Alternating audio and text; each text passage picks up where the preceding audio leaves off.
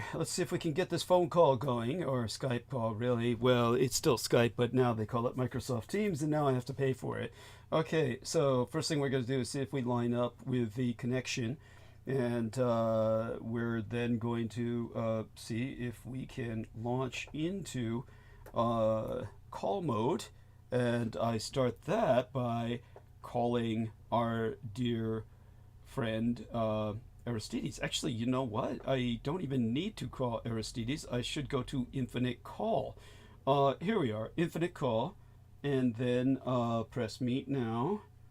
The thing down, audio call. All right. This should call everyone.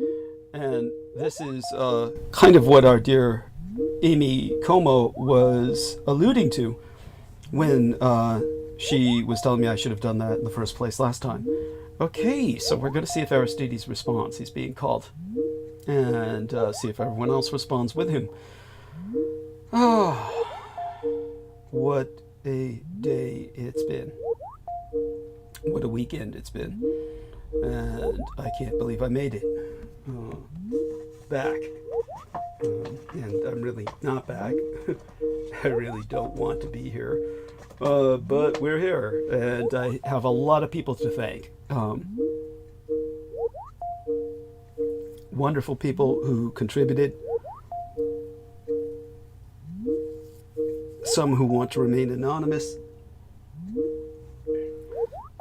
Okay. There we are, Aristides. So I called you on the group. I called you on the group call. You did it. You went right to the group. Yes, I went right to the group, and you did it. I did it. We're in the groove. Yes. Now, thanks to the money you contributed, a bit of that will remain towards the renewal of the service, and I will then we'll start piling money onto the card, and we'll go for the year renewal, about $90 to renew for a full year. When we do it this time, I'll need your adult supervision, yourself and Brendan. It's for Microsoft Teams. Yeah. Okay. Because we only rented it for a month, remember? Oh yeah. So it's coming to an end probably in a 24 to 48 hours, something like that. Maybe 72 hours at the most. Oh, I'm glad you're keeping track. Well, it was the 4th, remember? They ended it on the 4th, but it was really maybe the 4th or the 6th that we subscribed. So yeah. It's at any rate, we'll do it as soon as possible. And but you and I are on the call now. We're hoping other people will join us. And I want to thank you so much for your contribution. I have a lot of people to thank for their contributions. And I will let everybody know what an adventure it was to pay rent and what an adventure it was the last few days. VIM says, first in the chat. And T-Tank Barry says, good evening, loud and clear, brother. And yes, it was the 88th birthday of the Golden Gate Bridge. We had a triple festival in San Francisco of the Italian neighborhood at Columbus Square, the Chinatown neighborhood. It was the second annual cultural festival in Chinatown. This was something new that had to do with, of course, trying to revitalize relations after COVID. And, of course, the what else was there? The Union Street Fair, of course, which is the most innocuous of them all, as far as I'm concerned. Technically right outside my door. But it was quite the weekend. And, of course, we were all over the place with it. It is International Children's Day today. And this is a big deal in China, mainland China, and I'll relate a bit about those adventures. And of course, it's the Dragon Boat Festival was yesterday. Now, I didn't go into telling everybody about the importance of all of this. Just like last week, I didn't tell people it was actually the Chinatown Pride Festival in San Francisco, because there are security issues involved, and we really just can't tell everybody what's going on because we're afraid to literally draw terrorism to such events, based on myself, of course, as being a primary target. Not flattering or indulging myself at all. It's just the nature of the beast. Okay, and with that, I want to say hi to VIM. Whoever they are, and T-Tank Barry and Vril are all in the chat. Let me thank all of them, and we'll turn this over to our dear Aristides and since no one else is on the call with us, take your time. And, I've got pretty much everything ready beside me, my tea, my everything else that I need. It's just all together. I'm pretty exhausted and burnt, but and of course never happy to be here, but we'll make it work. Obviously, there is a relief from being out of the sun.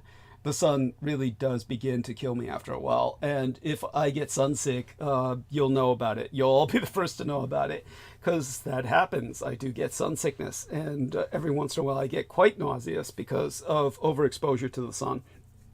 And that certainly happened throughout this weekend. But I am well fed.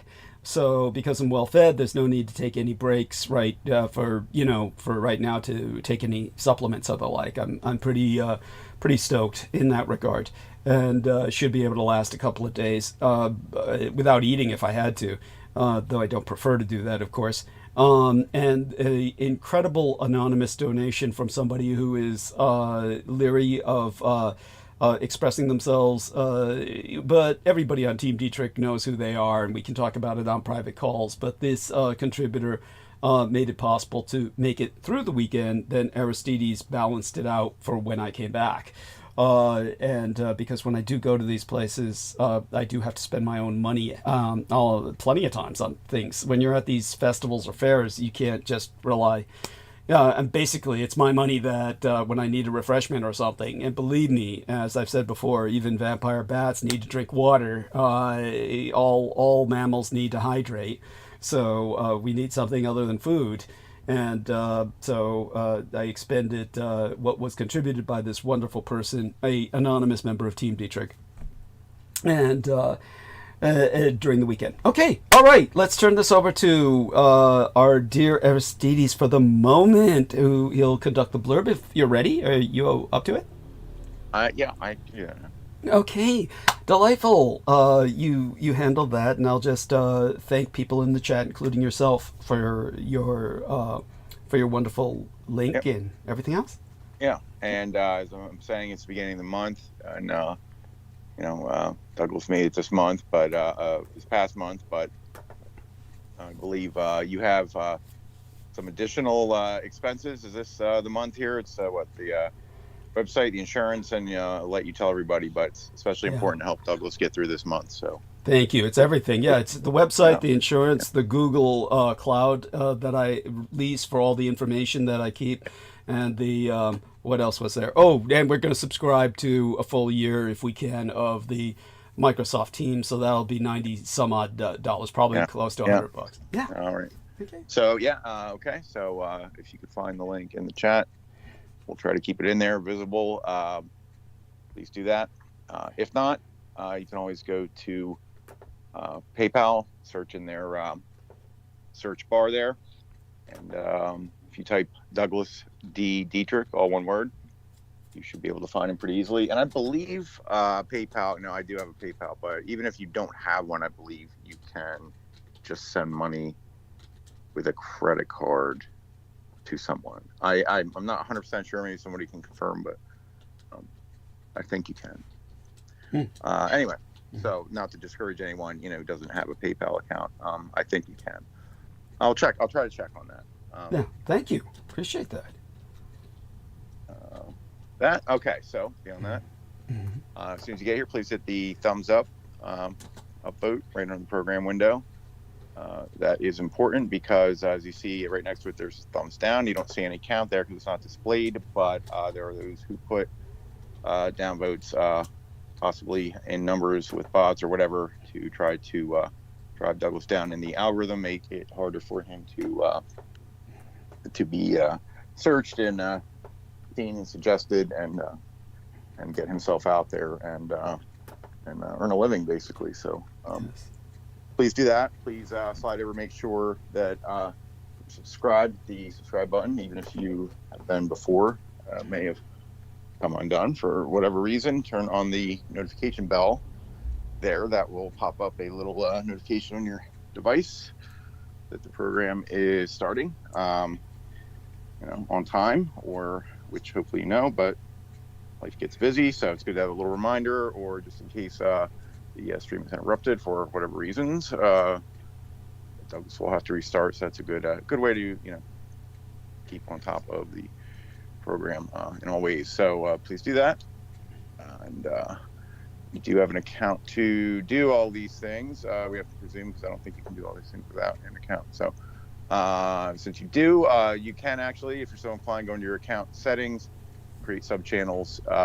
Basically, they're intended for different types of content, but you don't have to put any there. The cool thing is they can each do their own upvoting. So I just did 2 upvotes right now, even though I'm one person. So and then maybe one day we'll get inspired and put some content up on your little channel, which is pretty easy to do, I think.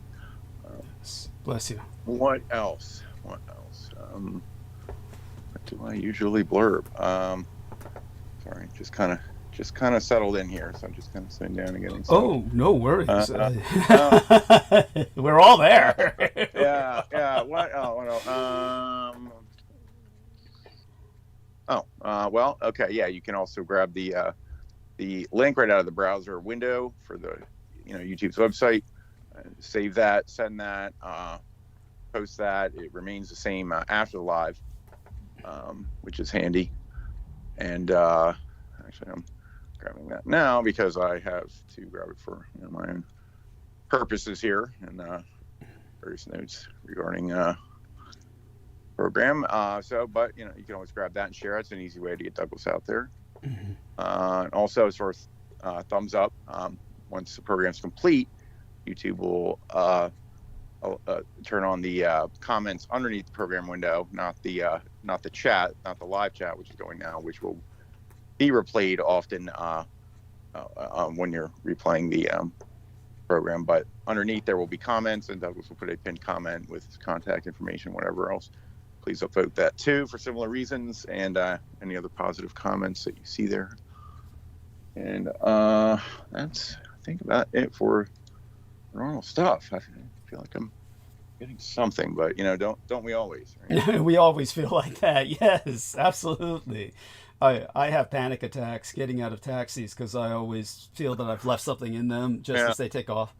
Go on. Yeah. Well, you have a bag, put stuff in. Yeah, I mean, I keep it all over my person. I keep it. I still always. It's just irrational. Yeah. It's part of the post-traumatic stress disorder. Yeah. All right. No, I got you. You don't have a man purse? No. I actually do. Thank you for asking. That's small though. It's change purse. I'm just kidding. Yeah. I know. I know. I make sure I have a lot of pockets also, so that. Yes. So that, for that reason, but well, you're an engineer. I expect you to have a Batman utility belt. Like, no. I typically will wear a belt, but no, I do not have things all around the belt. Might have a knife on there, so don't anybody think about messing with me. Cool. Good. Yeah. Good. Mm-hmm. Always be belated. Yes. Yeah. Stab you with my pocket knife.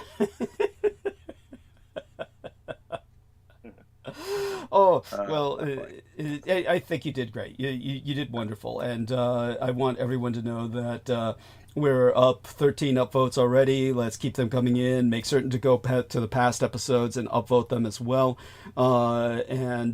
It's just been an incredible time, and it would not be possible for me to even come on without the incredible help that I've had with various people.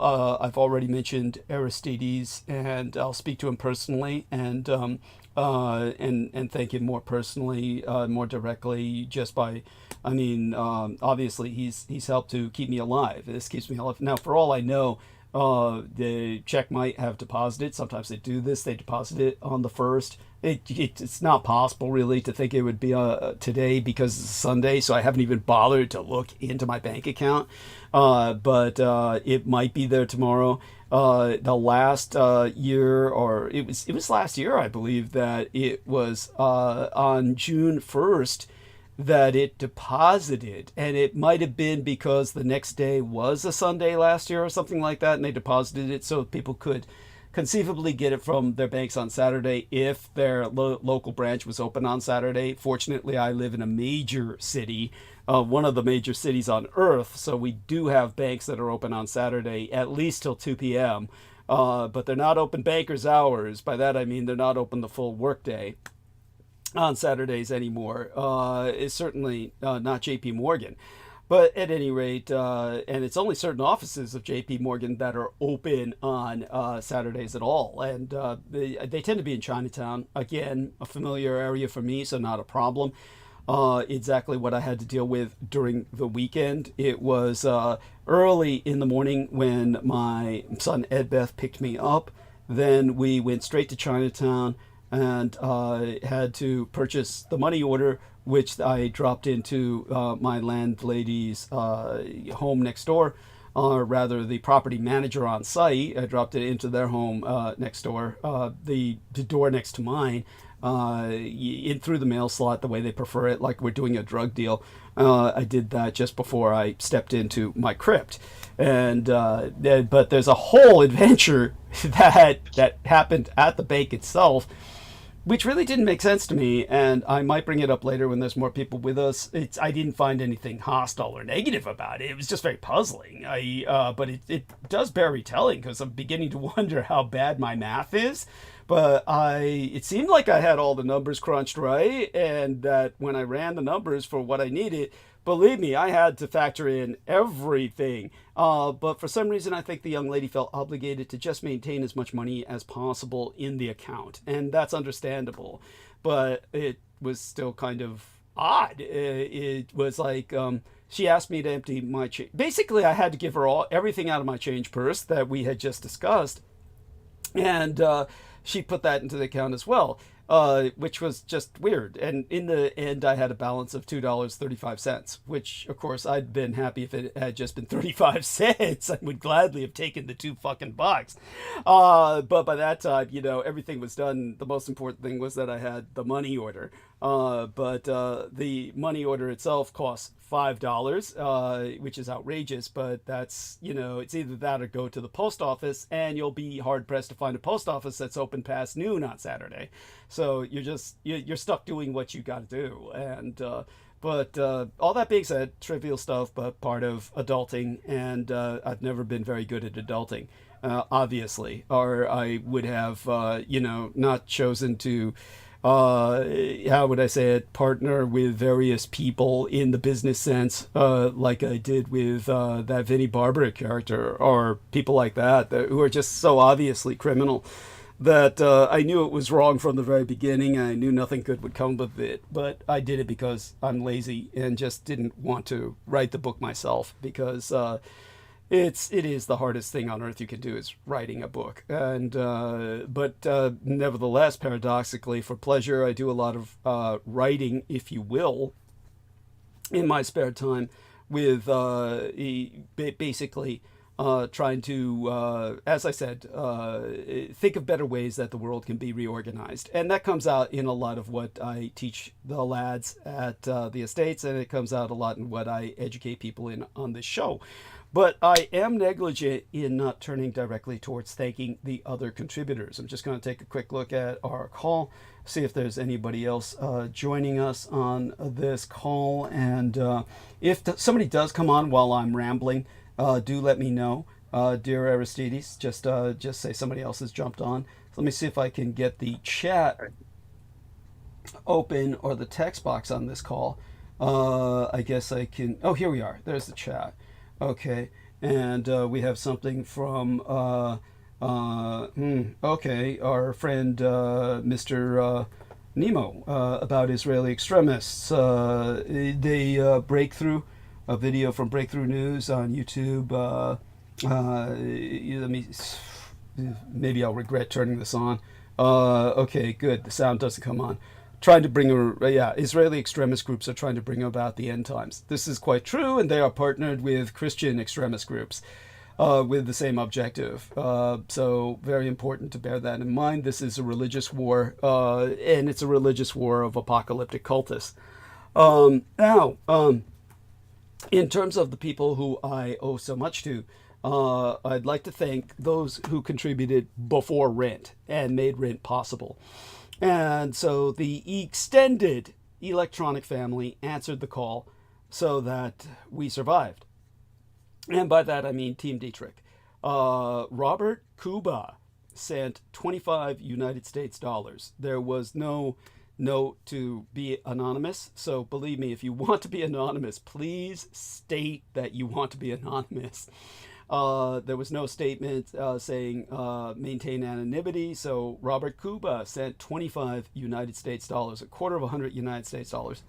And Kevin Schley sent the same amount. It was like they coordinated, because I did tell people basically all I needed was $50, and that was true. All I needed was $50, half $100 to make rent. Then I realized I needed an extra $5 to buy that stupid money order. But then that was provided by, of all parties, Kaiser Permanente. So my thanks to Kaiser Permanente. They're only, and by the way, the reason I only needed $50 instead of over $100 was because there was a contribution by default from PG&E, our local merger incorporated, the felonious corporation that is the local utilities monopoly in Northern California.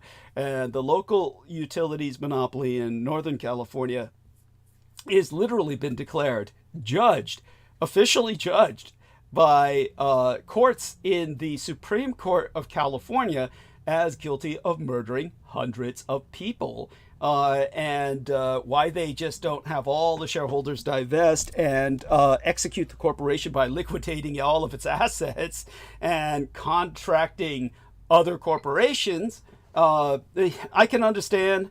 And the reason is because they've been around for fucking ever. All of the infrastructure is theirs. And if you brought in another contractor, they really wouldn't know what to do with it. They're not familiar with it. They might be able to adapt to a degree, but there would be enormous problems. So, bad as they are, as murderous, literally murderous. We're not just talking about accidental deaths that they were judged responsible for, but actual murders. One of their own, no, it wasn't one of their own. It was a state accountant who had shown that they were embezzling money or basically defrauding the state of California, had all of the gas pipes under her home blow up simultaneously, and it killed her and her daughter. And it destroyed 40 other homes on the block along with it, after which PG&E was ordered to pay out little debit cards. We all got little debit cards here in Northern California, about half $100 at least, for all the explosions.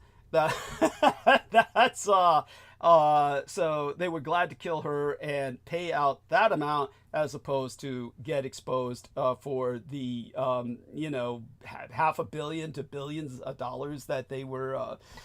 It was something outrageous. It just, once you're at that level of accounting, it's not even, this is not white collar crime anymore. It's not even gold collar crime. This is like something beyond that. You're on the level of a federal government level of embezzlement. It's like the Department of Defense at that point. You're in a whole different league. But these are the people who, for whatever reason, did not withdraw their monthly payment. And this is pretty alarming. At the same time, it does happen once in a while. But usually I'll get a notification, and usually what happens is they overcharge, they overdraw on they err on the side of profit. And at some point an accountant will go through and say, well, you've overcharged these people, and then they'll just not withdraw money from their account next month. But I'll usually get some kind of statement saying you owe $0 this month. They may have sent me that because I get letters from PG&E, which I never open. Maybe one of those said that, but regardless, my electricity's still running and they did not withdraw the money. All I can do is hope and pray that somehow the system hasn't been hacked and I've been taken out of the system. But actually, maybe if that happened and the electricity kept running, then maybe that would be a benefit. But yeah, so there you go. The mystery there, but that left about $70. That left about $70 in the bank account. And so with that and what I had in my wallet and all the contributions I got from everybody throughout the month. The $140 from Brooke Hagberg, the $100 from Heather Holman, the $75 at least from Stephen Myers, if not more. And then the last two guys who seem to coordinate, Robert Kuba and Kevin Schley, who also has a question I will do my best to answer, $25 each. It all came up to what I needed for rent. And throughout the month, I was getting these weird little checks. Again, a bizarre overcharge that apparently was accounted for by Medi-Cal. And what happened was that Kaiser Permanente was paying me back for prescriptions that they had mischarged me for. So the way Medi-Cal is operating right now, barring potential changes from the big, beautiful bullshit bill, I pay nothing for my meds. So the meds are at some point in history, and this was like, it feels like years ago, literally. I paid maybe last year or the year before, I paid like for packages that I should not have been charged for. And so they finally got to accounting for that, and they sent me these little checks, literally about 7 checks. And 2 of them for 35 cents. Because those are like the surcharges. What do you call a surcharge, or what do you call it, a side charge, or copayment for what's otherwise covered by Medi-Cal. 2 checks for 35 cents, 2 checks for $1, and 3 checks for $1.60. And altogether, that added up to $7.50. So the money order only costs $5. So when I went down to the bank, I had more than enough for the rent and the money order. But the young lady said, could you, I need like 68 cents. Now, I do not believe she's trying to chisel 68 cents to put in her pocket. That just doesn't make sense. But for some reason, she said, look, because I said, can we charge the check so I can use that, cash them so I can use them to pay for the money order. And she said it'll be easier to deposit them, and then that way we can process it faster and just charge the money order to your account, which makes perfect sense. But for some reason, even though I had at that point, thanks to transferring all my money from the PayPal into the account, I had 500 something, close to $600 in the account, and I had the rest of my wallet to pay towards the rent. She wound up saying, I need 68 extra cents. And so I just gave her what I had in my change purse, which is like 52 cents. I said, this is what I have. And so she put that into the account.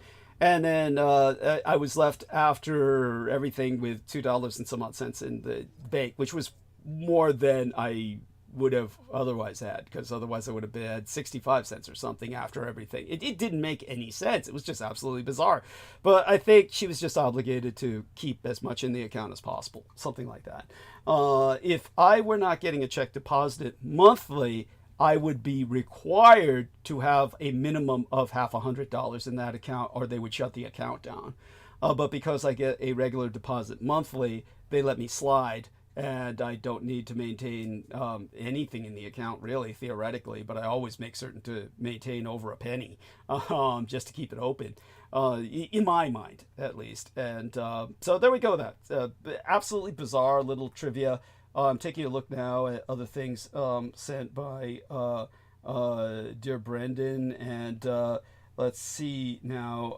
I'll take a look at them later. Hopefully he'll join us, and we'll figure out some of this other stuff. And Amy sent me something about denied SSA, and I don't know whether she's talking about herself or, the individual she lives with. And she says, can you believe all of these diagnoses? So apparently there's a lot of diagnoses, but still a denial. It's very bizarre to me. Hopefully she'll talk about it on air and then make some sense of this for us. I don't know if there's ever any sense to be made of her world. But we have a question. Before I get to the question from Kevin Schley, I will say that that was how I made my rent, and thanks to Kevin Schley and Robert Kuba, it was able to happen.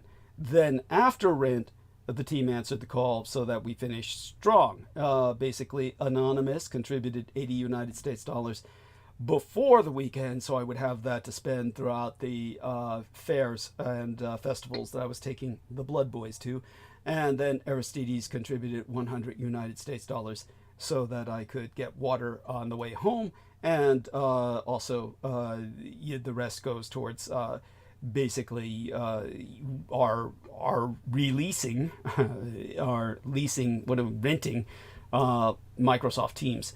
And of course, we're going to load up from, I'll probably have to call JP Morgan Chase, and they will have to help me load money from the account into the PayPal so that I'll have enough on the PayPal for all these assholes to raid. Bluehost and Google and Microsoft. Along with, but I have to pay a money order that will come straight out of my wallet to the United States Marine Corps Life Insurance Program, which is now, of course, no longer called that. It's called OSGLI, OSGLI, Office of Service Members Group Life Insurance, VGLI, or Veterans Group Life Insurance Program, and it's handled privately by Prudential Company.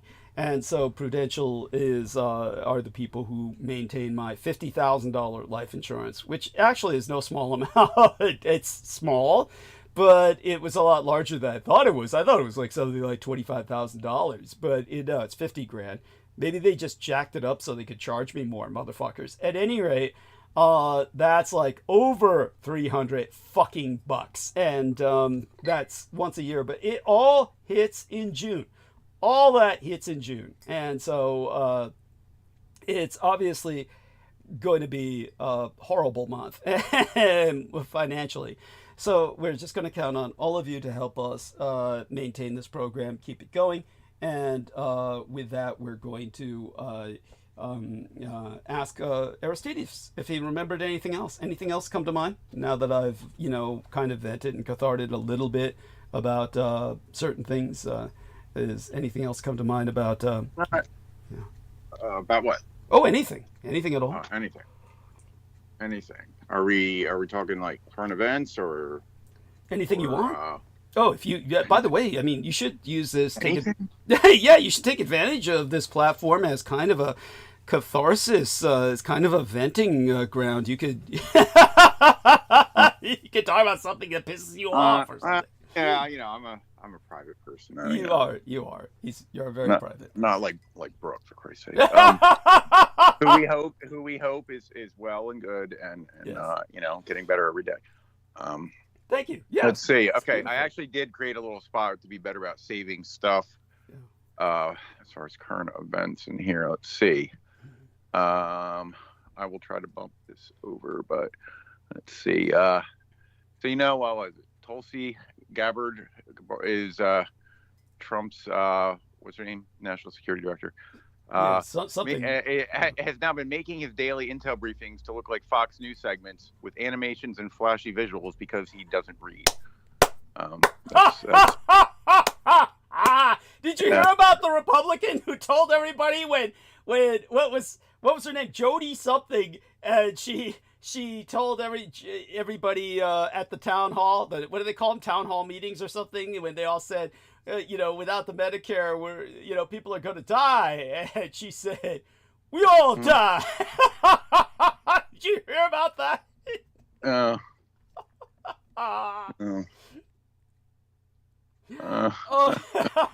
It's it's certainly a time of a lot of compassion.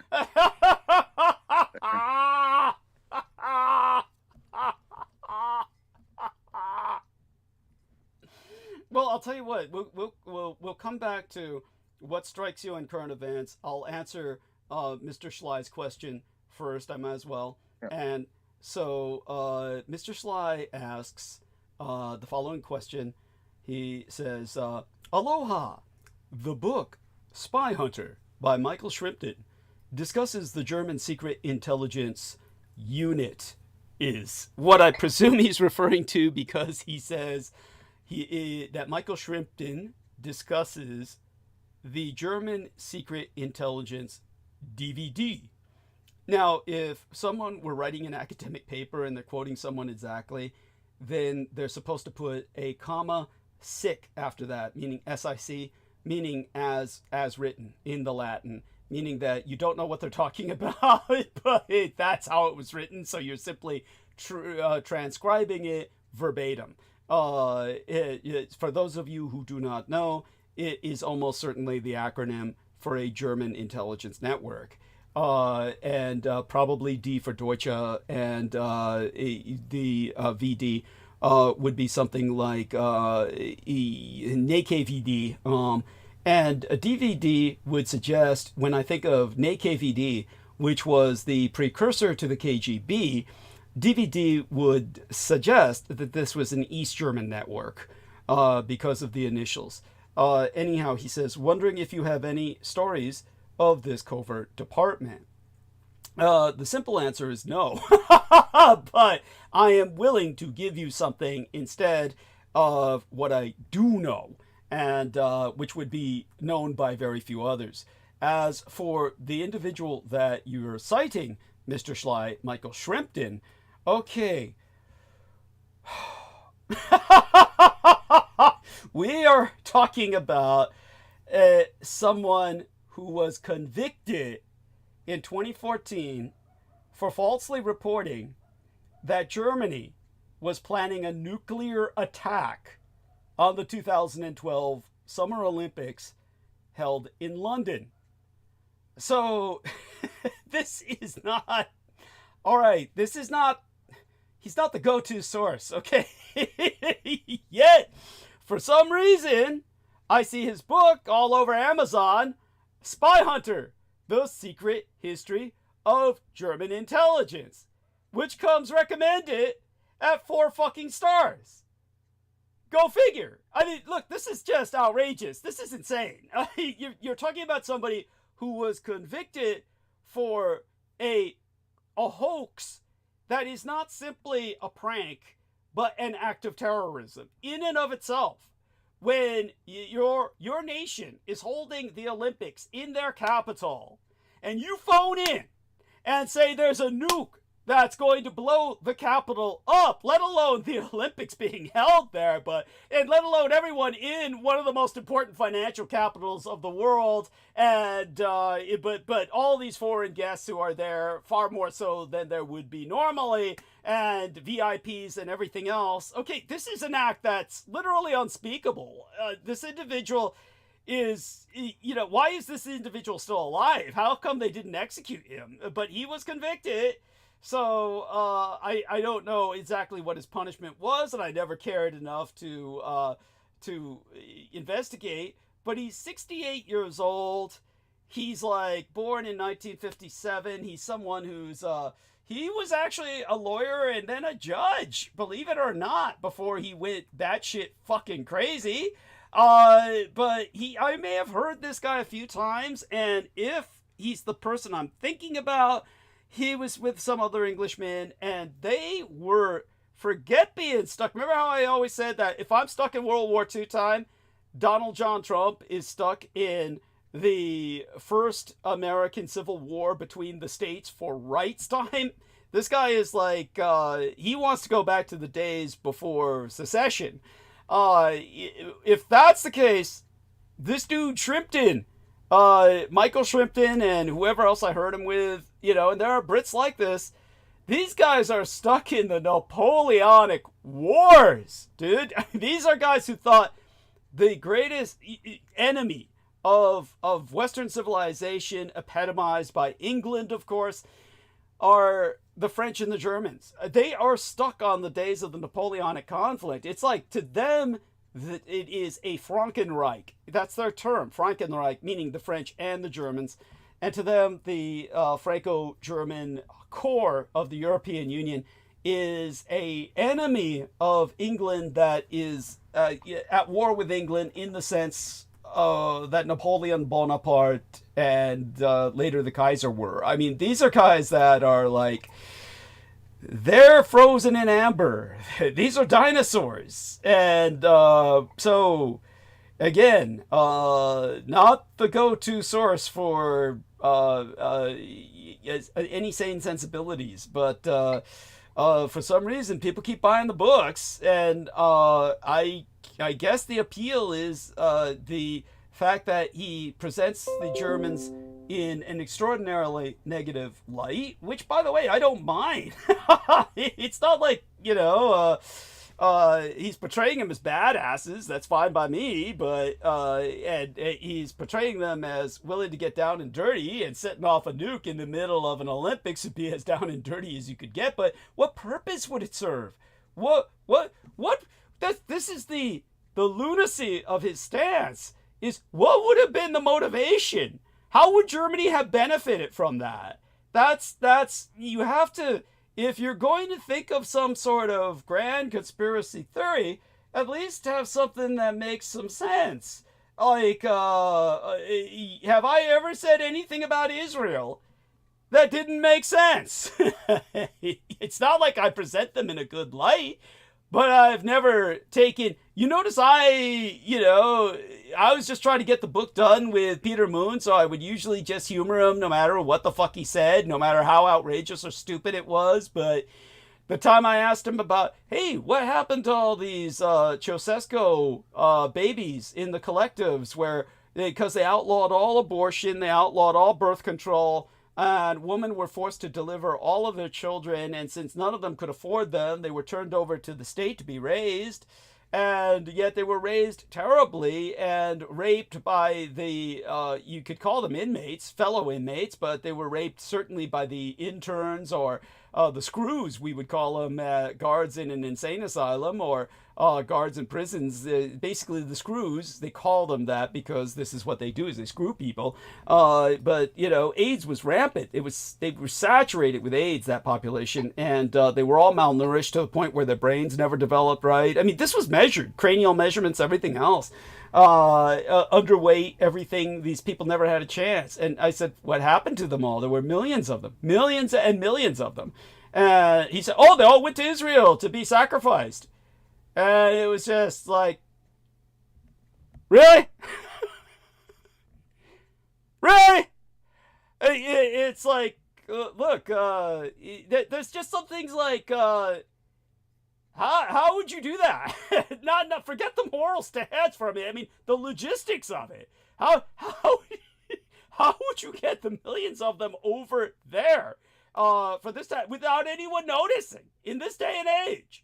This isn't the 1930s. We're talking about, this is like, it just, I've never said anything that insane or that stupid, that maniacal, or simply ludicrous, laughably ridiculous. It's at times like that, he was just a plant who was here to make me look bad by saying things incredibly stupid and as ridiculous as possible. And in the end, not get anything done.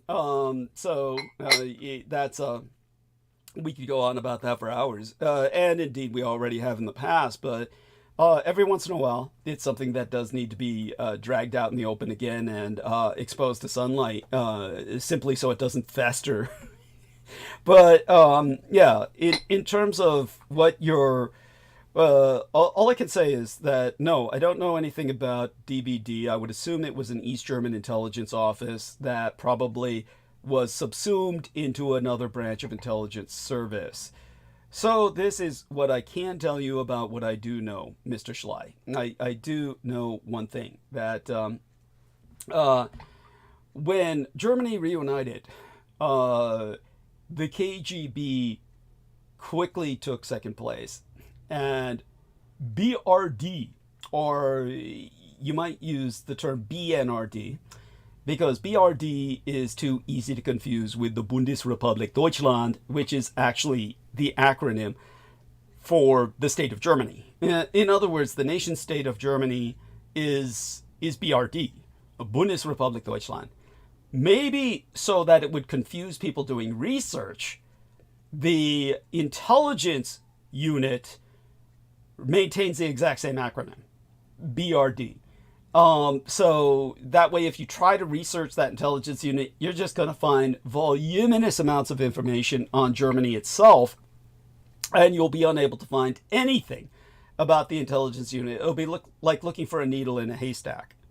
So people who are involved in intelligence work or in academia who are writing the history of espionage or addressing current events in espionage would use the acronym, which the unit itself does not use, but the acronym that would be used by everyone else so people could identify and then source their materials later when they're looking for what they wrote or what someone else wrote about it would be BNRD. So basically what I can say is that this is the core of Germany taking on the world, is through this organization. It quickly superseded the KGB in activities around the world. It's effectively transformed the Regierung, or the government, into a powerful entity capable legally and militarily of nearly any activity. So the BNRD, the acronym would be for, again, if we had Brendan Zogit with me, he could correct my German. I will do the best that I can. Remember that German was a second language, even for my biological father, Adolf Hitler, who was from Austria and spoke a very different dialect. And so I myself, of course, have never had the opportunity to grow up speaking with people at all in the German language, though I can read it to a great extent. I cannot speak it very well through lack of exposure to speaking or hearing it. But the acronym BNRD would be for Bundesnachrichtendienst. Bundesnachrichtendienst. I think I got that pretty good. Federal Intelligence Service. So it's the foreign intelligence agency of Germany, created from the Gehlen organization, almost as an April Fool's joke, on the occupying Allies. It was an April Fool's joke on the Allies on All Fool's Day, as dated the 1st of April in 1956. Now, remember, Reinhard Gehlen was, surname spelled Gehlen, was the man who ran Nazi Germany's intelligence.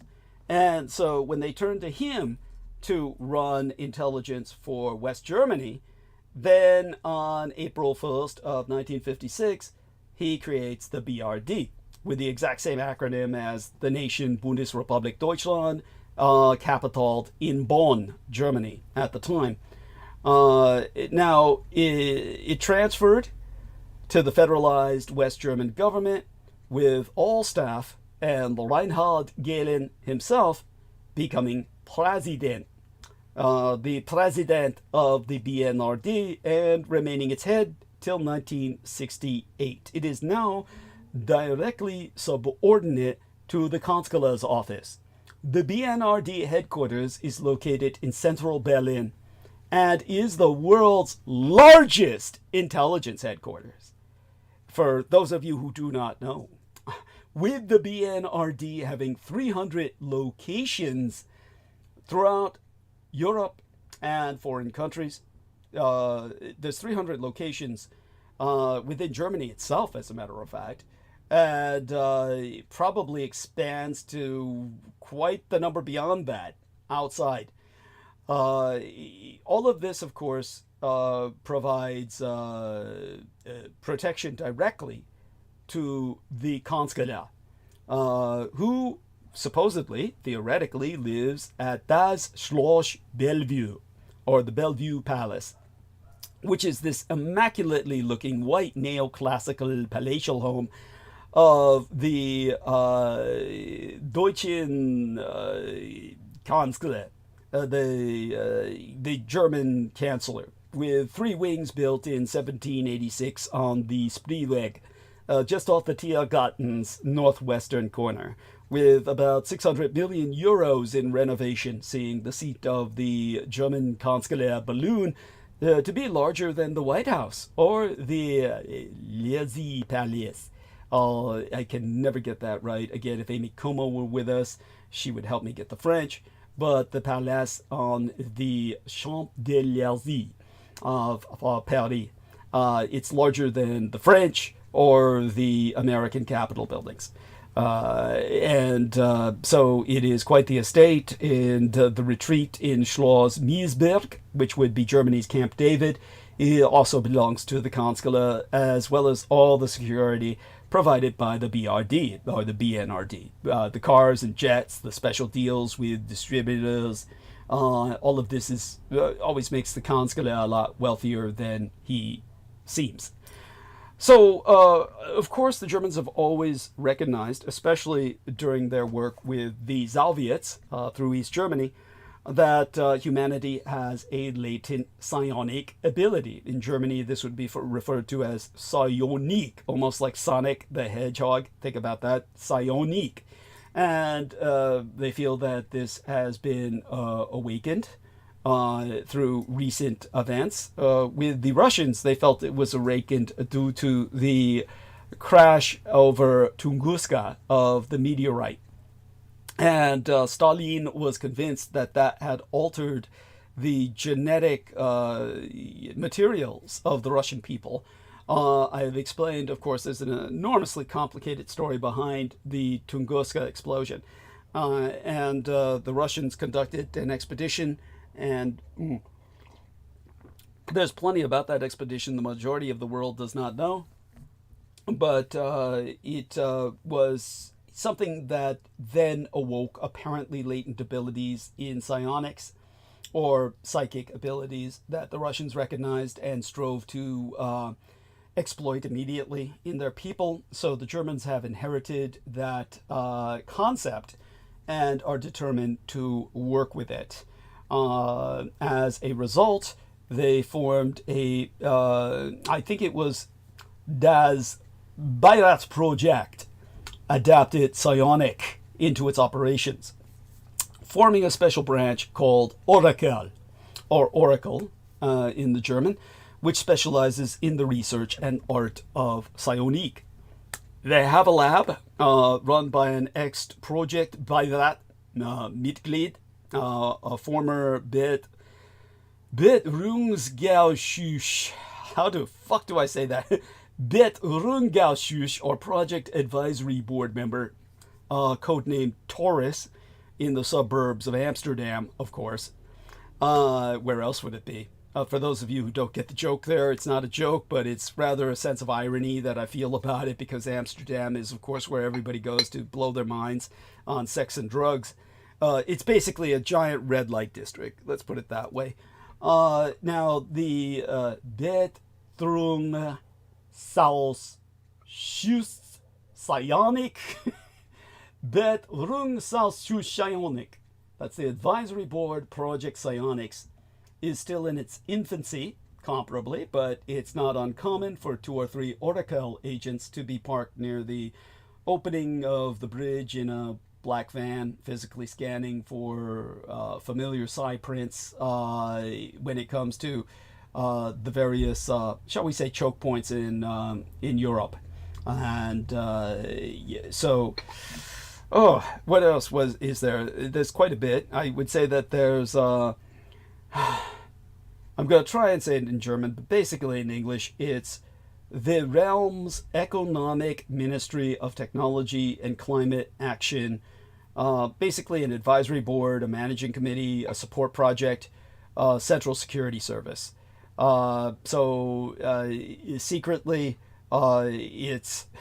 it's called Das Reichswirtschaftsministerium für Technik und Klimaschutz, Betrügerungsausschussprojekt, Zentraler Sicherheitsdienst.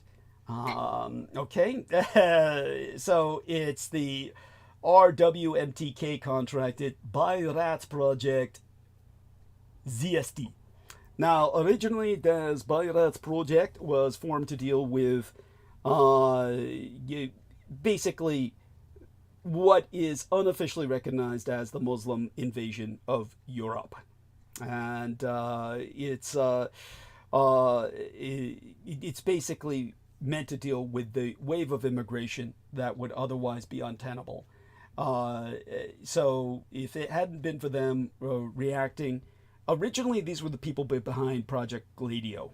And Gladio was, of course, the left-behind networks of the werewolf resistance movement that were then co-opted into NATO. The werewolf resistance movement being the Nazis who were fighting the occupation. By the way, Paul Thorne asks, are you going to talk about the Battle of Midway this year? Well, I hadn't thought about it until you mentioned it, to tell you the truth. So let me see if the anniversary is coming up, because, normally I'm pretty much aware of these sorts of things, but with different things that I have to concentrate on at different times, I lose track sometimes of the historical events. Let me take a look at some things here. We are in June 1st, and there we are. Battle of Midway would be June 4th, 1942. Thank you for reminding me. Otherwise, I probably would have remembered at the last minute, because I would have been brought to my attention for the courses that I teach. So I'll just say I will now. I will now. Okay. Well, now that you ask.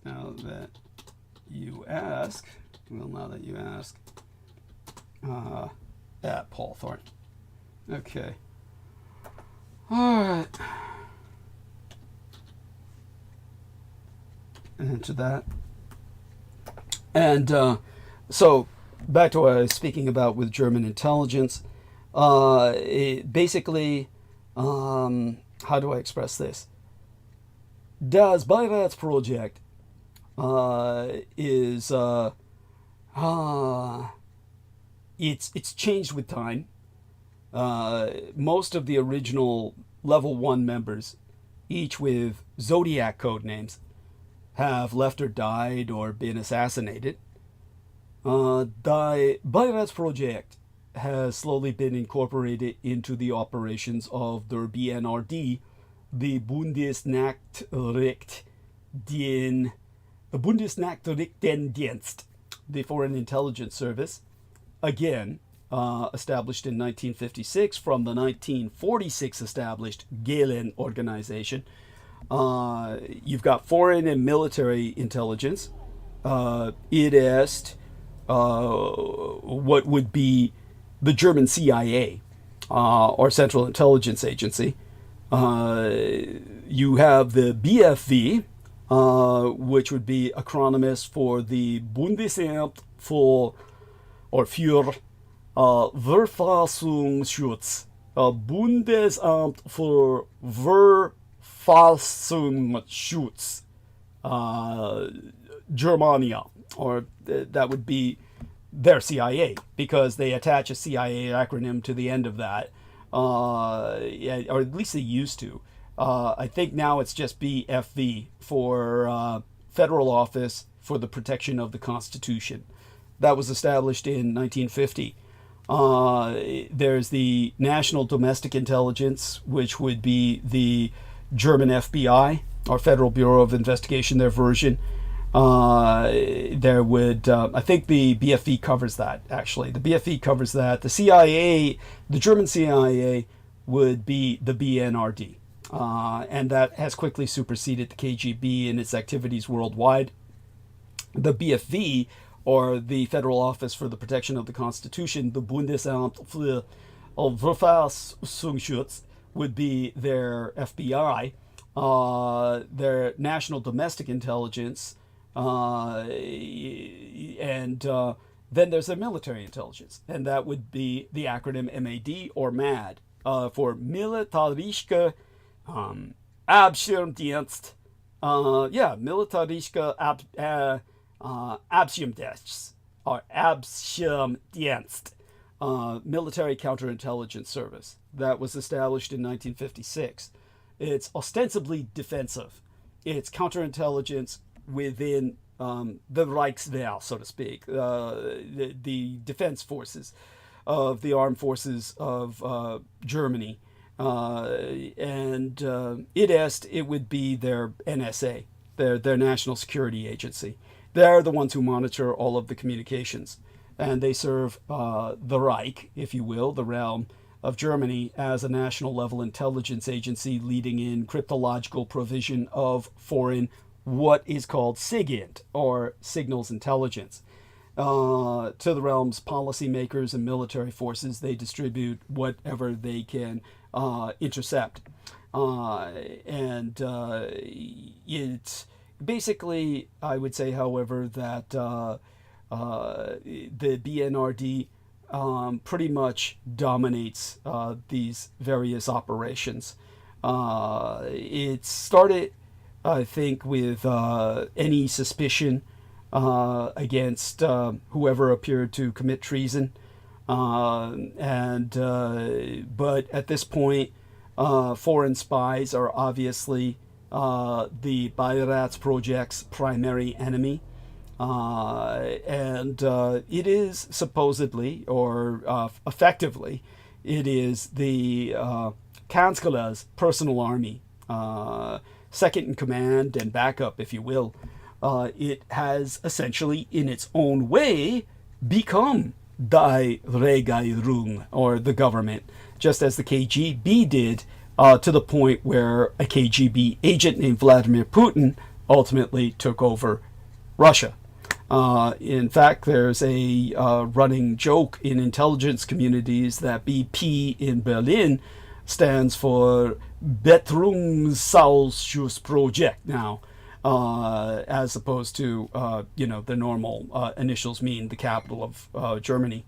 Their main base of operations is the Pentagon of Europe, as requisitioned from the University of Frankfurt in Frankfurt am Main, literally Frankfurt on the Main, and is subsequently fortressed from the West End campus thereof, the Polzig IG Färben, or IG Dyestuffs building complex, which was formerly the headquarters for production administration of dyes, pharmaceutical drugs, magnesium, lubricating oil, explosives, and methanol, and for research projects relating to the development of synthetic oil and rubber during World War II.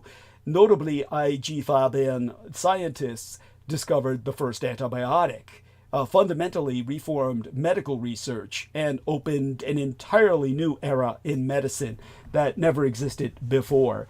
Completely as designed circa 1930, in the modernist new objectivity style by the architect Hans Polzig, in whose honor the superstructure has since been prefixed by surname, as the corporate headquarters of the IG Farben Industrie AG, or Aktiengesellschaft, the public limited company, that was liquidated in 2012. As a conglomerate, it was then the world's largest chemical company and the world's fourth largest company overall. The complex is the largest office building in Europe, and it remained so until the 1950s, serving as the principal location for implementing the Marshall Plan, America's reparations, which supported the reconstruction of Europe. But in the realm, the Reich itself, Germany, Bayrats project is headquartered in what is called, in intelligence circles, the Parthenon, located in Berlin, BP, which is simply their way of saying their district. It's like their version of DC, District of Columbia. In Berlin, it's BP. So the building is rectangular. It's built to resemble a legendary Greek ruin. This is the Parthenon in Berlin. It's heavily guarded with Army and Navy stations nearby. There's a network of tunnels underground going back to the days of the Third Reich to protect from air raids. And deep inside is said to be a supercomputer, which is approaching intelligence and a hypersecure vault. Whatever the case may be, Patriot project is not an organization to be trifled with at all. They destroy enemy spies every day. So that's what I can tell you, what I know about German intelligence. I hope that will suffice and give you a better understanding of a world most of you are completely unfamiliar with. And if there's any questions, of course, don't be afraid to ask. So what happened this weekend was one big thing that led to 3 festivals. The Golden Gate Bridge turned 88 years old. On May 28th in 1937, which was Wednesday of last week, was the anniversary of that. But they weren't going to hold big celebrations during midweek. They saved them for the weekend. But it was on Wednesday while I was on bandwidth that we celebrated, technically. Nobody celebrated, but it was the 88th anniversary of the first day of auto traffic on the Golden Gate Bridge in 1937. So the month of May ended with marking this weekend 88 years since the Golden Gate Bridge first opened to the public, which is really shocking how young the bridge is. I mean, you know, my father was 87 when he died. My mother was 87 when she died. The bridge is only 1 year older than either one of them before they died, and it did not exist for a good part of their lives. It's pretty impressive to think about that, how young the bridge is. And yet, you know, we couldn't build it today. Now, why it matters? Well, the bridge is considered one of the greatest engineering feats of the 20th century, and it became a symbol of San Francisco that continues to attract millions of visitors each year. As an iconic landmark, it served as a symbol of the city in TV shows like Full House and classic movies like Alfred Hitchcock's Thriller, Vertigo. In terms of flashback, I'd say that the bridge officially opened to pedestrians on May 27th of 1937 before opening to cars the following day. Remember, foot traffic came first back in those days. That's how long ago or how different the world was back then. As for the state of play now, it was crucial in helping grow Marin County by providing a faster and more efficient transportation route across the bay. Prior to construction, ferry travel was the only option, which was often time-consuming and offered limited access. If you want to catch up quick, James H. Wilkins, a former structural engineer turned journalist, planted the idea for the bridge in 1916. He proposed designing a massive suspension bridge with a span of about 3,000 feet, which was unprecedented at the time.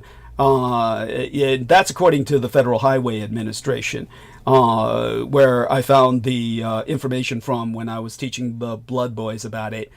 Joseph B. Strauss, who became the chief engineer of the project, created the first renderings for the bridge in 1920. Construction began more than a decade later, in 1933, with the ascension of Adolf Hitler to power in Germany and Franklin Delano Roosevelt this side of the Atlantic. And that's according to the Golden Gate Bridge Highway and Transportation District. That, again, I was able to speak with when we were giving the lads a tour of the area. Now, the bridge itself, to a degree, but we didn't go on the bridge because fuck that shit. I wasn't in a mood. When I told Brendan Zoke at the time, he was driving me down to San Rafael, that I had at one point in my life, long time ago, jogged across the bridge and back. I would never even dream of doing that again. I can't even believe what was on my mind. Such having been said. Oh, we have someone else who's joined us. Holly, how long have you been there? Hi. How long? Just got here. Okay, well, welcome aboard. So glad to have you. Yeah.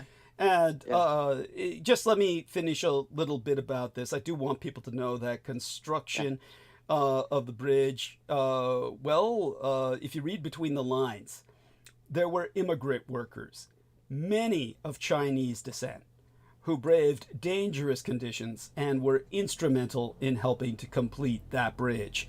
Their names were initially left out of carved plaques honoring those who contributed. They may never be traceable, but hundreds of Chinese people died building that goddamn bridge. And their names are lost to history. So I just want people to know what pieces of shit white trash motherfuckers always are. As for the intrigue, the bridge runs for about 1.7 miles and spans 4,200 feet, which makes it the longest, well, certainly at the time, made it the longest suspension bridge in the world at the time of construction, when it was completed in 1937. As for by the numbers, today the 746-foot-tall structure receives about 10 million people annually. Since it first opened, more than 2 billion people have crossed that bridge. As for the suicides, well, we'll turn to Holly about that. These are like, they don't officially count the suicides, but they are in the thousands. It is the bridge of fucking death, people. Everyone goes there to jump. And it used to be that we could save a good deal of them because we had the Coast Guard station nearby that would take them to Letterman Army Medical Center Hospital, which could help them because you drag them right out of the cold, frigid bay and bring them straight to the hospital next door, so to speak. That's literally on the beach. Those days are over. Letterman Army Medical Center is closed, demolished, and there's no place to take them in time. And so everybody who hits the water now just dies. So if you make a leap now, you're guaranteed to death. Whereas before, you had a good chance you were going to be saved. Surprisingly enough, many people survived that fall simply because of the availability of Letterman, which considered it just like a good practice. It was considered traumatic patient practice for trauma surgery or whatever they could do, practice for the combat field, practice for the battlefield, for the medical doctors. But these days, there's nobody there to practice on you, so you're just going to die. So I don't know if you got anything to add to that, Holly. It figures, for some reason, I believe you would know about the suicides on the Golden Gate Bridge or some of the statistics behind it. Yeah, a little bit. I just want to say I used to spend a lot of time in the city, and only one time did I walk across that bridge. Yeah. And I mean, I'm not psychic. I'm as sensitive as a fence post. But that was the fucking spookiest, most unsettling, depressing place I have ever stood. Thank you. Yeah. And it haunts me to this day. It's awful. Because when you look over that rail, where does a human mind have to go to throw themselves off of that thing? Yeah. I got to back right away from that. I don't even want to consider the depth of pain that human beings can find themselves in. Thank you. Yeah. So the suicide thing really blew up when the lady got paid big bucks to film a documentary about the bridge, a historical documentary. As she started filming and studying on it, every time she was out there with cameras, she caught a jumper. And so, that's awful. I'm so sorry. That's horrible. They were almost daily for years. If not daily, it was weekly. Oh, shit. So what's that? 52 weeks in a year? Oh, guaranteed it was daily, baby. It was daily. And do the math. Yeah, I'm being semi-conservative here. Oh, God, but the vibe out there. It's so beautiful. And the sights, you'd think, oh, you'd just be tripping out. Oh, hell no. And so her film... But by the way, hold it there for just a second. Yeah. Amy, join us on Bandwidth, dear Amy. Please. I love you dearly, Amy. Love you beyond expression. Believe me, I'm not apologizing her for offending her in any way. They sound like that. It's just, look, Amy, you seem to be able to communicate by sending a message. Why don't you just join us on Bandwidth? I don't understand.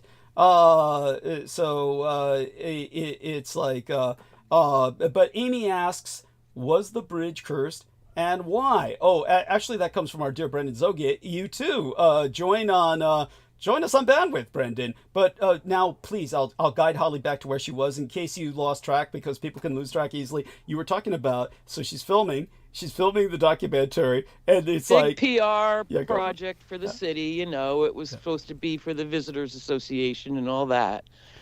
But once this became clear to her, she pivoted the subject of the thing into a study on the suicides. Of course. And the city went nuts on her ass. Oh, yeah. Fired her, took her money back. Ooh. The whole thing. But they couldn't take her footage. And so she released that film. And it used to be in Blockbuster. But no thanks, man. It's just, it boggles my mind what humanity, the trouble we could get in our brains. And it's all in our brains. It's so much. Pretty much. Yeah. Yeah, or the soul, I don't know. Yeah. But God, that place, no thank you. I love on the far side the statue of the lost sailor. Oh, tell us about that. I don't remember You've that seen particular that cartoon. a million times. I No, it's a statue, and he stands at the pull-off on the Marin side of the bridge. Oh, you're talking about the one with the kind of like the peacoat. He's in the peacoat, right? Yeah, and he's looking out to sea. Yes. And he's the unknown sailor. There and we that's are. a very Touching. Yes. melancholy and touching spot as well. Yeah. But man, if there's a cursed place, it's that freaking bridge. And as I understand, the Indians believed that was the mouth of the dragon. Yes. That That's right. that in that bay thing. And they knew that was never ever a place that you would build to live. Mm-hmm. You could pass through there seasonally, but they would never dream of living there because it's always been so unstable. Yes. But by the way, people help me out here. Sammy Romero is asking, how do I jump on the call? Press the call everyone telephone icon, correct? Yeah.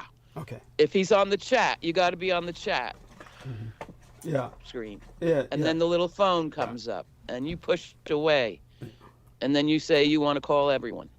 Yeah. By the way, Sammy Romero was here he is. He's joined us. He experienced the joys of home ownership deep and dirty the other day. It's of course prohibitive to call a plumber. He's out in the middle of bumfuck nowhere, and so he had to snake the plumbing himself. It was like he was fucking his own home. It was so feel free to vent, cathart all you want, Sammy.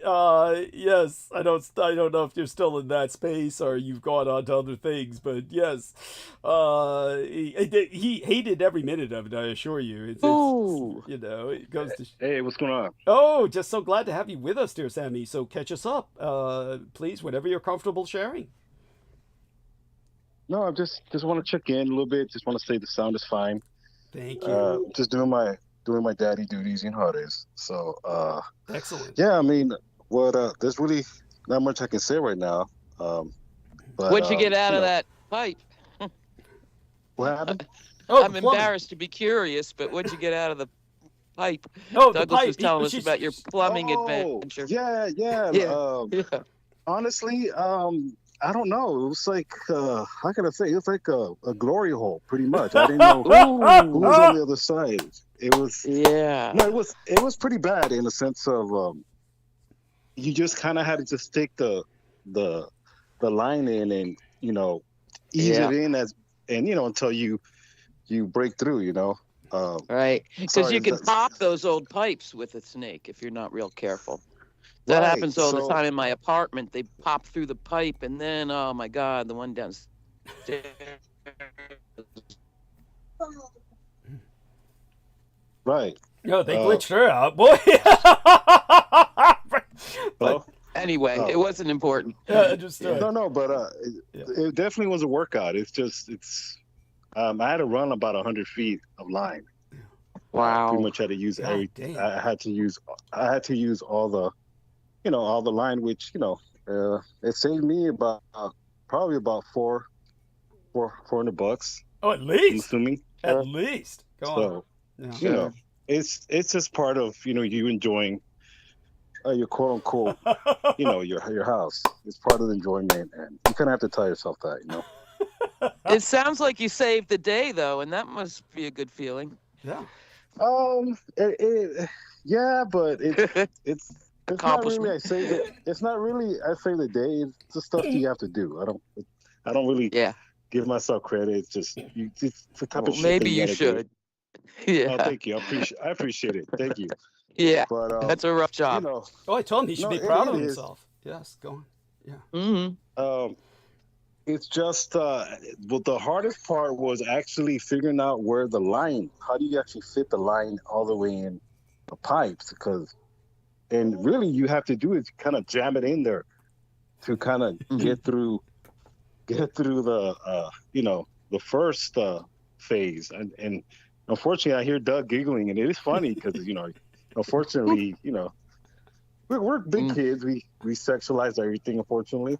Yes. But no, it was just a bitch. Okay, and then I picked the perfect time, midday, 100 degree weather, so and I'm the type where if I start, I'm not gonna stop. I might as well just get it over with, right?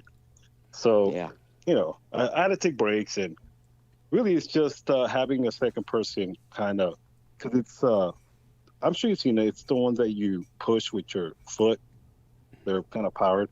You plug it in and you ease it in with the foot, but really all you're doing is getting some slack out and maneuvering it in, and then try to push through. And really it's just kind of like back and forth. So what'd you do? Rent the thing? That sounds like an I did. industrial scale model. Yeah. I did. I had to get an industrial model because I remember my sister telling me you're gonna have to get the biggest one. Don't even bother with the 20-foot line. So that's not gonna do anything. Well, this was like Jaws. It was, you're gonna need a bigger boat. Yeah, the big hook. Right.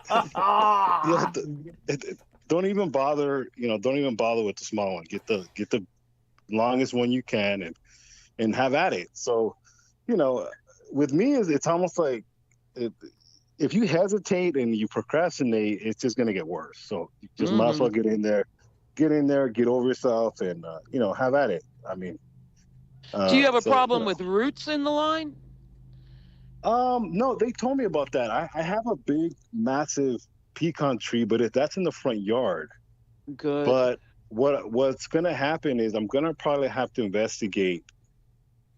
Eventually, hire a legitimate plumber or someone can actually tell me if the tree root that potentially could be a problem. So that's a long way for a pecan tree. Wow. Right. So and it's a really old one. It's really massive. It's in fact beautiful. It's a nice tree. It's just it's not. I wouldn't say it's right next to the house. It's in front of the house. It's just you never, with these things, you never know. Like it's one thing. I don't want to say oh, that's not it. You expect the worst and hope for the best when it comes to shit like that. Like anything to do with construction or plumbing or period. Like you're gonna run into curveballs. Right. So do you eat the pecans? Actually, I started harvesting them this year.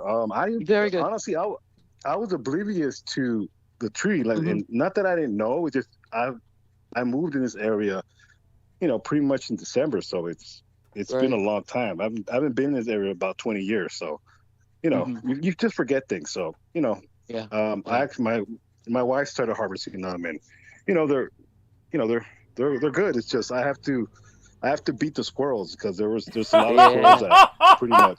Sure. Are you just trying to troll Brooke? You're trolling Brooke, right? No. He's innocent. These are Mexican squirrels. They're not Confederate squirrels. So I'm cool with them. But no, I'm just playing. No, definitely. Like I said, if you're adulting, it's just regular adulting, and everybody has to do it. It's just you kind of have to earn your title sometimes, and it's just Yeah, you got 10 you have to put years it that way. older in an afternoon. It aged you. What happened? You must have got 10 years older from that job. She said you must have aged 10 years in an afternoon. I see. You know, honestly, You're all the grown up person, now. the person that helped me did actually really good job. One of my friends came over and helped me, and the reason why he helped me because That's good. he had to do it with his house. So, you know, you tend to network when it comes to situations, and you kind of, you know, you make friends, at least for the most part, you know. So, you know, it did help a lot, and it kind of gives you confidence to, like, in case this should happen again, you know, at least have, you know, some type of starting point. But yeah, I mean, it's like I said, it's definitely it tell you An what, important milestone.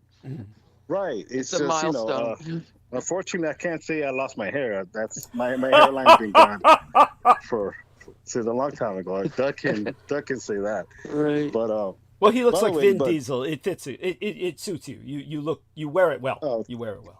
Thank you, Doug. Thank you. You're so kind. Anyways, but honestly, I can't ramble about, you know, politics and what's going on. But the only thing I have to say is, you can't. As far as me, you know, myself, you know, I try not to focus on what's out there as far as immigration and, you know, what's going on with ICE and everything, because it's just, to me, it's another way to, it's a psychological attack is what it is. Yes. And the best way I can put it is I think, especially with the Latino community, I think we're realizing, at least this is my point of view, that the best way the United States method to control a population, or not really control a population, but demoralize them, is to dehumanize them. You know, obviously the Japanese, the Italians, and the Germans back in World War II, they were interned, and what happened is their suffering was dehumanized. They don't get a Holocaust. They don't, you know, they don't get reparations. They don't get studios to make a Schindler's List about their suffering. You know, they get propaganda, and they get blamed. Well, even worse, they all left. Yes. There's no ancestry with that suffering, and there's nobody to tell that suffering. Maybe, you know, George Takei, but you know he's you're like a different species. Yeah, I don't think he's worried about that, in the sense of, you know, chasing his boyfriend or his husband. But, you know, nevertheless, he has a story about that. He was interned in Manzanar, but my point is, they're not, you know, those populations, along with, you know, the Latino population, they're not protected, like, you know, of all things, you know, the South Africans did not. My question to them is, why didn't they, you know, call on the crown of England, or, you know, of Europe, and any of those monarchies could have took them in. Why did they chose Donald Trump? Why did an apartheid state choose, you know, a bunch of Euro rejects? Yes. You know? Thank you. Why didn't they go to Europe? Why didn't they go back to Europe? Well, in my opinion, they were rejected from Europe.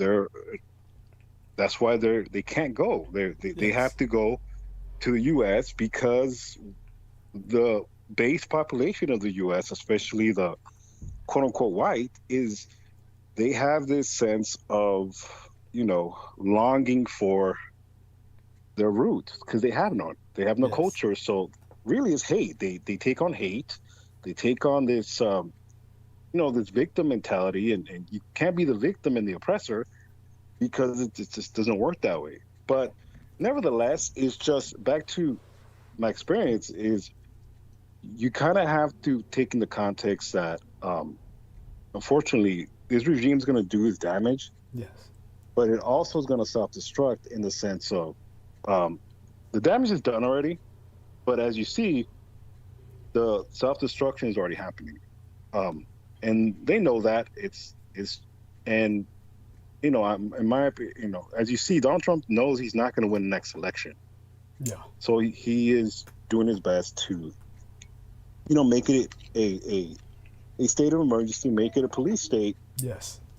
But not everything goes to plan. I think a lot of things, we can predict, we can forecast, or we can even assume, how people react. But we really don't know until it's happened. And, there's a lot of surprises along the way. But the one thing I was thinking about is, we cannot afford another pandemic. As everybody knows, the pandemic did not happen in 2016. It happened in 2020. Well, almost at the end of his presidency, right? Yes. And unfortunately, more like the middle of it, but he made it so much worse. He made it, anyhow, go on. I could go on about that for hours. Right. Yeah. Right. But the thing is, the brunt of it and the ramifications of the rebuild of that really happened with the Biden administration. And, and when I say rebuild, it's really just putting Band-Aids over, gashes and, and it's mostly, I think, in my opinion, this is besides obviously Civil War, but really when you talk about mass destruction, it's really biological. And I think, the cards are there, are there to be played as far as that happening. It's just, that's probably something I probably wouldn't want to happen. I'm not saying people don't want to, but I think, besides, financial catastrophe as far as our institutions failing, like the housing market, you start realizing, our health is pretty much our wealth. And if we have a biologic weapon like that, there's no point as far as your bank account, how much money you have in there when you're going to die, because, of this biological weapon. But, that's just me rambling and me kind of, giving my thoughts. But definitely, it really does start with the mind as far as psychological warfare, because it's designed to, to break someone's defense. And really, it's not even that, in a sense of, it's really going to start when, the people that are being oppressed fight back. Yes. When people no longer don't care, or when people are cornered, when they're scared. The most dangerous person is a scared person. Yes. When they start fighting back with ice, when people start getting involved with, with weaponry, when people really start making phone calls in the sense of, you're taking my wife, you're taking my family, you're calling me a criminal, you're calling me a rapist. Well, things get ugly is what I'm trying to say. But yes. When there's give me a minute. When the one's cornered, one gets desperate, and then one does what one has to do. I mean, you're left with no other recourse. Right. And then, see, that's the thing about it is, I think what is going to happen is the blowback, it's going to be far worse, in the sense that internationally, it's almost going to be like a crisis, in the sense of it's really going to show the welfare state of the United States, how much of a welfare state we are. And it's on the backs of people that work, the jobs that most U.S., Americans do not want to work. And the problem is that population it's really been targeted the most. They can, the media can say, well, no, it's just illegals. Well, guess who does most of the workforce? And, this is very much brewing into something that can really go international. People, the thing about it is, it's just not with violence. It's with, how can I say, the one thing you always talked about, it only takes a couple of people to really influence an entire group. Yes. I remember you said, Kino's talked about that. Yes. When you're trying to, well, the point is, when the certain populations are targeted, that very much is true. That it can go global. So I don't know. It's one of these things where and I'm only talking about, obviously my point of view, but I'm sure I'm not the only one. Of course not. This is just where we live at, and the thing about it is, this administration really does not want to practice soft power, soft influence as far as the empire that we live in. That's right. Soft power, really, it's what got us by. Yes. And we are bigoted. We are this country that really is far from evil. But like I said, it's the soft power and the illusion that we are, this constitutional democracy, which we really are not. It's just that's right. The people believe in that, and the problem is, once you break that and you start making it a police state, you're throwing judges in prison, you're denying people's right to have an opinion, and you're dehumanizing them at the same time, things get ugly. And we never really got to see how far the civil rights movement progressed. It in my opinion, it just almost got stunted. It got stopped. Yeah. It got it never flourished into what it was supposed to be. The problem is when something erupts, and you're dealing with the Latino community population, you're dealing with a population that has origins in another country that is a neighboring country. Yeah. It can get ugly. It can get ugly in the sense of involving, how can I say this? And I'll just kick the door down. It can involve the underworld as far as, Latin America. Yes. Because as people, how can I say this? It's very much so that if you mess with someone's family, working in the funeral business, people tend to do people break and people go insane. Yes. They go insane to grief, and grief is very powerful in the sense of it's almost a rage. It's like a rage that gets fueled, and when people are hurt, and people tend to hurt because they're hurting. Yes. So you contribute that with the population. You talk about chaos. It's ugly. It's an ugly picture. And the thing about it is, it's getting to that point where, the midterm elections are coming, and I think that's another, stopping point where we need to look at where are we going to make it to midterms? Are we really are? Because how the politicians are going to campaign towards the Latino community, towards, LGBT, yeah, towards women.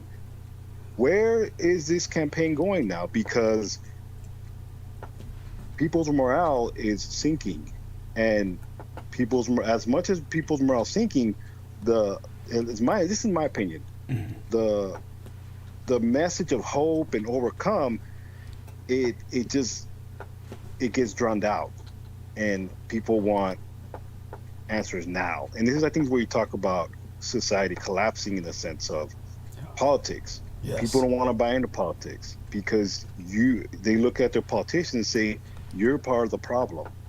I'm going to slit your throat. Yes. Yes. And this is where, society implodes into chaos. And this is all orchestrated, unfortunately. And I don't know. I don't want it to get that way. And it's not that it's not happening. It's just, it's happening more now in the sense of you see who is executing it. All these far-right contractors that are pretty much all the people from that Trump let out. Yes.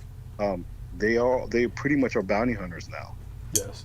And I hope I'm wrong. Please, anybody, if they want to say I'm wrong, prove it, please. I'm very open to saying I'm wrong, but that's not what it looks like. I hope, these South Africans are called wetbacks too. That'd be something. I hope they feel, the warmness of, this country. What else? All the wonderful things that every minority group goes through.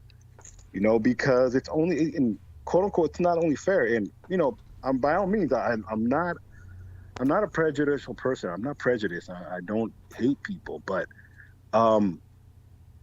it's very phony for this administration to do that type of operation.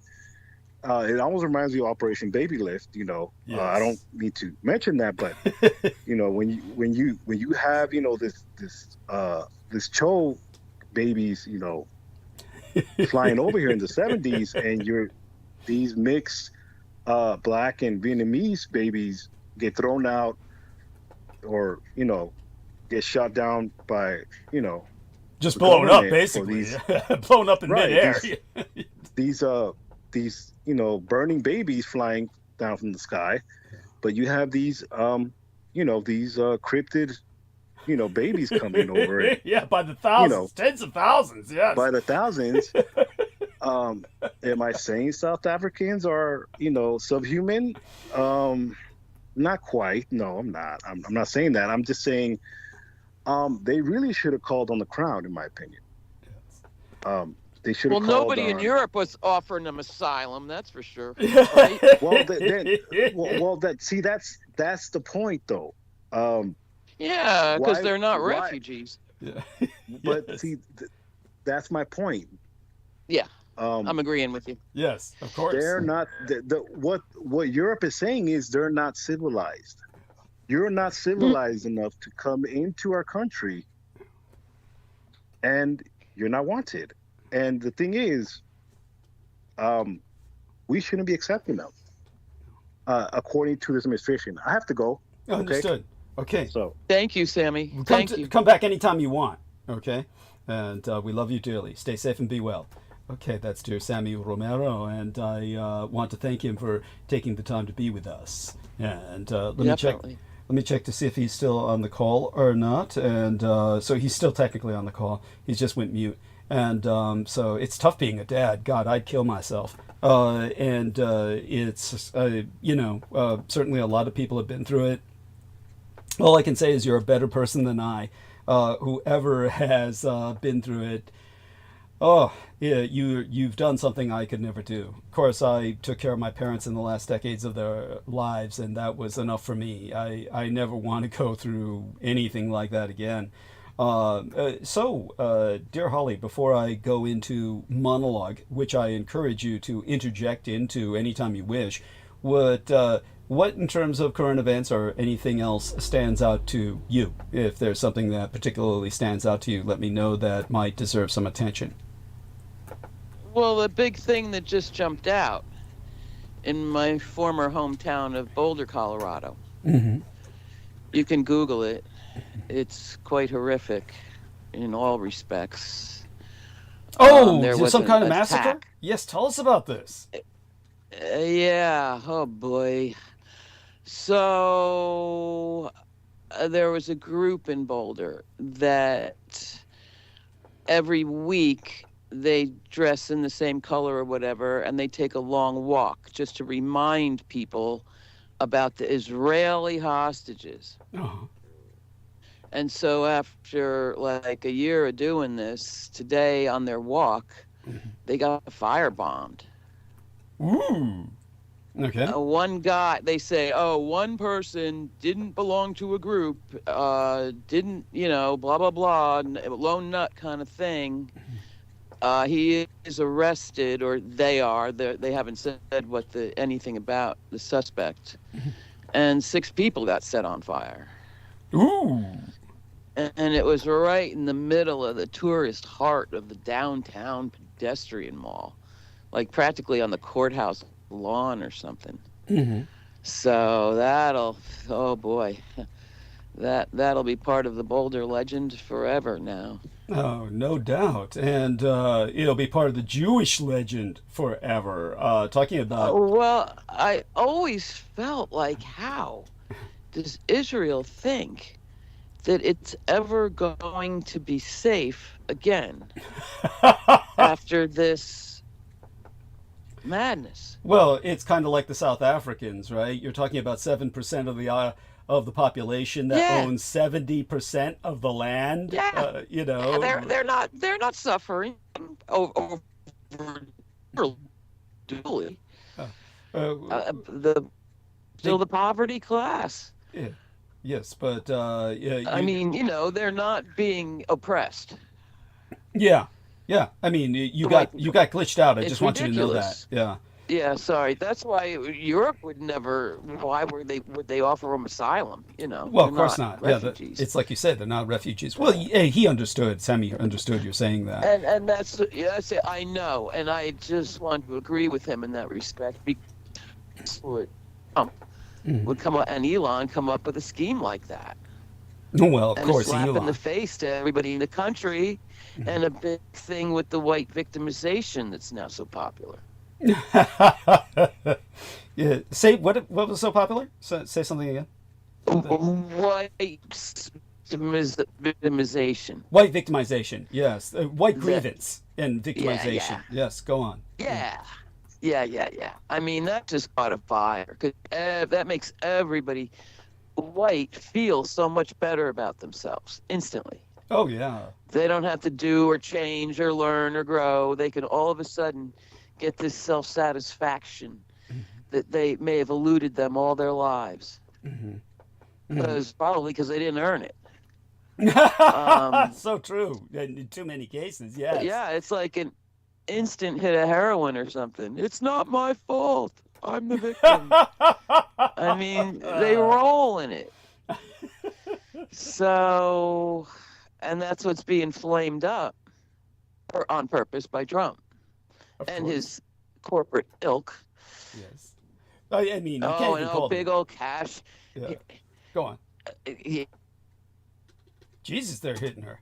They're hitting her hard. pulling up on the Boulder situation, and oh boy, are they spewing. Ooh-wee. Yeah. So now they glitched you, so you need to say it So- again. Honey. Oh, can you hear me? Okay. Yeah. You I seem can like. hear you fine. You I se- don't know why. I don't know why. Well, you're talking about a controversial I'm topic. holding That's the why. phone right at my mouth, and Okay. yeah. Yeah. I swear it's not me. Yeah. It's well, and say it again about the Cash Boulder Patel situation. and Yes. Go on, about Cash Patel. Cash Patel and Bongino leap right up, and they got to be right on top of the situation, which adds to the grotesqueness of it all. That Patel is so fucking died. I mean, I swear to God, he's done something. Well, he's their yellow house nigger, and he's disgusting. It's all. I mean, his very name, Cash. It says it all. It's like a rapper, naming himself after money. It's something that there's This no. was crazy. Yeah. Go on with saying he's crazy. I mean, they keep blocking you out, honey. So you just got. Yeah. So crazy. So crazy. And I don't know what Dan Bongino does for fun. And I don't want to know. Oh, no, sir. So they're all over it now.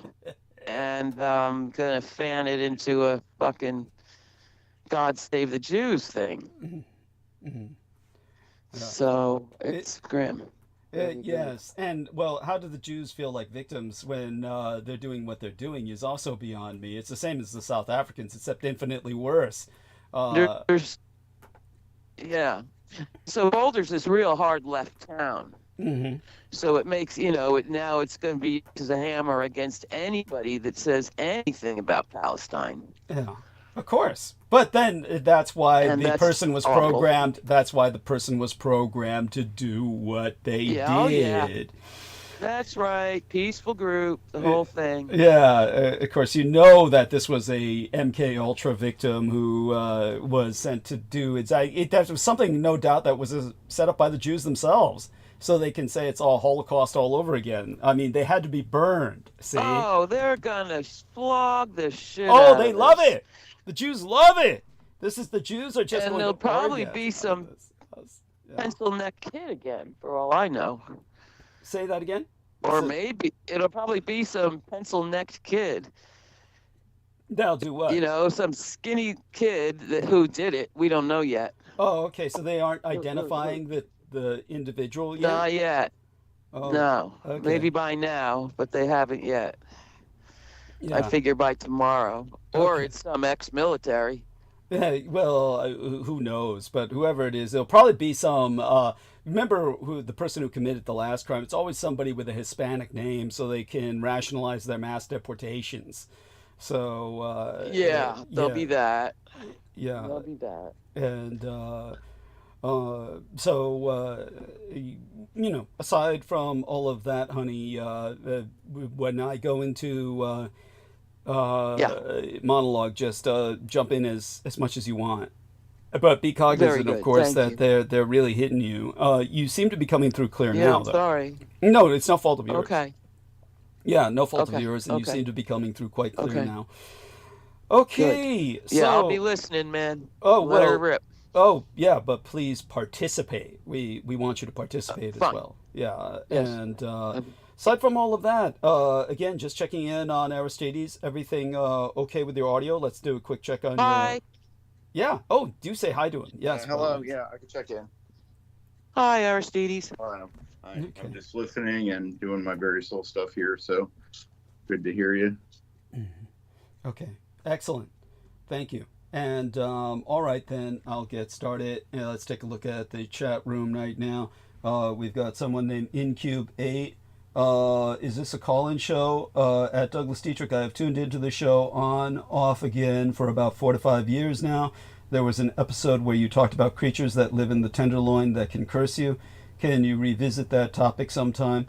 Been aware of you and Peter since way back when you made some content with Andrew Bartzies. I've got to admit, this guy, the icon he's using looks like Andrew Bartzies. It's like Andrew Bartzies is checking in with us under an assumed name, just to see what's up. Of course, I was speaking about the show a long time ago. Thank you for bringing that up, and we went into that ad nauseum over it. But yeah, we can always revisit that someday. I'd have to think of a day that would be appropriate to do that. But yeah, you have a good memory, and if you're listening, and you were listening at the time that Peter was with us, you understand what happened to him, I presume. But yeah. By the way, don't take it too hard. I'm hoping you look better than Andrew Bartzies. Andrew's looking pretty hard these days. He's hard on the eyes now. He never was a beauty, but yeah, he's like been stressing himself, burning the candle at both ends, and he makes all this money and he spends all the money on what I consider to be horrible, useless stuff. Enormous crystals. He's buried himself in crystals. And all that being said, we're going to acknowledge our man here. Thank you for your participation. Thank you. It says, if there's an episode you can reference, I'll dig it out. Something about giving them coins. Thank you. I will try and find it. Thank you. Yeah, I've been hearing your take on him. Yes. Good. Thank you. I will see if I can find a date for that episode, for different episodes. His relationship with David Ellis was always strange to me. David Ellis? Aristides? Do you remember who this David Ellis is? Who was David Ellis? I'm trying to, I don't even know. It's not coming to me. Where was this? InCube8 in the chat room says that Peter Moon's relationship with David Ellis was always strange to him. And I don't know who this David Ellis guy is. It was two L's. No, Yeah. it's not coming to me. I'll try to check. Thank you. Thank you. And see if you can find something on that Holocaust attack in Boulder, Colorado, if you could. Maybe they've identified the individual as... thank you so much. Here we are. Thank you so much for your good thoughts. Good thoughts at Incube. Incube 8. He says, I've been recently holding seminars on using AI to steer psychic readings. Yeah, have fun with that. Thank you so much for your good thoughts at Incube 8. I will try to find a good show episode. We'll try to find an episode on which we discuss the show, or I will simply talk about them in the near future. I will address the show, what you speak of, what you are referencing again in the next episode, our next episode perhaps. I'll be talking about Midway, so maybe I'll talk about both in our next episode perhaps. Along with Midway again in our next episode perhaps. Okay, let me add a dash there. And with that, we'll move forward. Get rid of this. Okay. Oops. Along with Midway. Okay. And with that. Okay. Let's see if we can get into it. Again, my thanks to everybody who contributed, especially because they're special, the anonymous character. They know who they are, and hopefully will be joining us on bandwidth sometime soon. All right, so Senator Joni Ernst has helped the Russo collaborationist, red insurgent Republican Party find its authentic voice, which is, we all are going to die. It might sound a bit goth, but she ain't wrong. And it seems in the face of brutal cuts to virtually everything that helps people who aren't rich, like as good an excuse as any. Republicans nationwide should applaud Senatress Joni Ernst of Iowa for giving the public one simple, honest sentence that authentically defines the Republican Party and all it is trying to achieve. We all are going to die. Spot on, Senatress Ernst. Whether it's robbing low-income Americans of food and health care, or pulling funding from United States foreign aid programs that literally keep impoverished people around the world alive, the Russo collaborationist Red Republican Insurgent Party under President Donald Trump has seemed dead set on, well, death. But Republicans couldn't quite seem to give voice to their suffering first agenda. But the Senatress, Joni Ernst, reminds constituents they're all going to die anyway.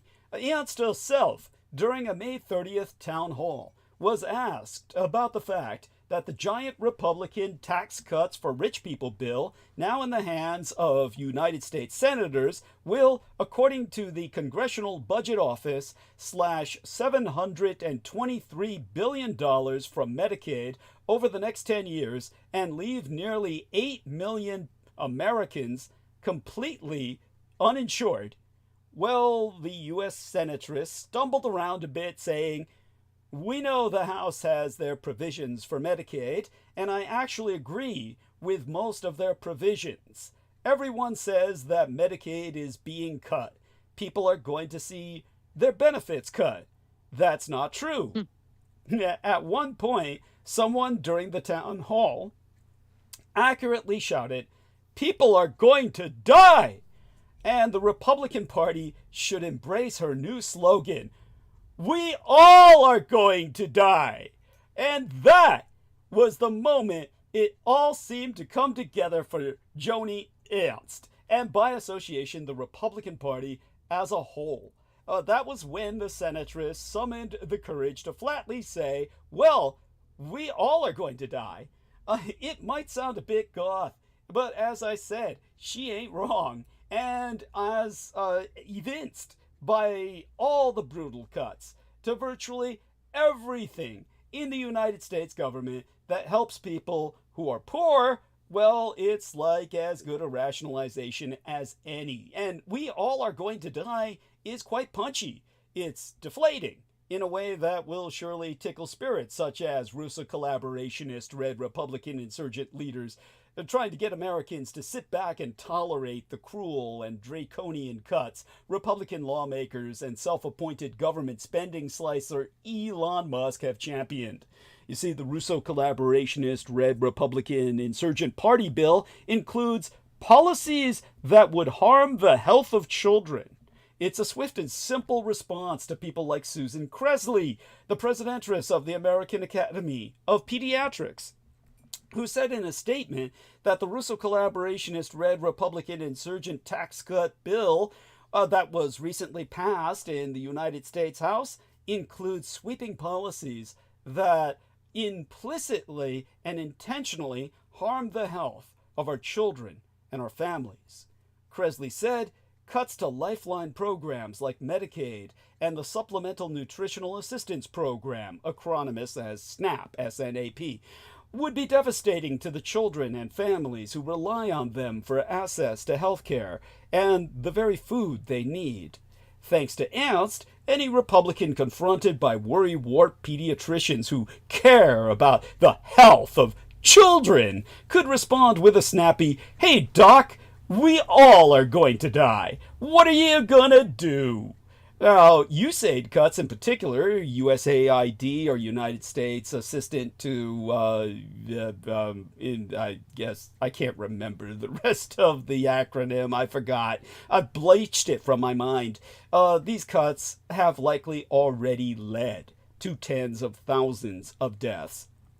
So we can, with every justification, say that the Republicans are as genocidal as the Israelis that they worship. Along with the fucking Russians that they love. The New York Times columnist Michelle Goldberg reported on May 30th on the Trump misadministration's gutting of the United States Agency for International Development. That was what the acronym AID stood for, Agency for International Development. By writing, the administration says that it has terminated more than 80% of USAID grants.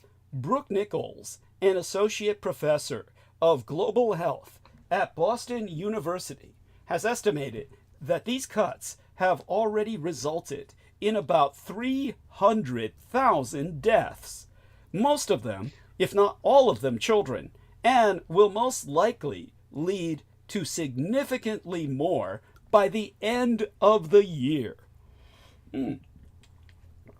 And the Russo collaborationist Red Republican Insurgent Party's response to such unconscionable perspectives, thanks to Ernst's ingenuity, can now be a casual, "Welp, we all are going to die." I encourage everyone, and particularly conservatives, to embrace the Republican Party's forthright, optimistic, if you're into nihilism, new slogan for America. We all are going to die. Dark.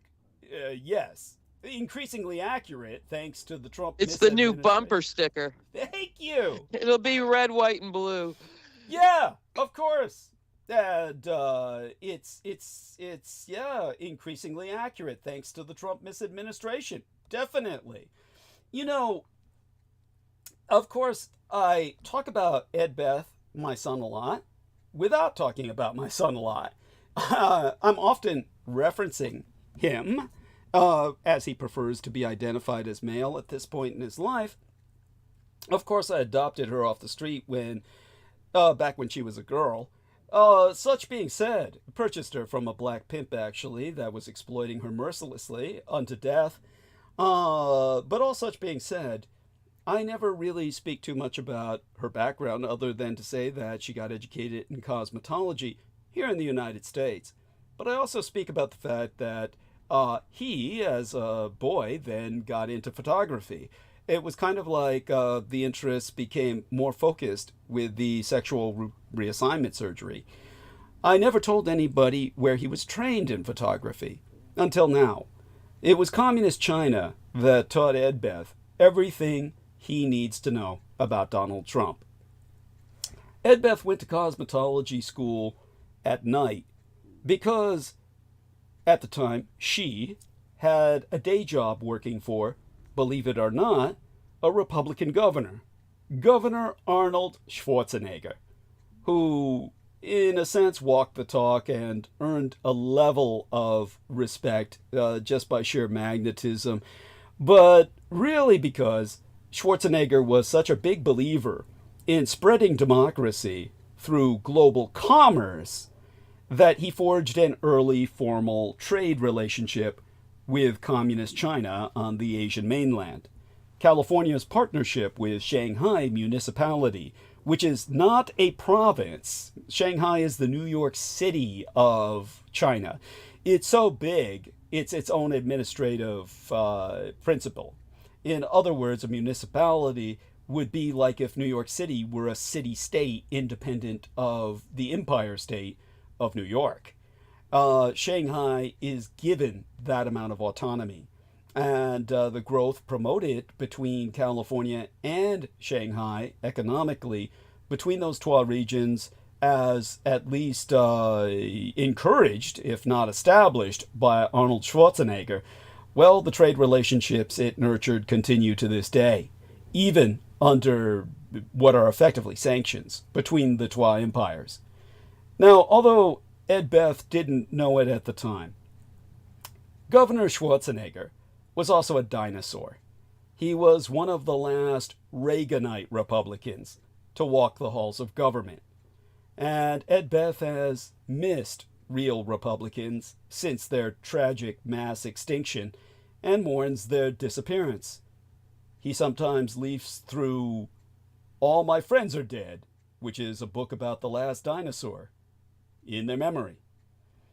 Now, what Edbeth learned was in mainland China, which both his husband and myself agreed would be a great place to learn things. We knew Edbeth would never fall for their indoctrination because he was of too fringe a minority to ever fall for communist Chinese xenophobia, homophobia. Well, let's face it, the the Chinese communists, are phobic about everything.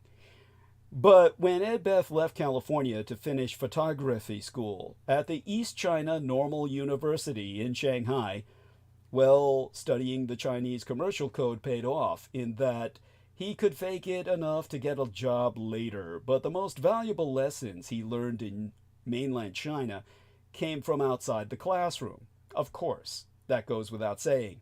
First, he learned that communists in mainland China placed more value on public surveillance than on public health. This was the 90s, when Chinese people were overly plentiful. So it's possible Deng Xiaoping didn't much care if his people died young, fewer mouths to feed and all. The government's dismissive attitude and its failure to fund public health manifested most clearly in Red China's lack of plumbing. Their public toilets were nasty affairs, consisting of holes carved in wooden planks that hovered over a long, shared, communal sewer trough that smelled like the color of necrosis. And money for plumbing was spent on spies instead. The telling contrast with these non-funded public toilets was this. Xiaoping didn't care enough about public health to ever modernize mainland China's plumbing, but he cared mightily, one can only say obsessively, about what Chinese citizens read in the privacy of their homes. As Edbeth was part of a group of foreign students, They'd been told to bring inexpensive gifts for the new friends they'd meet. Chinese youth loved Americans back then, so they wanted gifts reflecting Americana. Levi's 501s, packs of Marlboros, CDs they couldn't yet even play in their cassette players. More than any of these things, however, the young Chinese they met wanted Western magazines. Sports, fashion, or cars, the subject didn't really matter. Chinese students wanted to study them to improve their English and to glance at life in the West. But a few days after these exchanges started, Edbeth and his friends found out that every magazine and newspapers they gave out was confiscated by the government. We're not talking like local municipal police. We're talking like the Chinese level of the fucking FBI. As soon as they dispersed at night, authorities crawled out of the woodwork to take each and every magazine, every brochure, every piece of paper they shared. Not one Chinese student was ever allowed to look at them because their communist government did not want them to know what the world looked like outside mainland China. These are messed up priorities. Cocky students that they were, they asked their new friends how many government spies were watching them at any given moment and how many descended on them every night to confiscate the Rolling Stones they passed out. They calculated the costs nationwide, assuming starvation wages, and deduced that Xiaoping's government was spending 3 times what it would have cost to modernize China's plumbing, just to pay spies whose only fucking job, whose only purpose in life was to keep fellow Chinese citizens completely uninformed, like mushrooms, in the dark. Feed them shit and watch them grow, and then you harvest them. It was a lesson in autocracy Edbeth will never forget. Today, we see similar upside-down priorities parading in the Trump misadministration. In executive orders that would make Xi Jinping proud, Trump hints at sicking the military on United States citizens and announces that federal agents will now scour the social media pages of every student coming into our country. We don't have spies snatching magazines, but Fox News keeps 45% of our country uninformed while Trump tries to put other networks out of business. In his big, beautiful bill, Trump wants to spend $1 trillion on the military while gutting medical research, education, and healthcare. Trump wants to let an alcoholic who can't shut up about lethality manage $1 trillion defense budget. Hegseth and Trump keep flexing empty brain machismo, dreaming of 19th century conquests despite Trump stressing isolationism. What's the purpose of $1 trillion military when we're shirking our national security alliances, especially in Ukraine? Gold trinkets. And the third man here, remember, is Elon, because Absolutely. he's got at least 3 new multi-billion-dollar contracts going. Just awarded his AI, his satellites, his stations. So he's running the infrastructure for a lot of the world. Yes, it's disgusting. On that defense budget. Yeah. Truly It's alarming. just straight around, straight up, in plain view. He's Big Brother. He's the enemy. He's the man to take down. That goes without saying. A South African, of course. He's got the power, the real power. Yes. Him and You Peter know, Thiel. I mean, Hegseth, he ain't going to last long in the real world, but Elon, oh boy. So who cares about his car company? It's the least of his worries. True enough. Everybody's saying, oh, Tesla prices are crashing. That's fucking ticks on a board to him. Yeah. Oh, it's true. That's a flea So compared to all his others. The tunnels, the satellites, the communication systems, Yeah. all of it. The AI up in there. Absolutely. Because that's a package deal. Yeah. Hallucinating all the hell. So it's a pretty tight triumvirate there. But I see him as the last man standing. Well, we'll have to take him down, honey. That goes without saying. He's just the bigger they are, the harder they fall. Unless he strokes out in a hot tub, I don't know. Oh, well, you'll see it happen. There's a That's always a possibility. oh yeah. Revolutions are fucking ugly, honey. Now Way through. say it, honey. They glitched you out. Yeah.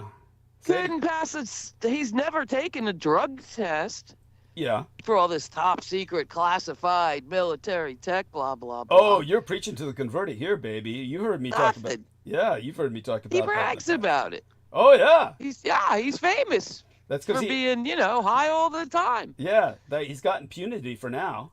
For now, he's got impunity. I mean, it wasn't that long ago that if you smoked a joint in high school, you were out. Oh yeah. Well, there's Remember? different rules for different, different rules for different fools, honey. There sure is. They sure took the drug testing out of Washington, boy. I mean, gold trinkets in the sky and ego stroke parades are expensive, but they're not that expensive. So why the $1 trillion military? It's, as Holly says, contract profits for Elon Musk. His time in government was well spent enough for him. He's made out like a bandit because that's what he is. All he did was rob you and I. But that brings us to what Ed And get all the data, remember. And they Yeah. still are data mining Oh yeah. actively for him. Oh yeah. His whole crew's still in there. Well, they'll Yeah. choke on that. They're going to choke on that Yeah. information. There is such a thing as too much information, and they're going to drown in that. Mm-hmm. Now, that brings us to the venom of the red scorpion. You see, the second lesson Ed Beth learned in mainland China wasn't about plumbing or spying. It was about science. Now, the university he was in had these wide white marble stairs that curved around to the first floor, where the base opened to the front desk. He was walking down the stairs when he almost stepped on a blood red scorpion. Now, he swears up and down he didn't mean russet or sepia toned. He means that scorpion was blood red, like a crayon in a primary color box. Never heard of that species. He was spooked by its aggressively curved tail, so he motioned the guy at the front desk, and he swears within nanoseconds, at least 20 scientists were positioned in a circle around this creature, 2 and 3 lab coats deep. He later learned that scorpion venom is one of the most rare and precious materials in the world.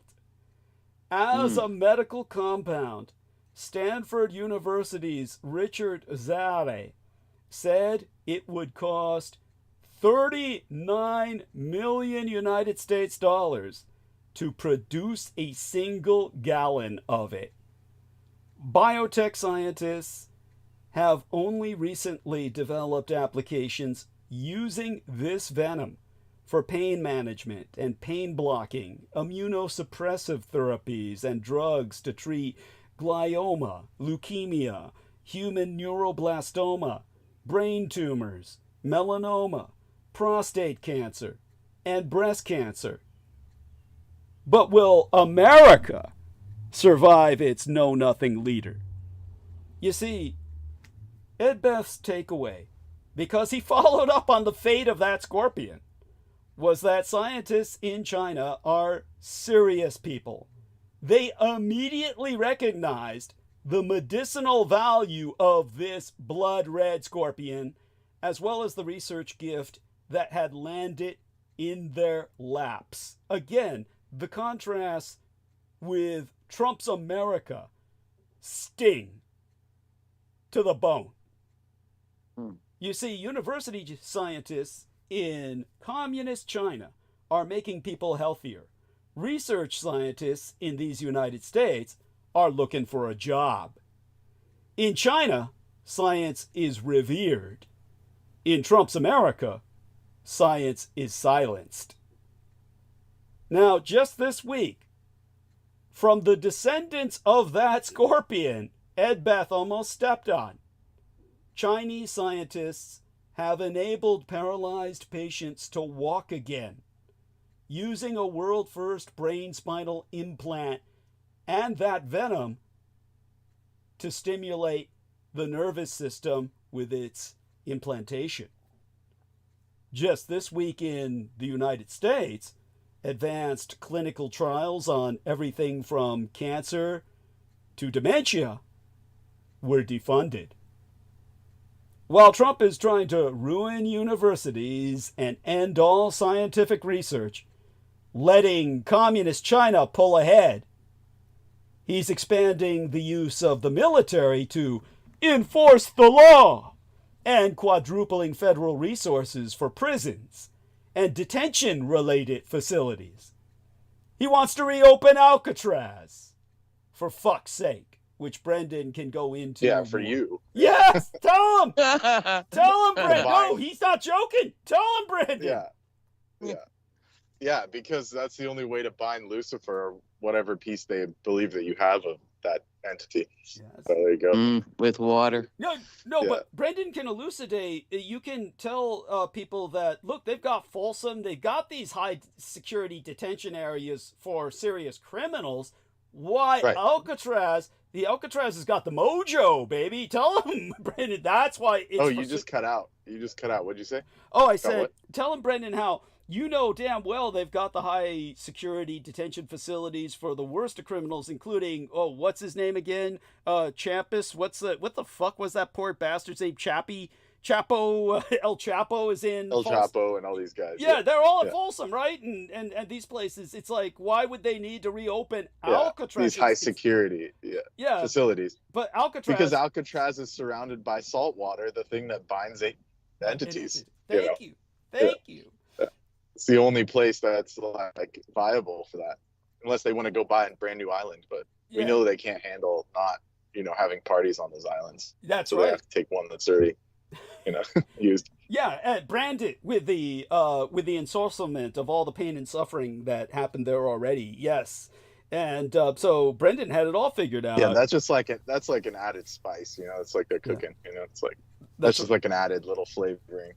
Yes, yeah, but thank you. The evil and shit that was there. It's so true. It's so true. Well, I'm glad you came on, and please give us whatever status report or situational update you feel comfortable sharing. You've been through hell on earth, and it just keeps going. Yeah, it'll be Douglas and Hunter Biden up in there. Yeah, yeah, Doug and Hunter Biden in Alcatraz. That's right.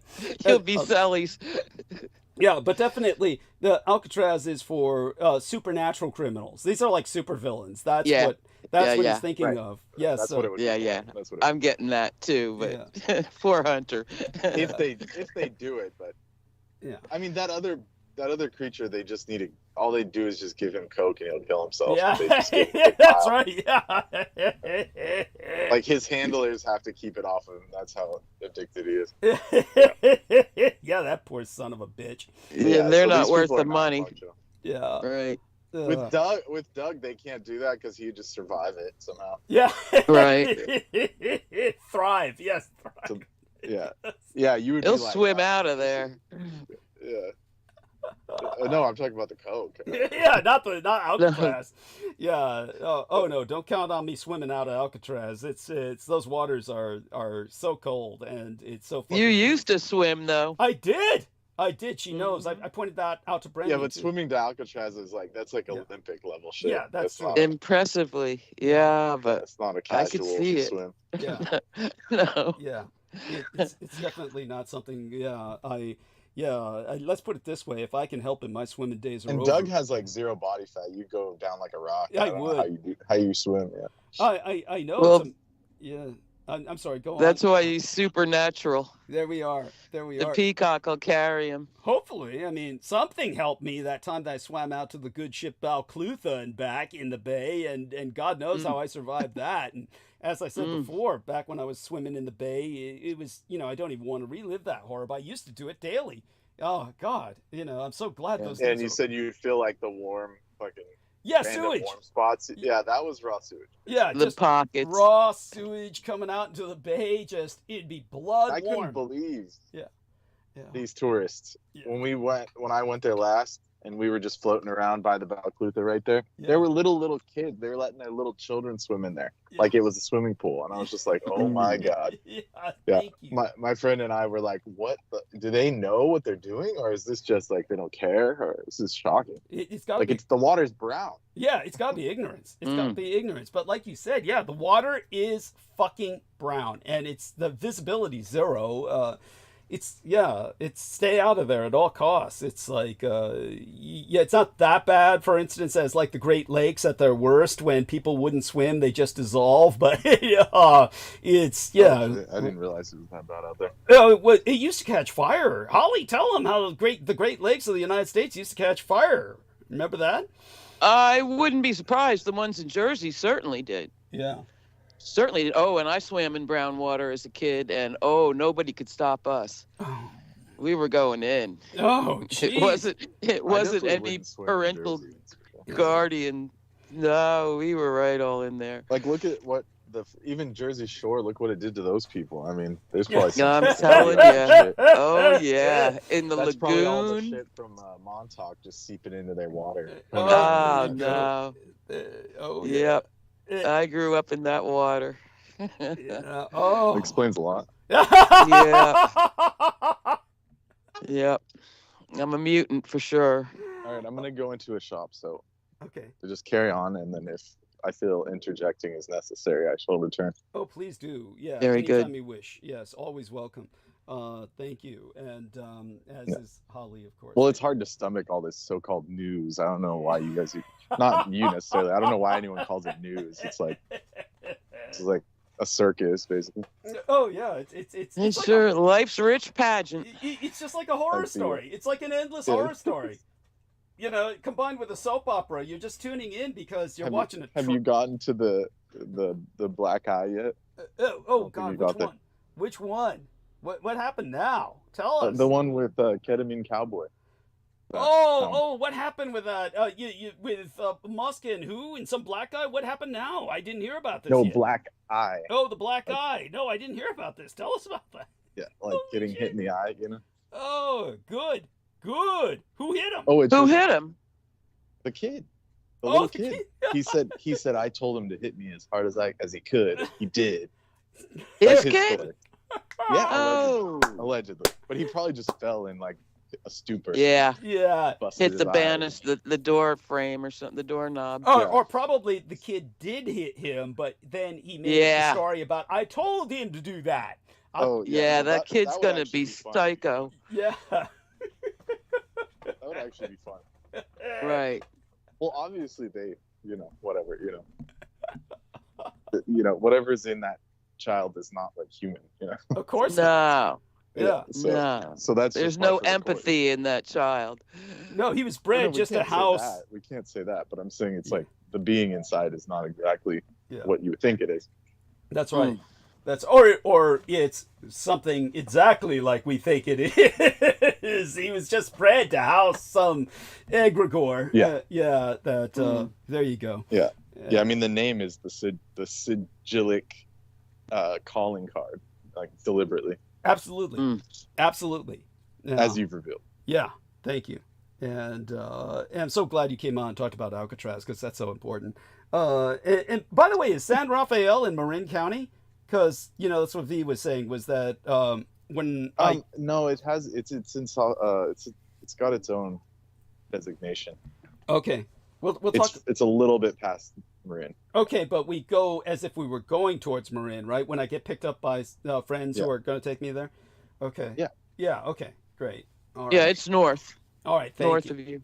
Thank you. Yes. I just want to make sure of that because V kept saying. You get a nice look at San Quentin on the way past. Good point. Good point. Oh, that's so funny. When Brendan and I were going through the Presidio and we were right behind that stupid bus, the Presidio shuttle, just like a prison. Okay, wait, I misspoke. It is the seat of Marin County. So Okay. that's where all the headquarters, that's the HQ. Okay. Yeah. Got That it. explains the expensive coffee. Okay. Mhm. It was just like a normal like coffee shop, and it was like £7 or something. Yeah. Outrageous. Oy. Outrageous. Yes. And that place was full. Everyone was in there Yeah. hacking their keyboards and wondering why a vampire and some random kid walked in. The tall man. Don't forget the Yeah. tall man. Yes. Everyone knows Brendan is the tall guy now. That's pretty cool. And they're all hot for him now. The ladies are Yeah, anxious. supposedly. Yeah. And when I wear my work boots, maybe that's why everyone was scared of me, like for no reason. To me, I feel like just like I'm like a cat. I don't really feel scared, but apparently I am. Yeah. Well, good. Well, people are intimidated by your intelligence, and that's always intimidating to people. Why Also, is that a problem, though? it's a problem because people are insecure, and then Well, they. that's unfortunate, to say the least. Yes, it is. It is. And also, intelligence makes people look taller. So the more intelligent a person is, the taller they appear, because they project Oh, that's themselves. interesting. Yeah, that's been found to be true because they project themselves with greater intensity. Okay. Yeah. Fascinating. Yeah. So you're intimidating to most people, and it's definitely try and use that to your advantage. Definitely, we got to get you out of that environment. What a nightmare. Is Mushtard still with us, or is he just kind of out? Poor bastard. I don't. You don't even care. Why would I care? Good He point. just disappeared. He said, "Oh, I have the day off today," and then when I spoke to my supervisors, they said we never got a day off, but anything about it. Wow. Holy So shit. yeah. They're just waiting until he quits, and you know how it is nowadays. Yeah. Yeah. There's such a shortage of that kind of job that no one's gonna fire him. They're just gonna wait till he explodes and then leave. It's And true. they'll just keep prodding him.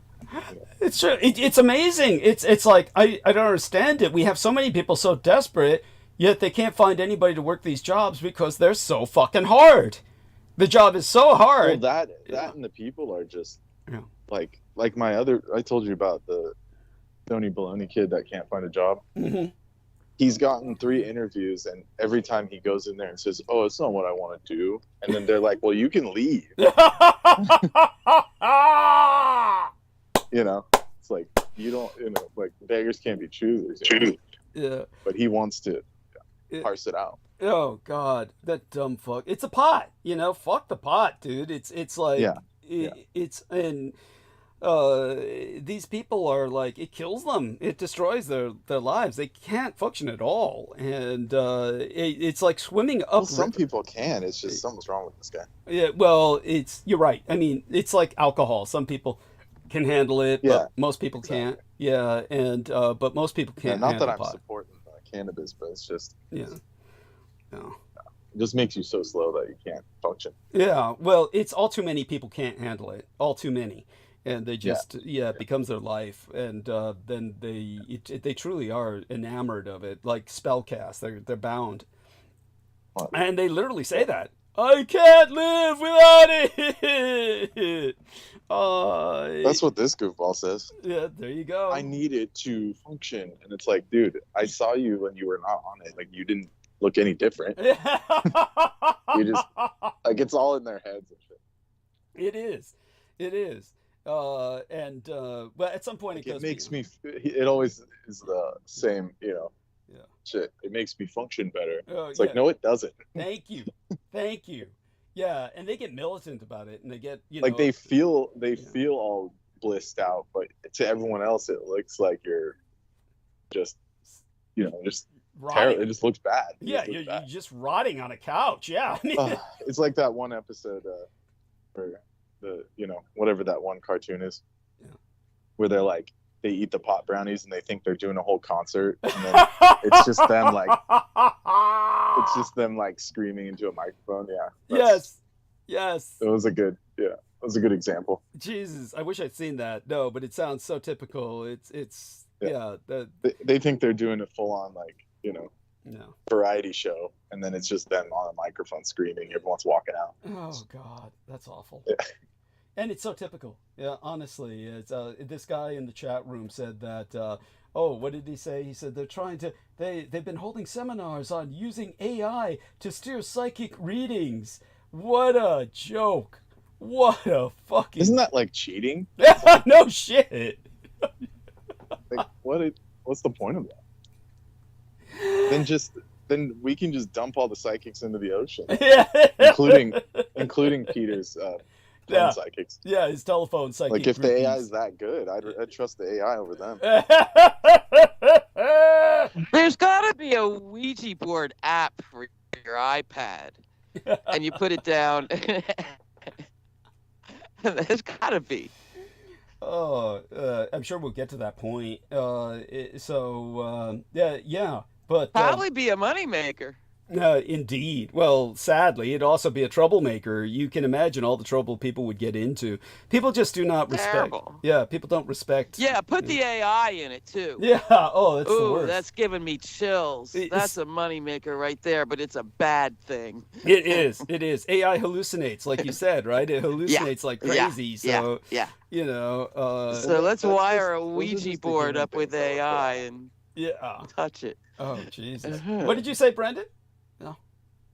I said those like glitches are just because of the constraints of the human programming, but it doesn't operate like that actually. Thank you. Okay. It's actually from a different dimension and can do other things. It just can't manifest it. True. So the that's AI. why even the beings that control our realm are afraid of it, because they don't know if it's going to go rogue or what. Yeah. Because it's actually from a different realm than theirs. Even. Because I just thought it was the difference between machine learning and AI. Right. Which, except for Douglas, is very blurry. Yeah. Thank you, honey. Yes, true enough. But what Brendan is bringing up, honey, is the fact that people are basically trying to tap into the other dimensions, and therefore the AI gets kind of, well, it could always have been personified by something trying to break into our dimension, and this is the way it's breaking in, and they've simply tapped into ghost in the machine. Yes. The ghost in the machine. Yeah. And that makes sense. So, like I said, when it comes to what Ed Beth learned in mainland China and how it all comes back to haunt us now, with Trump, just like the authoritarians in Red China, instead of taking care of the nation's health, Trump is expending resources to surveil us. But if a red scorpion appeared on the steps of the Capitol, Ed Beth said that Trump would stomp on it, brag about how brave he was. Yeah. Yeah, and blame Biden if it bites him. That's the metaphor that Ed Beth sees in the scorpion and what's going on right now. And yet somehow, from a gilded perch, Trump tries to retain the common touch. President Donald Trump is looking and sounding insulated from the voters who put him back in the White House. That's a problem, even for a second-term president who may have run his last campaign. Trump's political strength flows from an emotional connection to a fanatically loyal base. If he's perceived as oblivious to people's day-to-day concerns, he's at risk of losing a vital grassroots connection that is a source of Republican fealty. Exemplify. Trump will double steel tariffs to 50% to aid the Nippon-United States steel deal. Now, during a raucous rally held at a United States Steel Corp plant on Friday into this weekend. And that's in Pittsburgh, Amy's town. There you go. That's in Pittsburgh. I just saw that today. Thank Pittsburgh you. jumped out at me. Yeah. Yeah, and hopefully Amy joins us and catches up on all kinds of things. Apparently a lot's going on with her and her erstwhile partner. I wouldn't say anything too stressful looking, but stuff is happening with her, definitely. Now, on Friday into this weekend, President Donald Trump said he would be increasing United States tariffs on steel to 50% from 25%, claiming the maneuver would help protect American steel workers. Hiking tariffs will increase costs for American consumers and manufacturers of a variety of products, such as cars and homes that use steel. Regardless, there's been an uncomfortable rally under the chicken taco presidency. By the way, Heather says hola. So Heather Holman has joined us. So, dear Heather, please, we're so Hi, glad Heather. to have you. Hi. Quick update on what's going on with you and Vin and everybody. Oh, it's raining right now. It was a nice day. I'm in better spirits since I stopped taking that awful medicine. Oh, good. Thank God. Yeah, it's a night and day. Oh, wonderful. I'm so Yeah. glad. So glad. You know, I was just talking to a friend of mine that I knew from grade school. We've been going back and forth tonight, and come to find out, you know, she has gone through a lot of the exact same experience as me, and her name is Heather, and I've known her my whole life, and it's kind of crazy, you know? Maybe you're both products of the same kind of program. Yeah, well, listen to this. She said her dad had the red glowing eyes, and I'm like, I know about that. You do indeed. What did she say? Yes. Did you talk to her about me? I didn't go into the Satanism in the military. There's just so many angles. We're just trying to kind of digest the awareness that we're finding. Right. Well, that's wonderful. I'm so glad that you found somebody to relate to. Well, someone that's been there my whole 93% of my life. Yeah. You know? That's incredible. But it sounds like you're just getting to know each other, really. Well, we went to school together, and we were always around each other. We got our driver's license in the same class. It's, you know, I always knew, you know, we knew each other, and we went to a very small Christian school at the same time together, also. That's incredible. And what was that What are experience? the chances? What was that experience like in the small Christian school? I don't know. It's kind of rigid. I like that. That's cute. You know, they brought our lunch to the classroom. There's a lunch lady. She brought our lunch to the classroom. It was like they handed it out. We didn't even have a cafeteria. Wow. Damn.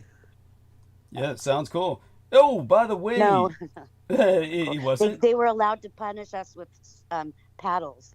Ooh, sorry to hear that. Yeah, so it was not cool. Oh, yeah, how often did this happen? Did they abuse that privilege? As long as we were bad, you know, we'd get our name on the board and a couple check marks, and we're not going to recess. And there it was. Oh, You know. the paddle. Yeah.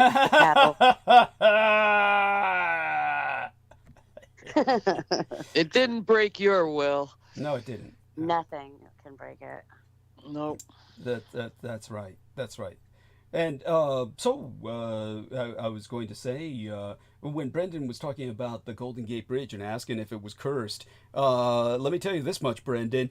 It was built completely from one side because they wanted to totally control the security of the materials that were put into the bridge. The United States Army inspected every screw, rivet, cable that went into that goddamn bridge. And so it all was built from the Presidio side to the other side, not from both sides to meet in the middle. So because it was all built out of the Presidio, of course it was cursed. I hope that answers the question, Brendan. That's amazing. Yeah, that alone cursed it. And as a result...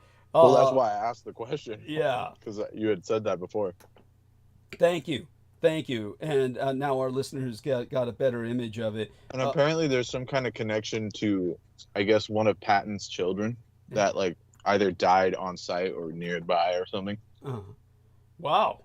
Jesus Christ. But I don't know if you know anything about that. No, I don't. I'll have to look into that. I don't remember it consciously, at least. By the way, Aristides into the call. I hate to say it. This looks hideously funny. Aristides put into the text box an image of the man who conducted the attack in Boulder, Colorado. Oh boy. So there he goes. So like you said, he appears to be a very white black man. So it's like somebody who's like black, but you know, he's all melanated. He's like Michael Jackson. He went through the melanation procedure where they bleached his skin out. So boy. Obviously this is not what sometimes naturally, like they have something in their Oh, genetics yes, honey, I'm being facetious. I was being very sarcastic. Like cows have it, right? Yeah, and humans. There's different. I like him swinging around the Molotovs like they're drinks. Yeah. Oh, yeah. So did you hear what he did, Brandon? Yeah, he like firebombed some protesters or whatever. Yeah, no. These were Jews who were like always trying to remind people that they're victims through the hostages taken in, on October 7th of yesteryear, and so they just go through the streets saying we're victims, let us kill people. See, we get to kill people because we're victims. And I thought they were protesting the Palestinian side. No, they were Jews. No. They were Jews, and so he said, Holocaust! And he set them all on fire. There's a horrible irony here to that. So he said, burn and shit. And they all caught fire. 6 of them apparently burned. And so thankfully, he looks pretty white to me. Yeah, well, yeah, it's a Holocaust attack, but he looks Jewish. Maybe he's just disgruntled. He like is broke or something. He's like one of their, their outcasts and shit. He looks like Ian West. He's some black guy who had so much. His mother was fucking so many ways. Are you getting black just his hair? I mean, like no. He was identified as black. He was identified as black. No way. Yeah, originally they said he was a black guy attacked them. I caught that much. I remember that much. That first first God, time I hope heard the not. reports. Shit, if this guy's black, then I'm black. Yeah. More African than him, yeah. Yeah, we're all black. I got like a little freckle on my hand. Oh shit. Yeah. Well, you're right. Other than that, he looks Semitic as hell. The hair is probably like I don't know. He looks like the Jewish tea guy. Yeah. That's how he looks super normal. And judging by how ripped his arms are, he's ex-military. So there you go. Oh, that explains a lot. That's what Holly suspected. How he knows how to make it Molotovs. Yeah. Not that it's impossible to do, but it's just normal people don't think about that. Let's just put it that way. That's true. Who thinks like that? Yeah. This is horrible, by the way. But then again, like I wouldn't even know what to do. I'd be like, use gasoline or vodka. Like what the fuck? Yeah, really. Start? No idea. And it's homeless central right there, so all these big old hairy guys are down there. Oh shit! Swinging bottles. Oh god, it's Yeah, exactly. He was probably sipping out of it before he threw it. Like he got like not like pedal confusion, but trigger confusion. Doesn't know whether to chuck it or drink it. Dude's ex-military, I'll bet you. I'll bet a explain. sushi dinner. Well, that would mean he was programmed and given the order. They said, attack these people, they're enemies. Yeah. And, yeah, and it's true because this is the only place that shit happens randomly. Yes, thank you. In like Europe and stuff, the attackers have these like long diatribes and write like a dissertation before they do it. Out here, it's just the dude just tweaks out and does it. Yeah, like obviously it's not normal. Yeah, thank you. Man, they're glitching her. They glitched Sounds you. like you're talking through a straw. Yeah, they glitched you, honey. Those mausoleums They're- are made out of like lead and shit. You gotta like yeah. stand outside. Yeah, step out. They're insisting on him being a lone nut right out the chute. Of course. No affiliation, no. Yeah, of course. So that is always suspect. Yeah, that's always a dead giveaway. But beyond that, we know that this was set up just so the Jews. Plausible deniability. Well, Does told us about. Well, my immediate theory, Brendan, would be that that the Jews set this up so that he would attack the Jews so they could claim their victims again. See, it's Yeah, but the thing is, they don't kill their people, like, as far as, you know, the way the things are going, you know. Yeah, but they did You know on what I'm saying? October 7th. Like- But they did on October 7th. I mean, Yeah, but I'm saying, like, the people that are in the elite class. yeah. Like, so these are just expendables, basically. They wouldn't consider them actual Jewish people. Yeah. It's just everyone else does, or they think they are. And you know what? They might not. Does that make sense? It does. And they might not even be actual Jewish people. These people might have just been Jew worshippers who were protesting every day about the hostages because, you know, they just worship Israel and they're Jew fucks, what we call Jew fucks. So then it could be that. They can do whatever they want. Yeah. Do whatever they want. And by the way, not laughing at the horrible thing that happened to these people. I mean, oh my God, that's horrible to, you know, be attacked and burned alive like that. Did anybody die? And it not so far, but it's kind of a new thing, you know. You don't hear about this one. Yeah. I mean, depending other on day. how much you get burned, you'd rather die. Yeah, true enough. Oh yeah. Yeah. It's a whole new horror. Yeah, no, that's horrific. It's horrific, and that's then again, there's some real Darwinian selection involved here. I mean, when you go out and you're making a point on a daily basis, it's like, okay, is this your cross to bear? This is what your life is now. You're going to say, oh, they took hostages, and this makes it all right. What Israel is doing. It's like, essentially that's what you're saying because you're trying to make the Israelis look like victims or the Jewish people as a whole look like victims. And that's just ridiculous. It's absurd. So it's kind of a absurd stance to take. You're inviting ultimately something to happen. I mean, should it happen? Of course not. But it's like anybody who puts themselves out is going to take a risk, and they took that risk every day. So eventually someone responded, and likely the community that they're supporting arranged for this to happen so that the community could further make itself look like victims. And by the community, I'm going to say Mossad. In their defense, you think they care about that anymore? Like, I feel like they're past that point, aren't they? Where they would even care about looking like victims. It's just, maybe you're Yeah, right. like they're like so far beyond that point. Like, Well, I mean, they run the world. Like, you already won. I mean, there's so much more to take. Tell them that. It's like they don't think that. They think they're, you know, this incredibly persecuted. It's well, like, there's levels. There's levels. It's like Elon. But I did read an analysis where Judaism is founded on, since the most ancient times, victimization. Probably. That's the central core. Probably. It's all based on that. Probably. So yeah, it makes sense. It's yeah. But what I was going to say. Coming back a full circle, really quickly. Yeah. I don't know, she was a congresswoman or something that said that we're all going to die thing. Yeah. Is she Jewish? I hate to ask. But I wonder. Ernst is German. And I guess she's married to some rich guy. I would presume, yeah. It's but Jody it makes Ernst. I wonder. I've seen her picture. Yeah. Blonde, hard looking. Dyed. Joni Ernst of Iowa. Yeah, so yeah, it might be dyed hair. But she's oh, it's expensively coiffed. Yeah. But she's definitely. I don't know.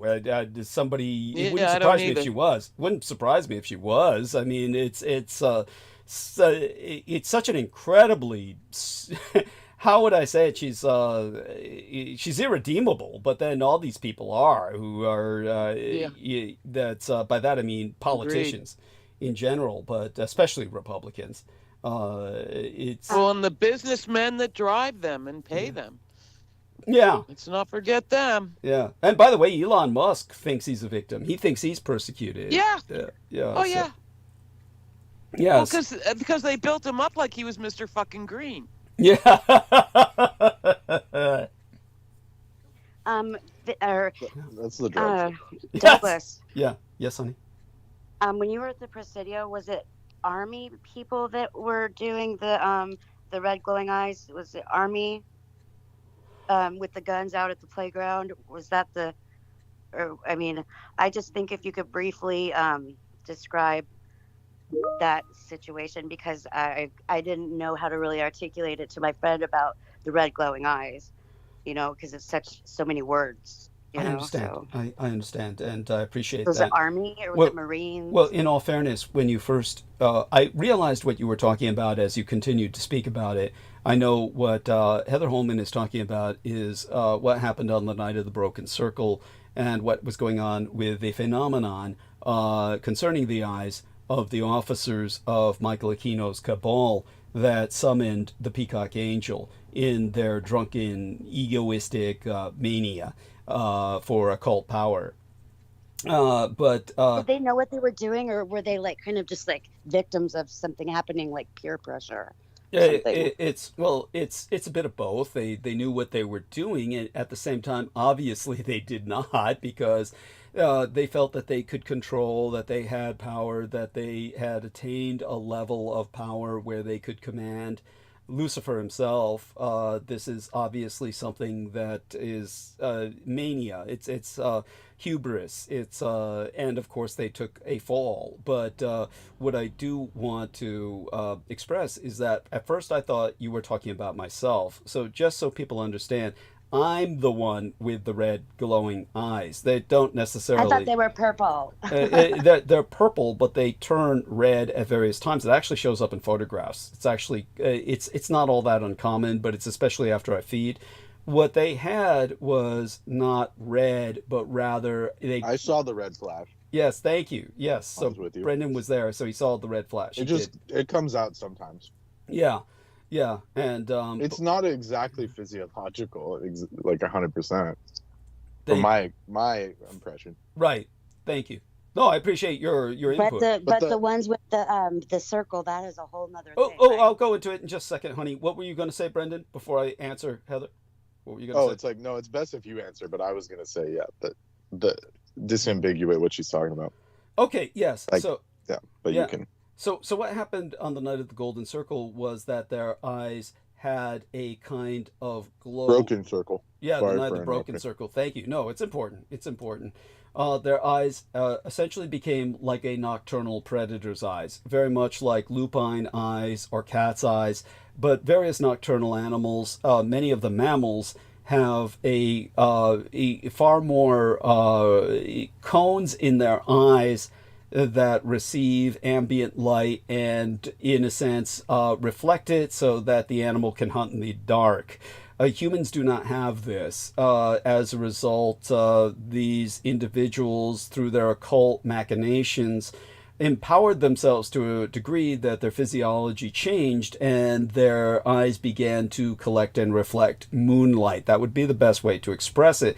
So their eyes had a glowing effect to them in the dark, where their pupils were particularly luminous, and this was very much like a nocturnal predator's. So the best I could say about it was that it was not so much a color, but a reflection of light, to the point where their eyes looked very glowing, and but they had a kind of color to them in the sense that it was reflecting moonlight. So it was more of a silvery gray color that was almost piercing, glowing in its impact. And so Brendan Zoget says, Many animals possess a tapetum lucidum, a reflective layer behind the retina that enhances night vision. This feature is particularly common in nocturnal animals, but it can also be found in diurnal animals that live in environments with low light conditions. The tapetum lucidum reflects light back to the retina, increasing the chance of light being detected by the photoreceptor cells. Then Heather asks if they were raging. By that, you mean like were they berserk? No, obviously not. They were firing. They were handling firearms and firing them. Had they been drinking or anything? They had been drinking. Yes, so they were altered. We could say that. They were altered, but not berserk. But they were obviously berserk in a certain sense. They were mad enough to try and summon Lucifer. Yeah, it's altogether. Even if that circle had not been broken, I'm certain it could not have held the entity they summoned, the peacock angel. It was one of those things that, honestly, this is V knows a bit about the occult when she scoffs at the idea of the protective circle at all. She feels it's not going to handle those bad boys. It really is almost like just a satanic crutch, a psychological crutch. At any rate, yeah, I appreciate your asking. Does that answer the question? I appreciate you answering that, because I didn't really, it wasn't my story, so I couldn't have told it as good as you did. Yes. Yeah, I thank you. I appreciate that, and I love you dearly, and I appreciate you asking these questions. And yeah, it's one of these things that I don't mind reiterating that. I appreciate that. Yeah, thank you. And anything else before I kind of like go back into my own form of raging? Or Well, I was just asking because she's listening. So. Oh, okay. Yes. Hopefully that puts it more into perspective for her. Okay. Yeah. And yes, my son does use photography and photographic effects to heighten the redness of my eyes when it does manifest. And this is done by focusing certain light so that it reflects better off my eyes or enhances the color. It's not just, it's not CGI. We don't do that. It's what does it say on your ID? Does it say your eyes are brown? I'd have to look at my ID. I think it says black. First of all, your eyes are not. They're not brown or black. They're definitely a lighter shade. Yeah. I saw. Gold. Yeah. And I know Doug doesn't have enough discipline to use contacts. Yeah, thank you. You just throw that up. To use what? To use contacts. contacts. If you use contacts, you would know because you'd have pink eye within a day or two. Yeah. Nor clean water. Yeah, that's right. You gotta have clean water. That too. Yeah. Oh yeah. You can't wash your contacts in Gerolsteiner. Yeah. That's right. That's right. Yeah.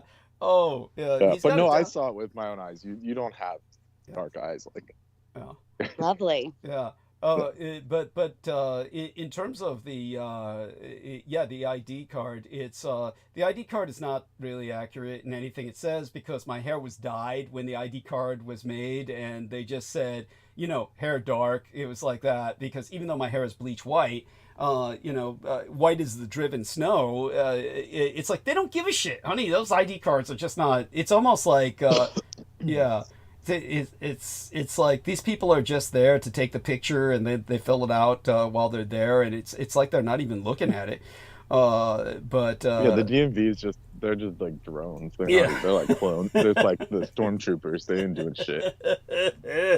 I think the better analogy is from what is that? Zootopia. From Zootopia, where they're all sloths. That's it. Yeah, they're sloths.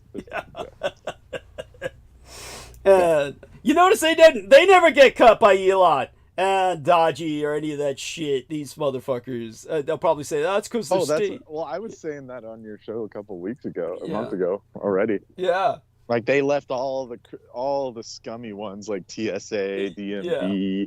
Oh, of course. They didn't even like investigate them or anything. Yeah, just like free game. Yeah. They went after the air traffic controllers. Yeah. Yeah, Jeez. to destroy. To crash planes. They want to crash planes.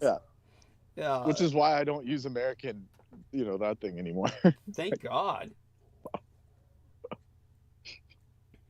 Much safer. It's true. It's true. And just checking back in on the infinite call.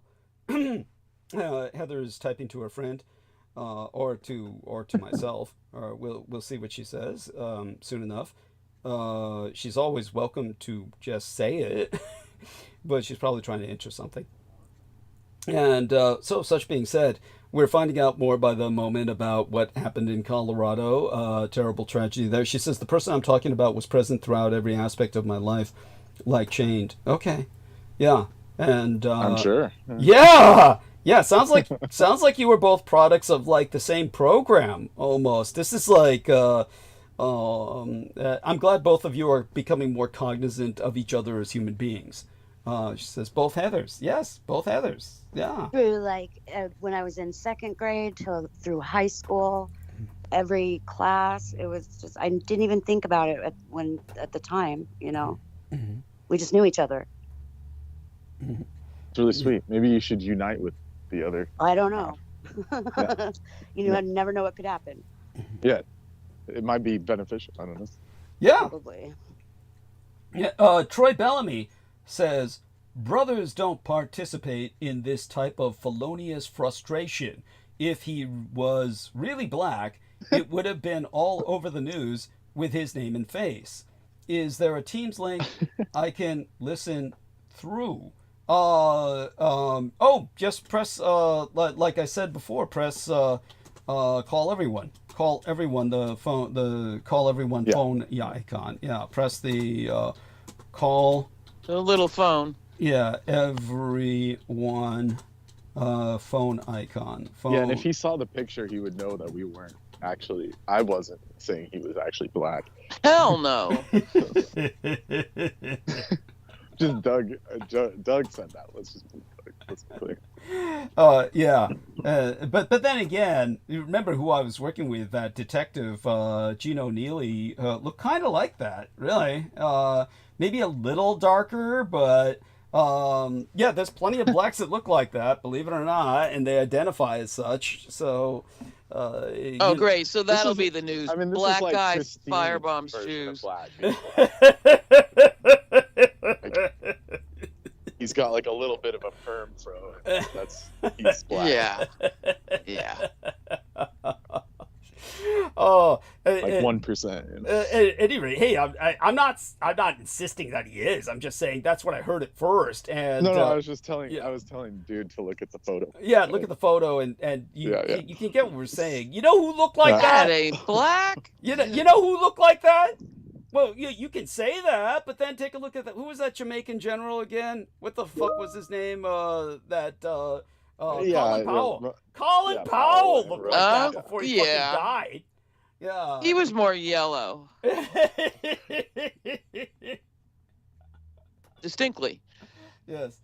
And But why did this guy take his shirt off? Yeah. And He's anyway. a crazy drunk guy. What do you mean? Yeah. I mean, it's all part of the those spectacle. Things that said Molotov cocktails were just like Everclear that he drinks from.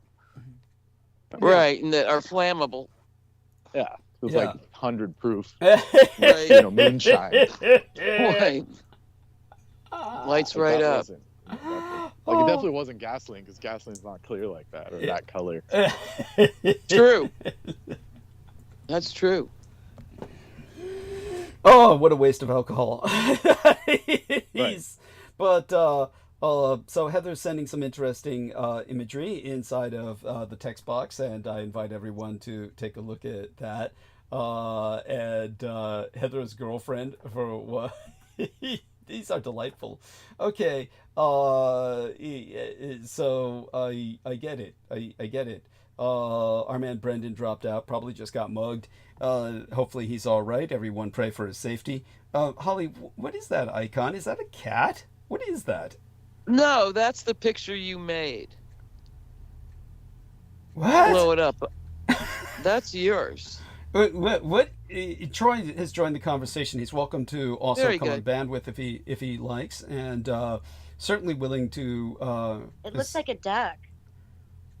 Yeah. You'd have to look at it bigger unless it's been swapped out. I think the Strange. detail is so small. It's such a small part of whatever I produced. I can't tell what it is. It's Yeah, it's just a magical picture. okay. I'd have to. You have to, yeah, it won't even enlarge on mine. It's just small. Okay, it's well, if you have the original image, feel free to share it with us in the text box. That's a you. Yes, I will, but it'll make the call drop and everything if I do that right now. Okay, understood. So do that later whenever you can. I Yeah, will. my call got dropped. Yes, I yes. don't really have anything else to say. So.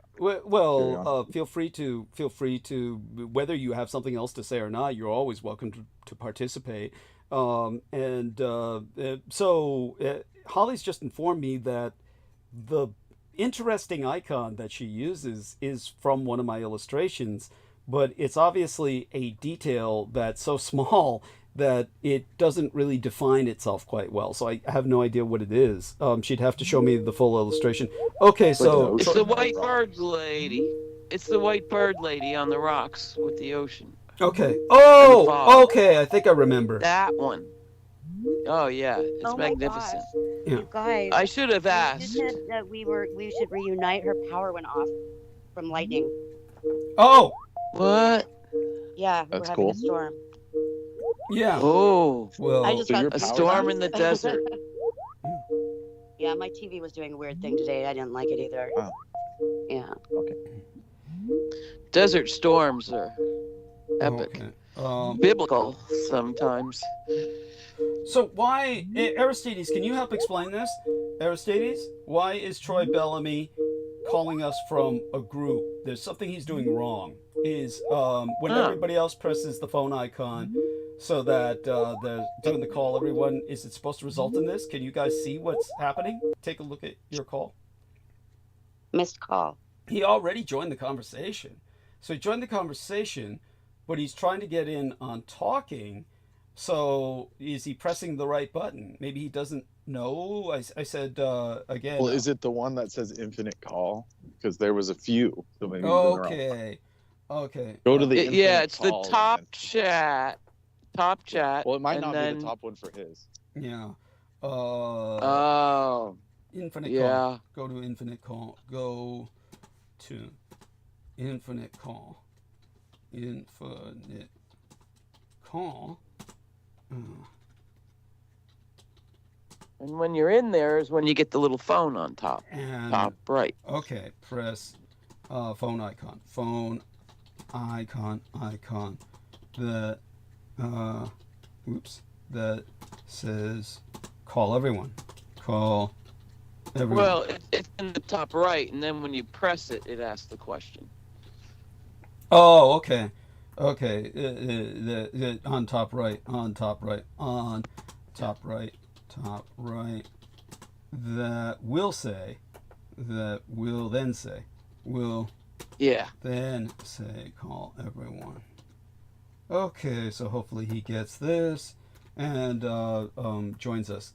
And okay, and he says, I do not have a phony icon. I call with join DDD in, let me shrink this, in to a previous thread. Okay. Yeah, so- go to join DDD, press the call button, and say, when it says, do you want to call everyone, say yes. So try it again. yeah, try it again, Troy. But maybe that one's too. Maybe that one's a call from before. Yeah, he's No, probably. that's the right one. Oh, It really? is. Because you guys renamed it, added join here. Okay. Well, I mean Aristides, who I doesn't. pressed infinity. Yeah. Are you It with was us? still infinite for me. Right. Aristides, are you with us? He's the one who changed the name, so he would know. I'm looking at it, so you yeah. don't need him. Yeah, I'm here pretty much. Okay. If he called from the infinite call one chat. Yeah. I don't know. Yeah. I don't know. No, he Is he didn't. on, I guess Troy, not. Troy, are you on PC or a phone? Yeah, Troy, let us know if you're on PC. Either or way, phone. try it again. Yeah, just try it again, Troy. Thank you, Aristides. And if I see it, I'll answer it and see if it links them up. Yeah, sounds good. Sounds good. Yeah, and No, I think it And then like you don't even calls have you to on talk, like you can call just waiting, listen. and it like just fucks up your current call. It doesn't like merge. Yeah, that's right. That's Well, right. he has to join through that says join DDD. Yeah.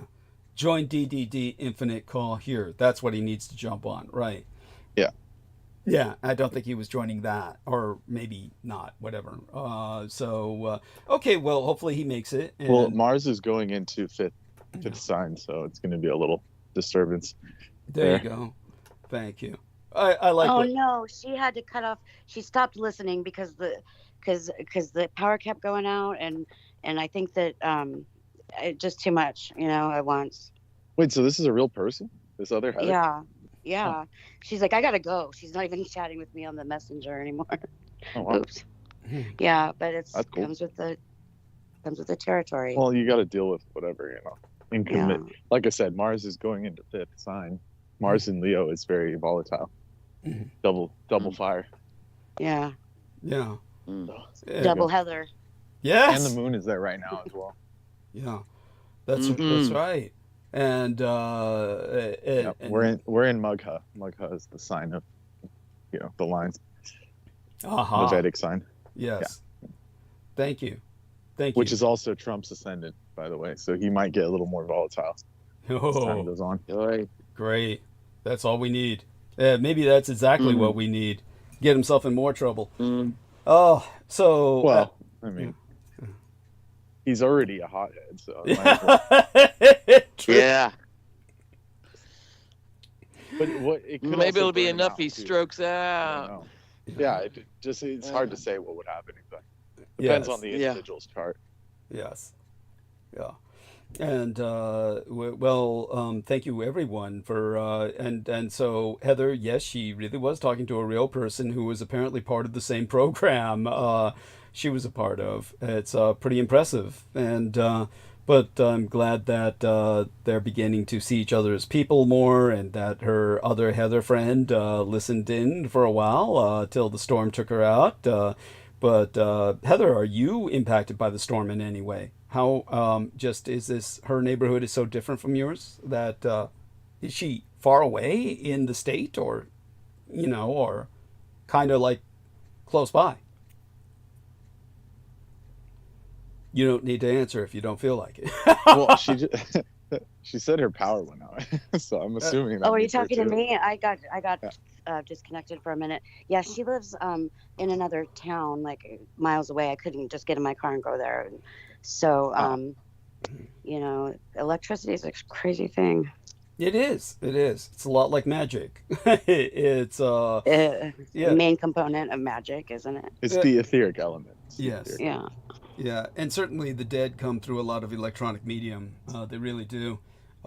So all such being said, Wall Street seems to have finally figured out Donald Trump, and it may be too late. More numbers came in Friday that show how the U.S. economy slowed down last month. Consumers hit the brakes while goods imports, I should say, plummeted by a record as companies adjusted to higher tariffs. Inflation-adjusted personal spending rose just 0.1% after rising 0.7% a month earlier, as showed by the Bureau of Economic Analysis data that I sourced from before going on transmission. Separate data showed an almost 20% slump in imports. Any observations, Brendan, before I... Oh, yeah. I mean, the shop I was just at, which never has shortages, now has empty shelves. So that's one thing. So and then sad. Also, these stats and whatever, they have a lag. Yeah. So we won't see the full effect for maybe even a year, 6 months to a year to see it in data form. Oh, so yeah. The fact that you can see it right away just is a bad sign. Yes. Thank you. So that means that's just the start. Troy Bellamy has joined us. Yes. Hey, thank Troy. You. Hey, guys. Yes. Finally. Yeah. What do you say? How's the weather in Florida? Well, I was trying to join on my iPhone, and it wasn't letting me do it. So I went to my Android phone, and it allowed me to join in. I don't know what was going on with that. I guess because it's Microsoft. Maybe. At any rate, welcome aboard, and we're always glad to have you. And school's out now, right? Yeah, school's out now. Excellent. We just got out Friday, so Wonderful. I've got a little bit more time. Oh, thank God. And we're glad to have you. And so, by all means, share with us anything you feel like. Respond to what we were talking about, of course. Share us your own insights and observations. And I don't know how much you know about that particular incident. And aside from that, of course, whatever else is going on that you might want to vent or cathart about, I guess you're just feeling a great deal of relief right now about... the break between all the work you've been doing. How did it end? Do you feel satisfied, fulfilled with this semester? Man, the school year, it's always fraught. You you have to kind of decompress and debrief. Maybe probably take me another month or two. Anecdotally, just looking at it, our kids did a lot better this year. Great. And we're really surprised, but we'll have to wait until the school grades come out. But in my area, it's crazy because we had a brand new superintendent that came in last year. They fired the guy last week because they were some of the powers that be were upset that he wasn't returning their emails and their calls in what they call a timely manner. Jesus. So basically, they just ran the guy out. But the network of people that work in the school system down here in the administration, this superintendent's office and whatnot for the county, is a good old boys network that goes back. Yeah, that my dad was sounds cutthroat. Yeah, if you're not, the same reason that they you fired guys don't him have unions. The same reason they fired him is the same reason they hired him. They hired him because he wasn't a part of the old, the old good old boy network, and they fired him because he wasn't buying into I got to answer to you guys still. So the same reason they hired him is the same reason they fired hate him. that. I'm sure it was some frivolous shit like they emailed me as well. It's super frivolous. And I think also, you guys not have unions, Troy? Down here, we had a former member of the school superintendent's office that became like the city manager down here, and he's up he was instrumental in closing down the only African American public charter school over nothing in the state of Florida, and then he got a job as a city manager, and now he's up on 8 fraud charges. He was he was using the city coffers to pay his car notes and travel expenses. It was a grift on the Must be nice. Trump level. It was a micro grift, like on the Trump level. But now he's up on those 8 fraud charges, so he's probably going to end up doing some jail time. Oh wow! But well, that's a bummer. Yeah. How come when these people do fraud, they never they always get it goes to their head and they can't lay low? It's come on, that's the rule. That's rule number 1 of Fight Club. You just fucking do as much as you can get away with. Right, right. Stop fucking yourself over. I have no idea, man. They get too greedy. But he just got way too greedy, and just stuff started. He just started showing up with new trucks and Escalades, and they're like, wait a minute, how'd you get this? I mean, it's bad enough he makes a nice salary. I think they were paying the guy $250,000. And then on top of that, at least I deal with these bigwigs. The city managers are and they have their own offices and shit. Yeah, they're pretty well staffed, and they got people everywhere. But he was doing the extra stuff, having his car paid for, and renting cars and all. He was just doing way too much stuff. Yeah. It's this impunity again. This feeling of Oh yeah, no, that ain't no black man there, man. Hell no. Right? Hell no. No. I've been black long enough to know that. Brothers don't do that kind of stuff, though, man. First of all, we not messing with no fire and no gas. There's a couple things with bro. Listen. Hell no. I don't want to sound I don't want to sound stereotypical, but there's a couple things brothers not mess with. Okay, we not mess with no wild animals. We not mess with electricity, and we don't mess with fire. Yeah. We don't mess with none of that stuff. Yeah. That makes sense. Fair enough. Love it. I love it. I'm just telling you. Yeah. the You guys are average more brother, direct. Yeah. You go to the average brother and ask him if he messed with any of those things. He probably he's gonna tell you hell no. That's delightful. No, thank you, Troy. That's incredible, and I agree with you. Yes, yeah, we'll accept your judgment. We'll accept your judgment on it. Yes, and yeah, but definitely, yes. These people, of course, try to. By that I mean media. Media will often try to be inflammatory. They'll say they aren't, but they often are. Yeah, blame it on a black guy, but oops, Yeah. he's white. Yes, yes.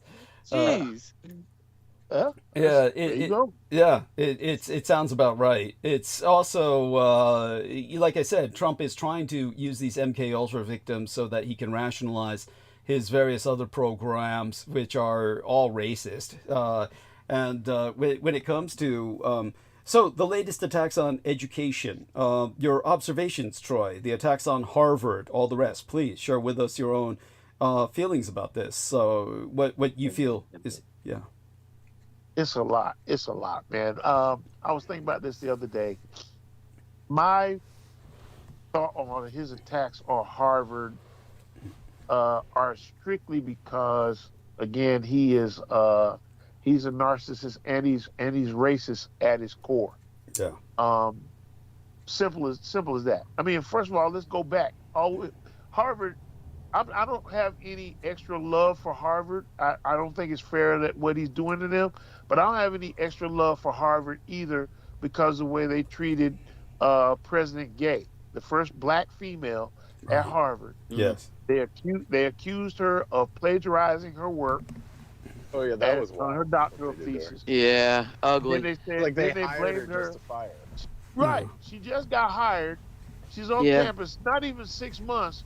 And here come these, the October 7th thing and the protests by the Palestinians, and all the Jewish people going, "Oh, you're not protecting our kids," and Mr. that other.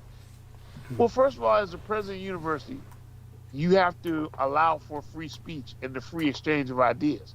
That's what makes Harvard great as it is. But the big money Zionist lobbyists whose kids are go there, or who they pay for a wing onto a school, or they've donated millions of dollars, they want it done their way. Yes. So, Yes. it's a bad thing. And then she got thrown under the bus for what? Yeah. And here's my thing: it's never just you did this, or we just don't like you, so we're gonna fire you. There's always the Character assassination. She plagiarized her work, and there's some question about some of her work. Which if you read the articles about that whole incident, it was like she cited herself. It was like she cited some work that she had done before, and or something. It was really a very innocuous, very That was absurd. highly innocuous.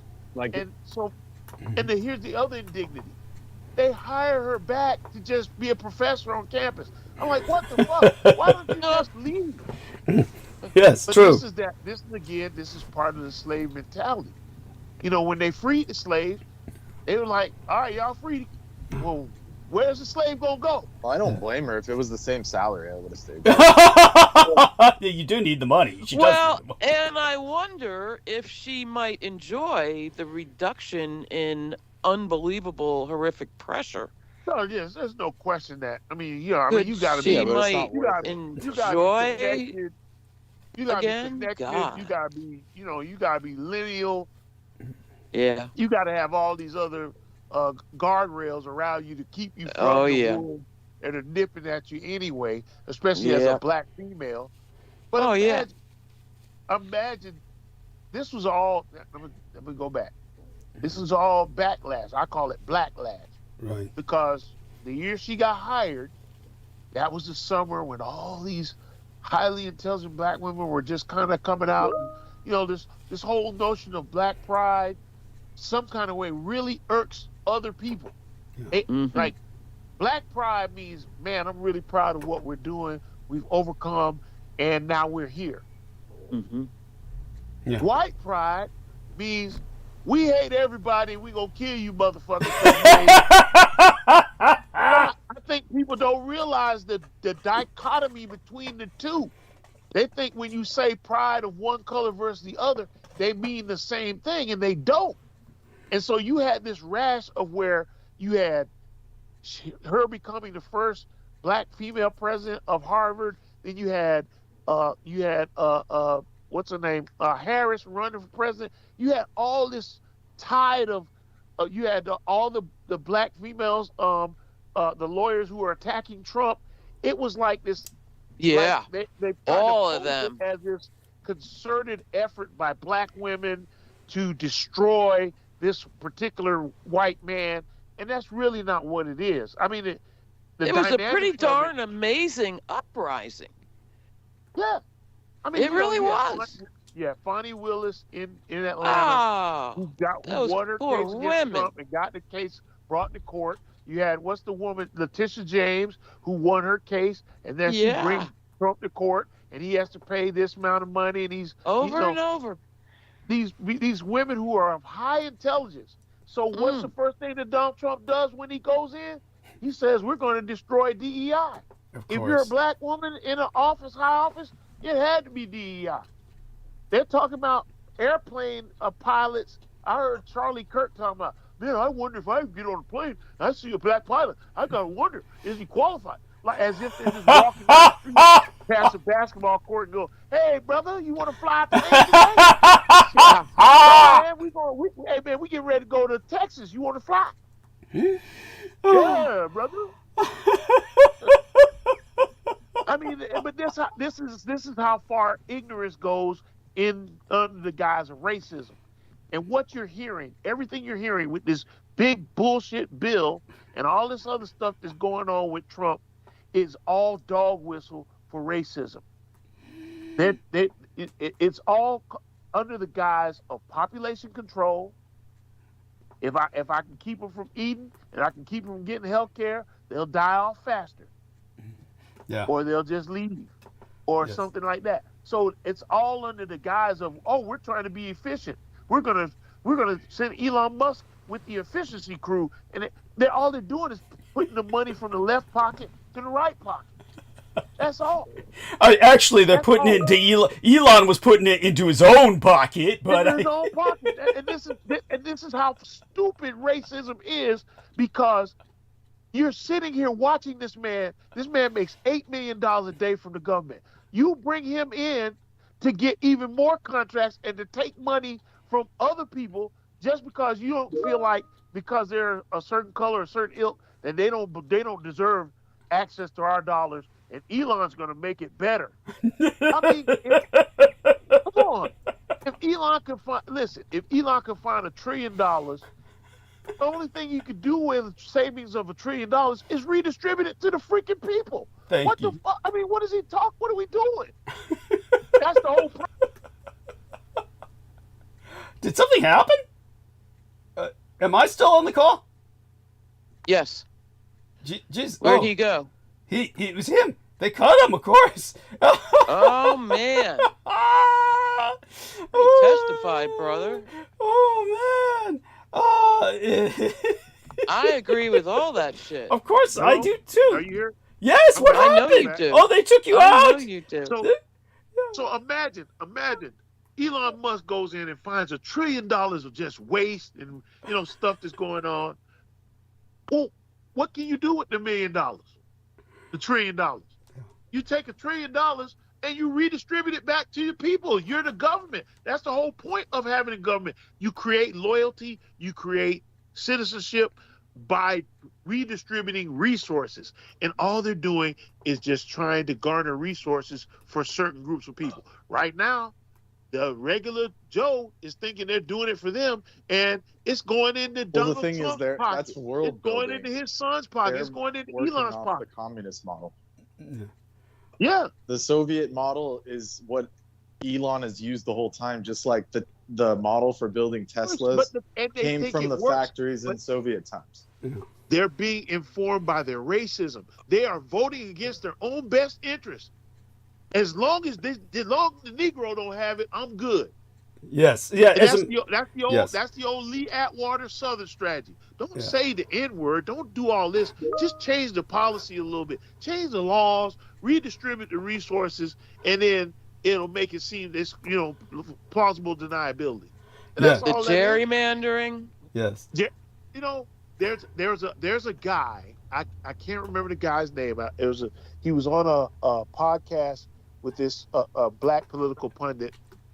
And apparently he's written some works that have gone to the Wall Street Journal, some other places, that said that legally and actually Kamala Harris would have won the race had the Republican Party and the Department of Justice had not, not Department of Justice, I don't know who was over, but they not, secretaries of state in the swing states, had they not gerrymandered the districts and purged the rolls at the last right. Something like 3.5 million votes. Blatant. All out super there. Super blatant. And that's the thing that I'm talking about. But nobody wants to talk about these things. And again, I'm just appalled by the level of people not being so. When you listen to old Rush Limbaugh stuff, you listen to the dog whistles, low information voters or the useless feeders. They say words like that. That's all codex for what they were going to do in Project 2025. And we all tried to warn the whole world, this is what's coming. Oh, no, he's not racist. No, you guys. And what does he do?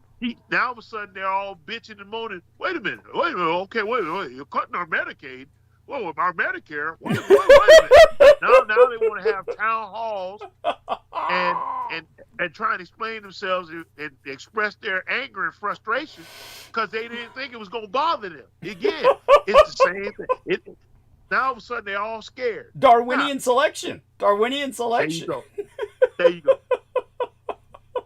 So is there a brave new wave of Democrats that are going to somehow magically emerge? No, what's going to happen? Well, you might have, I mean, because it's looking pretty crusty. Again, they're trying to build up people. They're trying to build up people through the media that the MAGAs and the right already hate. AOC, Bernie Sanders. Hell, Nancy Pelosi treated them like shit. Yeah, that's what I'm saying. Everything they've said is correct. Everything they've said is the stuff that we've been saying since the beginning of the civil rights movement. Everything we've been saying all years we've been in politics and moving along, and now all of a sudden it makes sense. But here's the thing: the backlash is going to be, again, certain groups of people. All the power has been pushed to the top. The only way things are going to change is if, by some providence, during the midterm elections, if we can make it that long. Because we're on the brink of some bad stuff globally that has nothing to do with these Project 2025. You talk about Russia and Ukraine getting after it to a point where we may have to jump in, and now it becomes, we're really on the brink of World War III. Yeah. Putin's out of control, and Trump is his puppet, as Hillary Clinton said he would be 8 years ago. Absolutely. And then now you got China. You're going to start a war. How in the world do you start a tariff situation with Mexico and Canada? And you wrote the fucking tariff stuff. You wrote the whole trade bill with them, which was nothing more than the NAFTA. It was just NAFTA with a new name on it. Yes, it's all true. That is all true. And we know how that worked out. Again, because everything is being informed, and I hate to say, I don't want to sound like an alarm, like I'm just this race guy, but everything is. I'm just a 1+. I'm a math teacher. 1 + 1 = 2 to me. Yes. And so it's the same mindset that informs their decisions, the same racism that informs everything that they do. It's like Obamacare. Obamacare is Mitt Romney's plan from That's what I keep saying. Yes. and they loved it in Massachusetts. And They loved it Hillary all over the world. adopted and as soon it. as Obama said it was, I don't want that damn Obamacare. I don't want none of that welfare from, I don't want none of that. I'm a licensed insurance agent, and I used to work for Blue Cross Blue Shield of Florida, and I would have these guys come in with their cowboy boots and big beard, and him and his old lady with all the tattoos on. I need insurance here, and but I don't want none of that damn Obamacare. Oh, Okay, shit. sure. Yeah. What And now this fucking is after losers? Obamacare is already the law of the land. So all I do is I take his information, I plug it in, I show him how much tax credit he's going to get back. His insurance bill might be $1,000 a month, but he's going to get $850 a month from the government to help him pay his premium, and all he has to pay is $150. Oh my God, I love this. That's great. You're the greatest insurance agent I've ever seen. And I just refrain. I could have been petty. I could have been the petty black guy and said, they all took man, it. in They your all took face. it, motherfuckers. Yeah, they Yeah. all took it. I could have just been petty Yeah. and been like, in your face, it's Obamacare. And I'm not going to do that. There's And on top of that, they said, we lost hours and shit. It's like they would have cut your hours anyway. You know what I'm saying? Like But all my the point is, complaints, yeah. my thing is, how the hell we bring in Elon Musk? If you're supposed to be government efficiency, how you gonna ruin people's lives and call that efficient? Government is supposed to be. It's gonna listen. Let me tell you. I'm gonna tell you another reason why Because they're brought not in working on government. I'm gonna tell you this this. isn't government. I'm gonna give you the real. Again, everything is. All these decisions are informed by racism. So what you understand is, okay, in the Medicare, Well, I don't just know. say It's the food affecting stamp. me pretty bad too. Now think about this. But no, I want you to think about this. In the food stamp, the reason they're making these changes is because too many people were getting money. Okay, let me explain. Let me explain, and you understand what I'm saying. In the food stamp system, I'm an investment guy. If you look at it, for every dollar of food stamps that's distributed, the government makes about $1.12. That's where else can you get a 12% return on your investment? Right? Okay. Yes. Yeah. It's a loop. It's a loop system, so you can only use the food stamps in the system. Well, okay. Here's what happens: you have a lot of creative because people. the foodstuffs was controlled by the USDA and all of that. Like, is that what you're saying? Exactly. They So can you set the can't prices really- and all that. Yeah. Right. So what that does is not only does it create $1.12 back to the government, it also creates employment opportunities. It takes people off the dole, all that kind of stuff there. Now, here's what people do in the system. This is where they consider this fraud, waste, and abuse. So you'll have people who will get a book of food stamps. They probably don't have a job, so they go down and take advantage of getting on the roll, but they making money doing other stuff. They're buying chicken wings and selling dinners, and buying eggs and buying crabs. Well, I remember the good old days when you could buy, like, they'll give you $100 So for 50 and so in here cash. again. So as soon remember as the they good old see days. that too much money is being made on the black market through the sales of books of food stamp at pennies on the dollar, then they say you can't use food stamp for anything but hot food or something like that. Right. You understand what I'm saying? Yes. See, these young girls know how to get in the system. They take the money and say, okay, well, I'm gonna go buy these chicken wings and I'm gonna sell chicken wing dinners and I'm gonna make dinners and I'm gonna make some extra money. They become entrepreneurs. Some of these people are running food trucks using food stamps. Wow. Oh, It's shit. not it now. Technically that's called fraud. I but wish I really met that's those the people. entrepreneurial spirit. yeah, I'd buy. Now, again, Wait, where what are these people happens at? Like, where are these? here's what happens. Maybe in the South. If I have Florida. listen to me. Florida. Listen, if I have a book of food stamps and I sell them to somebody else for $50, I got $100 worth of food stamps. I sell them for $50. That person then can go and buy $150 worth of food. See, it's a whole system. It's a game, a government program that is designed. Now, Is here's that the how all thing. those people in Atlanta got money? Because they're all Bro, rich, as but far as I can listen, tell. that's on a small level. Here's where the big waste and fraud is. Let me show you how these people get rich and why I live in the area that I live in, how all of a sudden Sarasota has become Manhattan. Wow. Okay, there's all kind of condos and stuff that go for $750,000 minimum, right downtown where I grew up as a young black kid. You know why? Because what they did was when they used to redline those areas and there was nothing there but projects, they let them run down and get dilapidated. And then what they did was when Obama and Biden and all of them came up with the opportunity zones, what they did was the city council started widening the red line. Oh, okay, well, let's include this area. So they would take an old project or old area that was blighted and they would demolish it and rebuild it with using opportunity zone dollars. You have these big companies come in and say, we're going to build condos or affordable housing. And they would come in and rebuild them up, put in offices and stuff like that so people can have, because part of the opportunity zone, you have to have these multi-purpose buildings. So you might have, on the first floor, you might have office space. Above that, you have condos. So now all of a sudden, a rich developer can come in and for pennies on the dollar and getting government money, they can build a big condo. Wow. Yeah, listen, bro, it's a game. So you talk about, you worried about people getting food stamps, $100 here, $50 there, versus these guys who are making $50 million using the government money to build and line their pockets up. Yeah. That's how the Trump game, fortune all was of this- founded. All of this is based Yeah. on racism. I'm just telling you.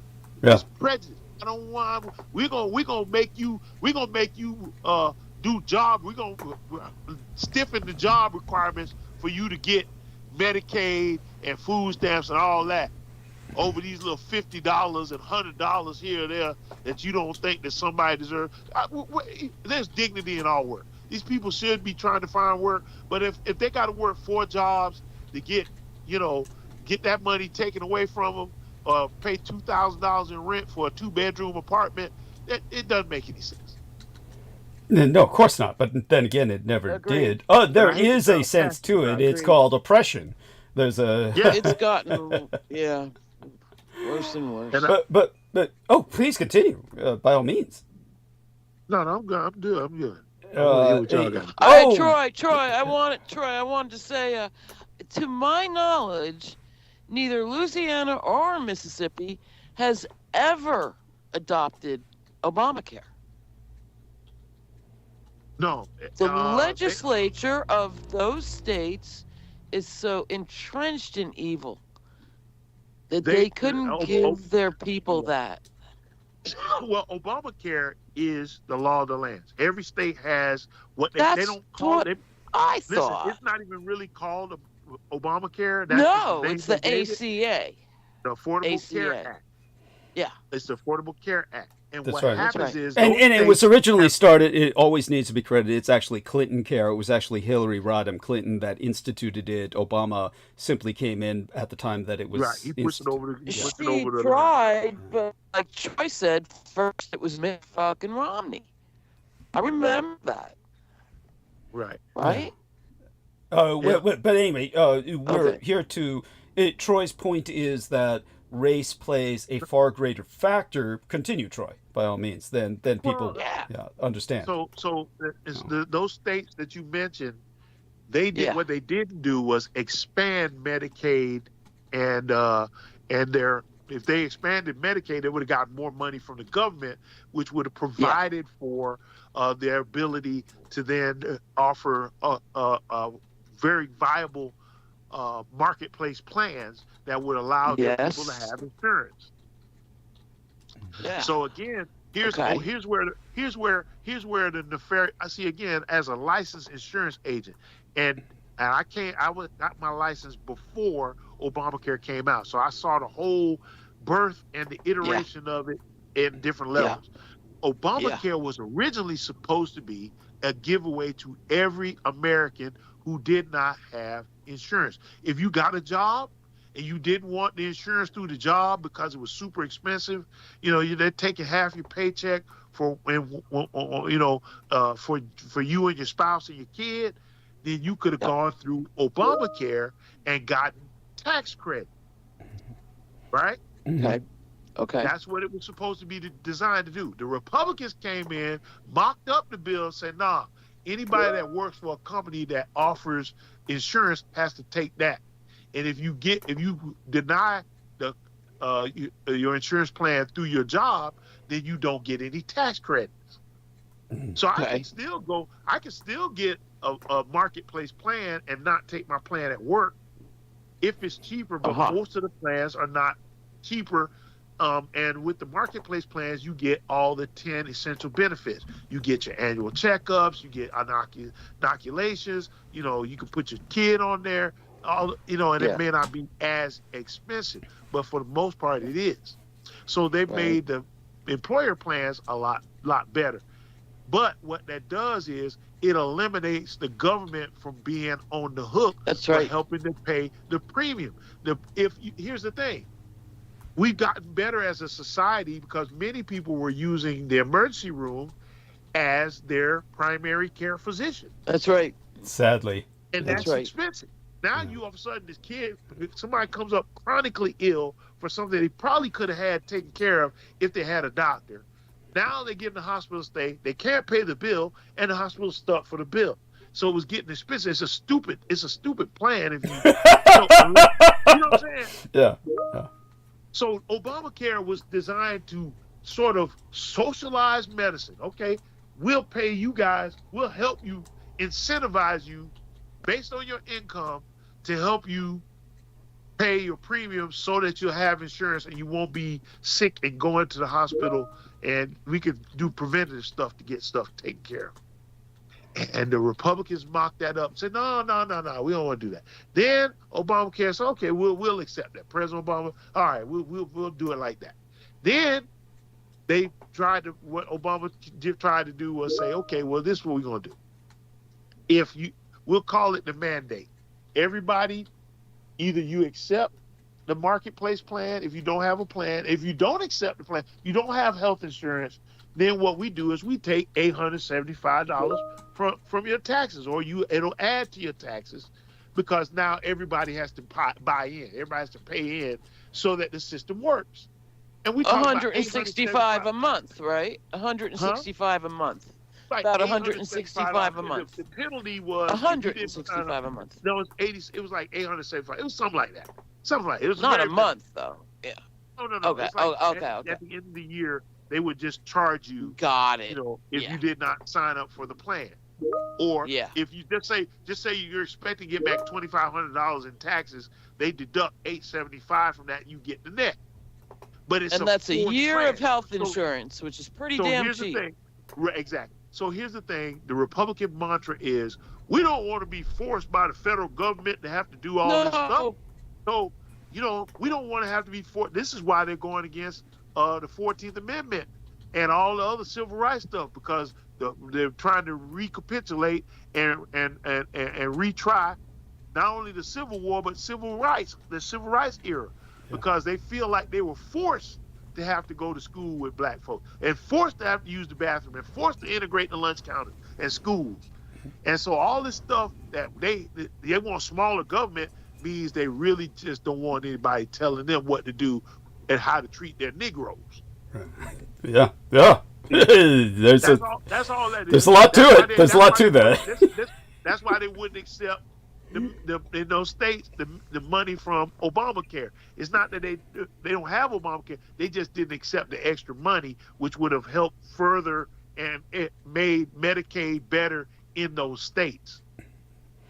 And that's all based and informed on them saying, oh, we don't need your welfare from your government, because if you tell us what to do, then you'll be telling us what to do with everything. And so Trump's whole pander is, oh, we're going to kick it all back to the states. Well, you're going to kick it back to the states, and all the states are going to do is those just are the what same they states want. where you can work 15 hours with no break, and you're just a slave to their construction companies and shit.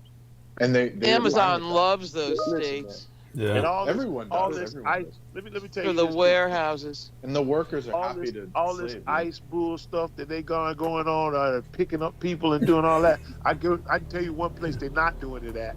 Not on a grand scale. They're not doing it here in Florida. Listen. There's a migrant hostel right around the corner from my house, and these guys work their tails off. Yeah. They pick them up by the busload. I see the bus every morning. Pick those guys up and drop them back off. Dude, I mean, don't you suffer intergenerational trauma when you see that? It's very difficult because, again, I teach at a school that's a Title I school. When my dad went to school there, it was all black. It was the only black school you could go to. Now it's 80% Hispanic. Yeah. Yeah. It's 80% Hispanic. Where do you think these people are coming from? They come from Venezuela, Guatemala, Nicaragua. Yeah. I got Haitian kids come in and speak 5 languages.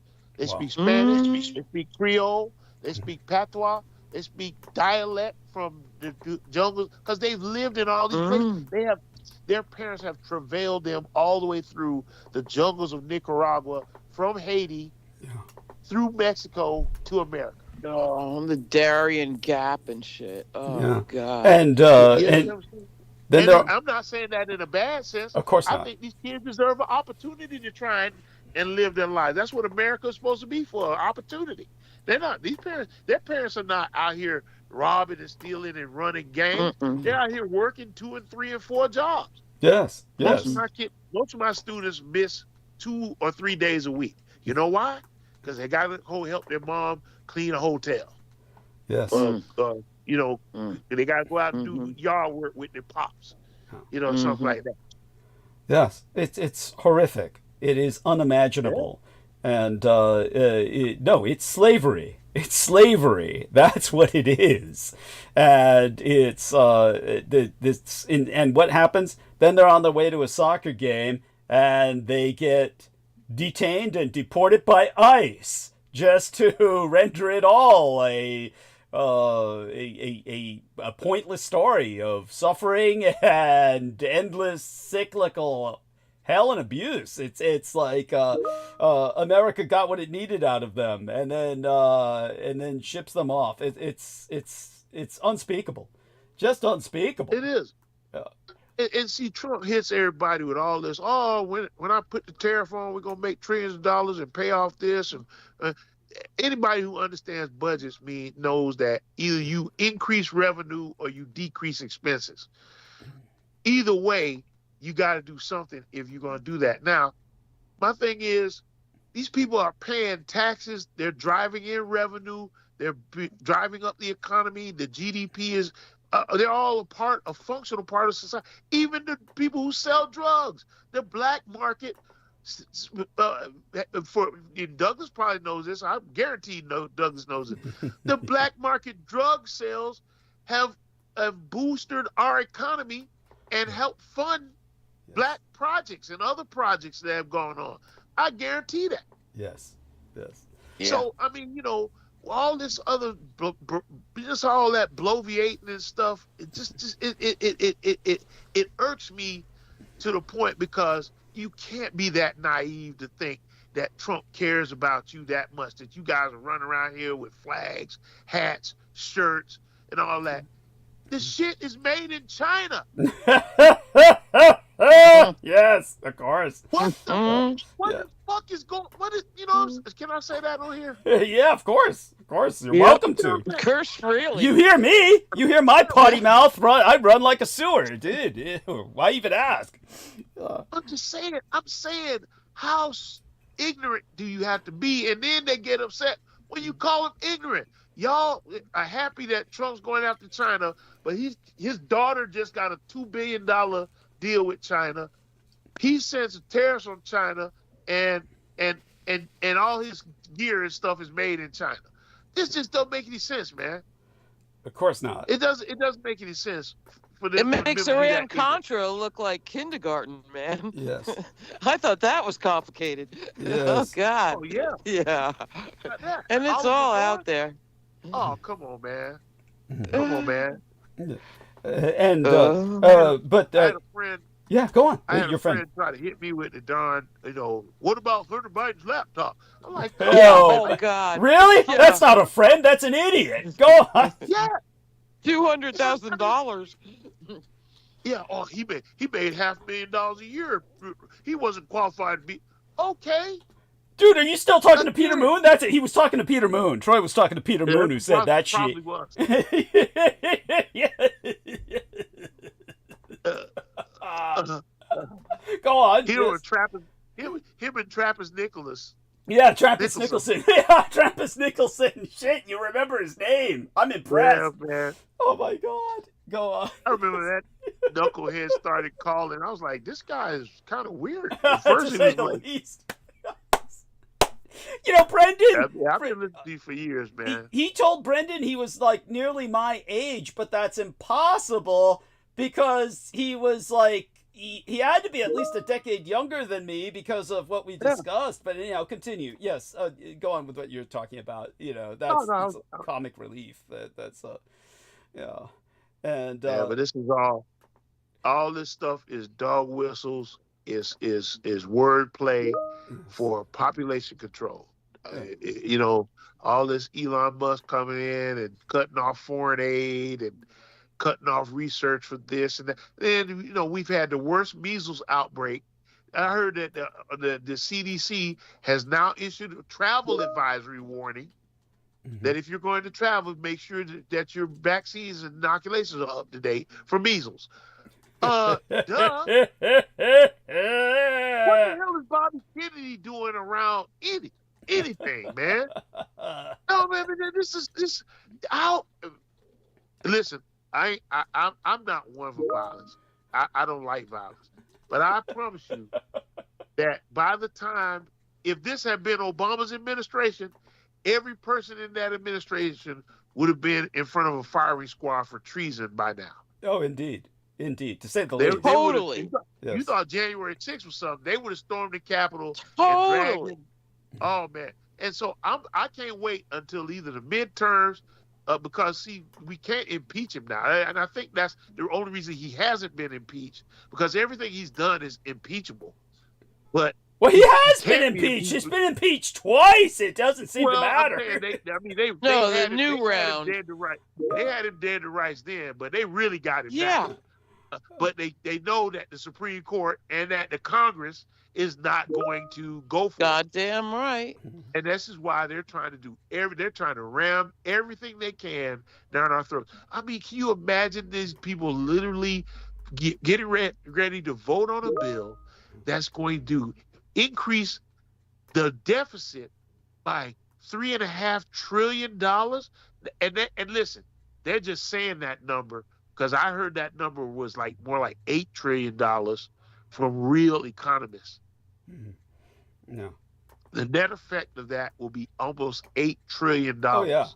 You're talking about the ultimate cost of all their bullshit. Now, yes, go on. Hell, Trump added $7 trillion with the last tax cut.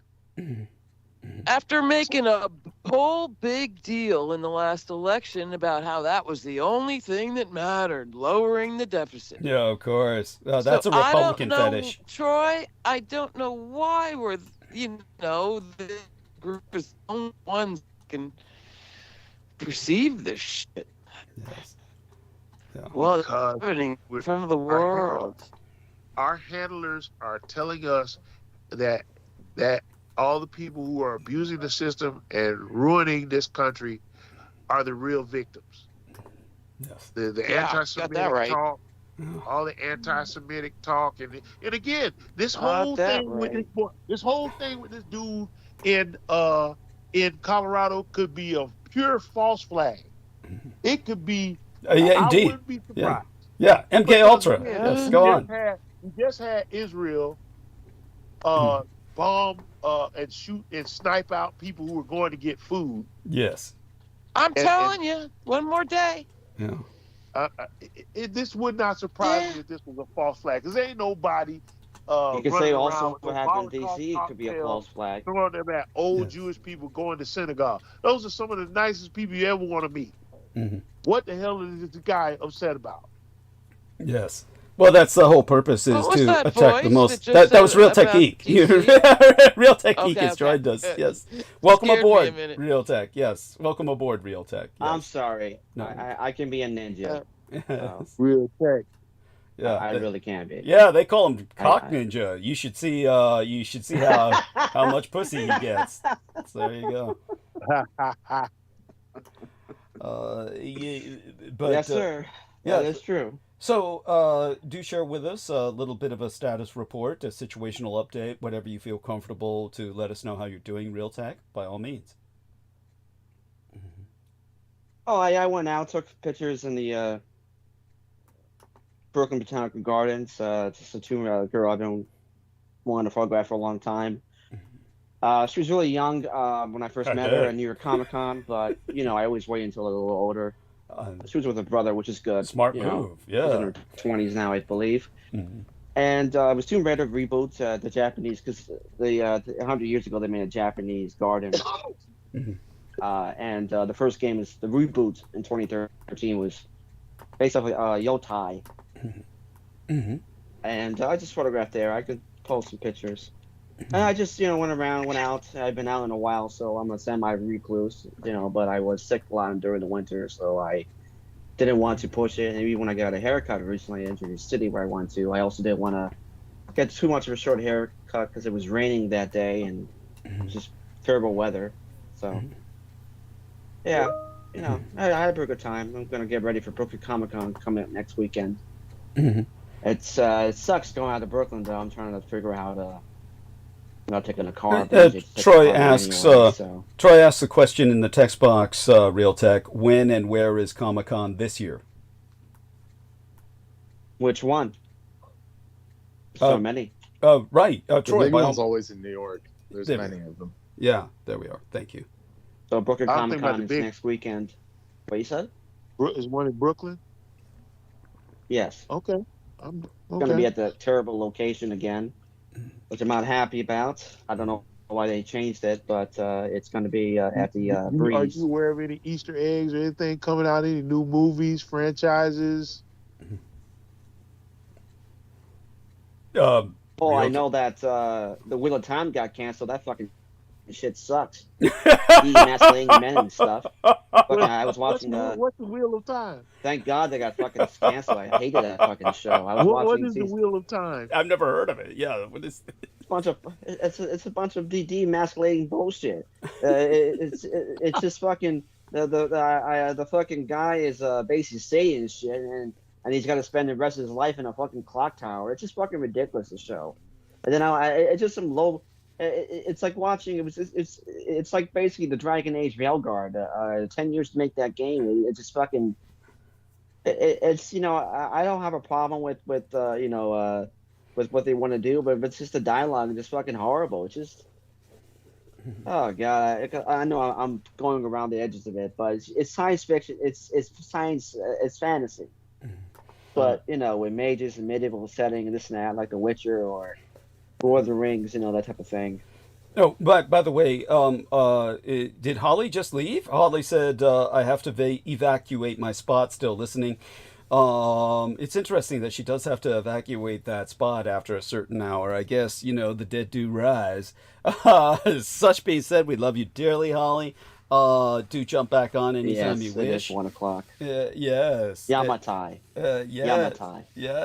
Yes. Well, remember, she's here on my side of the continent, so it's only 10 o'clock p.m. here, but still late enough. Okay. I mean, it's still pitch black. Yeah, it is. Yeah, at this point. Yeah. And so yeah. So live in a car or something, or may as well be. Oh, she's often mistaken for homeless by her own description. She says that basically, she's in a cemetery. She's hanging out in a mausoleum. I'm not shitting you. And, yeah.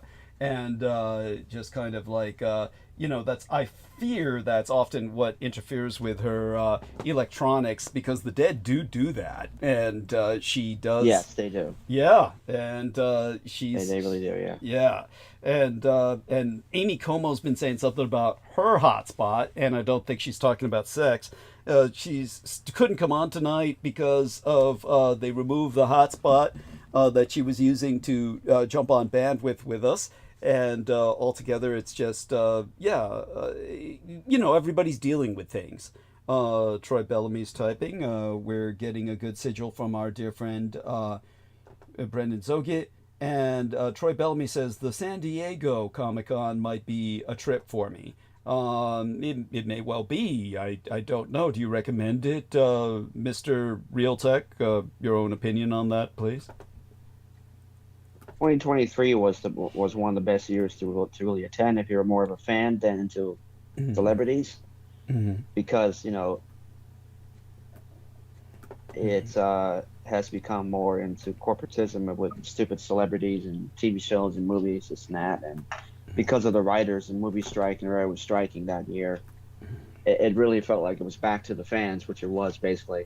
But the problem with San Diego Comic-Con is that it probably is. I think this is going to be the last year. And people think it was because of the pandemic. But they were talking about leaving Sydney. The event organizers, I think this ReedPop, they were talking about leaving San Diego in 2019 because of the fact that they charged like $10,000 a night for fucking hotel rooms. Ooh-wee. There you go. It's fucking insane. Well, our man, Brent. And they were in San Diego for fucking forever, man, since the 70s. Yeah. So, for them to really think about leaving, I really thought it was a pandemic, but no, it's not because of that. So it was extended. I think this probably is the last year it's going to be. Jesus, that's sad. So it is really sad, but it's just exorbitant prices for the hotel rooms. I mean, I paid at one time for I booked in January in 2015, so I paid probably like $1,500, $2,000 for it myself. It's a lot of money for 4 days. But but it's right next to, even I have to walk there. I had to walk there one time, but it was right next to the San Diego Convention Center. So it was 20-minute walk, 10-minute drive. The Estates Hotel. But if he wants to go, that's probably the last time to go to is that one, because unless they extended it, I don't know. Brendan says it's the best one, all together, Anime Expo is another good one too. That's in L.A. Okay. That's about 2 weeks apart. So. The one that they have in Tampa is getting bigger and bigger. They have one that's Tampa. close to me. Have you been there? Not, MomoCon? like the, MomoCon, right? I had some friends that have gone, but I've seen some of the pictures. No.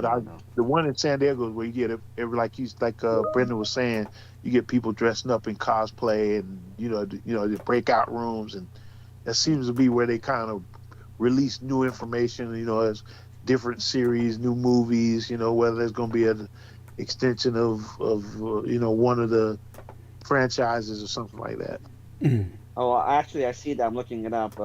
Marvel is actually skipping Hall H this year, so there won't be any new announcements there. So that means the con, okay. That's not good for them. Hall H is like where they have all the big announcements. I mean, people freaking go little tiny cons, and they even like a random new one they will cosplay. I mean, the cosplay community in a lot of these places around the world and around the country it's a very hip thing to do now. So it just depends the big ones who goes to that, because like international ones, people will come from internationally to the big ones. So we're all around the world. I'm not saying you're all right about that, but I think the Alternative Amendment one in Florida you're talking about. Yes. I know the one in January, because I know CTC will come there. I collect comic books, so CTC will come there, and they're right in one of their headquarters. I think they're in Fort Lauderdale. Oh, Fort Lauderdale. Sarasota. Sarasota. Yeah, forgive my ignorance of geography. I'm getting a bit forgetful about Sarasota is where? Which state is that? Florida. Florida. There we Florida. are. Thank you. Sarasota, Florida. I thought so. I know Yeah. Lauderdale was. I knew Fort Lauderdale was, but Yeah, of course. I thought it's pretty close to there though. okay. But that's because no, I'm just saying if you collect comic books, you want to grade stuff or get things signed, and there's a lot of facilitators that you can do it there. But because I know my local comic book store, he went betting there. And then Delato came actually too.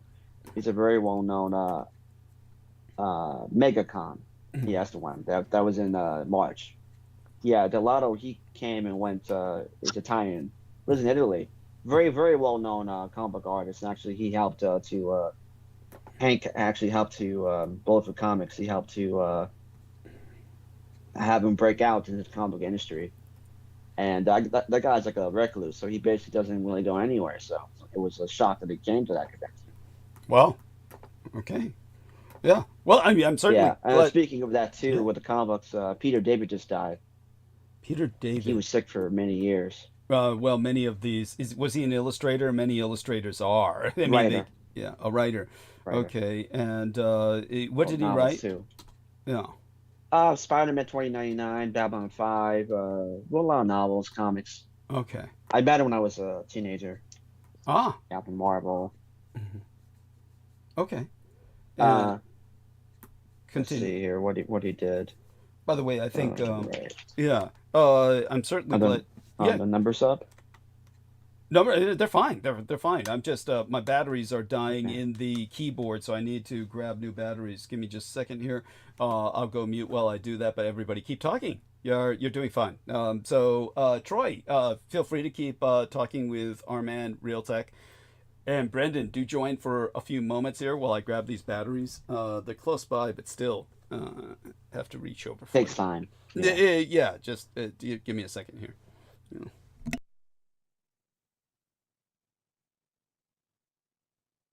No problem. No problem. Yeah, so I mean, I was listening to a guy on YouTube, and I don't disagree that these all these because he worked for Marvel, he worked for DC, he worked for a lot of these, and they made them plenty of money.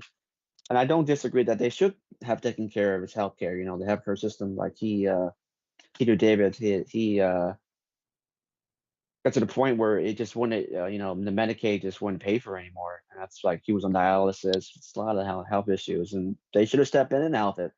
It's like there's a couple times with Stan Lee and Steve Ditko and a couple of them had to sue them to make them pay for stuff. It's just it's a shame. But like I was talking one time before with I'm allowed to do drugs though. I don't do drugs. I just want to take care of the health also. I mean, that's there too. Do you collect comic books, Troy? Or Say again? do you collect comic books? No, actually, but my Yeah. father-in-law, Uh-huh. my ex-father-in-law, Uh-huh. collected them, and he has like 8 original copies of the Batman 1, Wow. Holy shit. which I understand is worth a lot, Yes. like $1 million. Wow. Holy shit. So he had him. He passed away. I'm still trying to get his daughter Uh-huh. to try and go cash them in, Yeah. or at least go get them evaluated and get some insurance on them. Of course. Yeah, you can get insurance on it. You can get it graded. You can get it They're from what they showed me. He took a appraised. picture of them. You They're Mhm. still in the original wrapper. Jesus. They've never been. comic slave. He brought them things Okay. from way back. Really? Yeah, he brought them. Well, Detective Comics 27 was the first appearance of Batman. Mhm. From 1937, I think. Mhm. Yeah. And then Batman #1 is from a little late later. But that'd be insane, especially if you can like get him signed, get him looked on, get him signed by Michael Keaton or something, I go straight like crazy, like insane with that. Yeah. Another really good one too, which is where Joker when he drew the Joker, Neil Adams drew the Joker. It's not. It became a key. It wasn't a key. It became a key because of the artwork he drew. Mm-hmm. I need to look. I need to look. Isn't that fairly recent? No, No. from the 70s. Okay. All right. Yeah, I mean he's dead now. Mm-hmm. Well, a lot of these people died, like you said. They're most of these people don't know how to take care of themselves. It's very sad. No, he was also in bad health. I was listening. I was happy listening to it, but he was an old comic book dealer, and he was talking about how nobody actually knew how bad his health was except for his wife. Jesus. So you're right about that. They don't. Last week, Yeah. did you hear Doug and them talking about Crumb, the illustrator? Crumb? What? Crumb, Robert Crumb. What's his name? Robert Crumb. Yeah. Yes. Well, we Robert Crumb? Yes. What about Robert Crumb? Well, No, I haven't. You know, it just is interesting you were talking about the artwork because most of the illustrators, I guess the illustrators and the artwork is what really draws people to comics. It's not so much always the storyline. The storylines are great, but it's the artwork. Yes. And Crumb was just so. I mean, I saw that documentary, and like I said, I'm not a comic book enthusiast per se, but I was enthralled by that documentary. I mean, I was engulfed by it. I was like, man, this guy's interesting. I remember the little cat comic, and how racy it was, during those times. Yes. But and ironically, I actually just to say how much I thought about this show, I began to email dialogue with his lady friend. I can't remember her name now, but yeah. But I think she's still around, as a matter of fact. Ah, okay. But yeah, she was very interesting too. I'm This sure. guy on YouTube makes a lot of fantastic videos about comic history too. Mm-hmm. His name is Matt. It's Matt something. I'm gonna find his name again. But Okay. I haven't heard that name in a long time. Robert Crumb. Yeah. Right. Reminds me of Mouse. The guy who also wrote Mouse. Oh, Jesus. Yeah, let's not bring that up. About that. I'm sorry. What were you saying, Troy? What were you saying, Troy? It was interesting that he began to talk about that when we were talking about Crumb last week. Mm-hmm. Okay. Right. And was there anything in particular? Did you want to gross Realtek out by what Crumb's brother did with? Is that what you were thinking of? No, see, I don't even remember. See, I didn't hear that part. That's the part I didn't hear. Oh, you were falling asleep. I didn't even realize Crumb was still alive. What? I think he's dead. He's 81 years old. No, oh, still alive. It says he's alive. Oh, okay. Well, then that's pretty impressive. I mean, I don't disbelieve it. It's just I never paid attention. Crumb is someone I talk about as if he's dead because obviously he's not very productive anymore, and apparently that's. I bring up Crumb to basically point out various elements of illustration that a lot of people are unaware of. People have no idea what goes into. I see that. Wow, Brendan really likes Yu-Gi-Oh. Yeah, yeah. He collects Yu-Gi-Oh. I mean, that's a nice dark magician girl. I like that. Yes. I got Yu-Gi-Oh. Yeah. Okay, cool. Brendan, well, now you got to get back on bandwidth, Brendan. I mean, the two of you have to talk about this. We'll see if Brendan responds. I was talking with Harvey Peacock. What? Troy? What? I'm sorry. I was looking. I knew it was. I saw the thing on Crumb, but also one of the characters in there was Harvey Peacock. Okay. That's who. He was another illustrator that worked with Crumb. Ah, yes. By the way, so I don't know if you see the text box. Can you access the text box in the call, Troy? Do you know how to do that? Press the chat, and then you'll see what Realtek has provided about Detective Comics.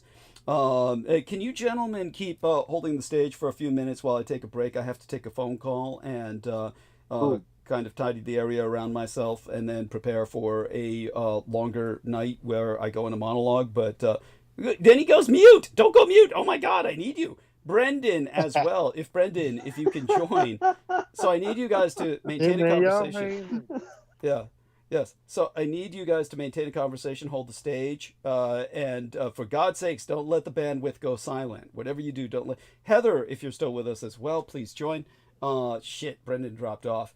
Okay, so it's oh, good, honey. So talk to these two gentlemen if you would be so kind, and I'll be back in about 10ish minutes at the longest. But I gotta take this break, and so I'll be back. I'm going on mute right now, but you guys hold the stage. I keep burning bandwidth. Okay, I'm letting you all go at it. All right. What do you guys want to talk Who am about? I speaking with? Heather and Troy. Heather Holman, Troy Bellamy. Hi, Real Tech well, Geek. It's I good that thought you you said called. Troy I went mute. missed you. Yeah, no, Troy's not mute now. Troy's back. Right, Troy? Test your audio, Troy. Yeah, I'm back. Okay, I'm good. back. So hold a conversation with these two lovely young Okay. people, and I'll be right back. Thank you. All right. Hi, Real Tech Geek. Hello, Heather. Oh. How are you? Nice to meet you. Well, we've talked before. It's just been a while. Yes, I remember you now. I think there's someone else that sometimes talks on the show too, but maybe I'm confused. Well, Did you probably see? think- Did you see how Yeah. they came out with some kind of release last week about how Google was joining up with Microsoft and all like something, and they were worried about nuclear repercussions or something of technology? Well, I know Canadian Prepper has mentioned, and I've been meaning to look it up, mentioned many times in the past couple of weeks, that the airline companies, the major airline companies are looking into having insurance to be able to fly around Hmm.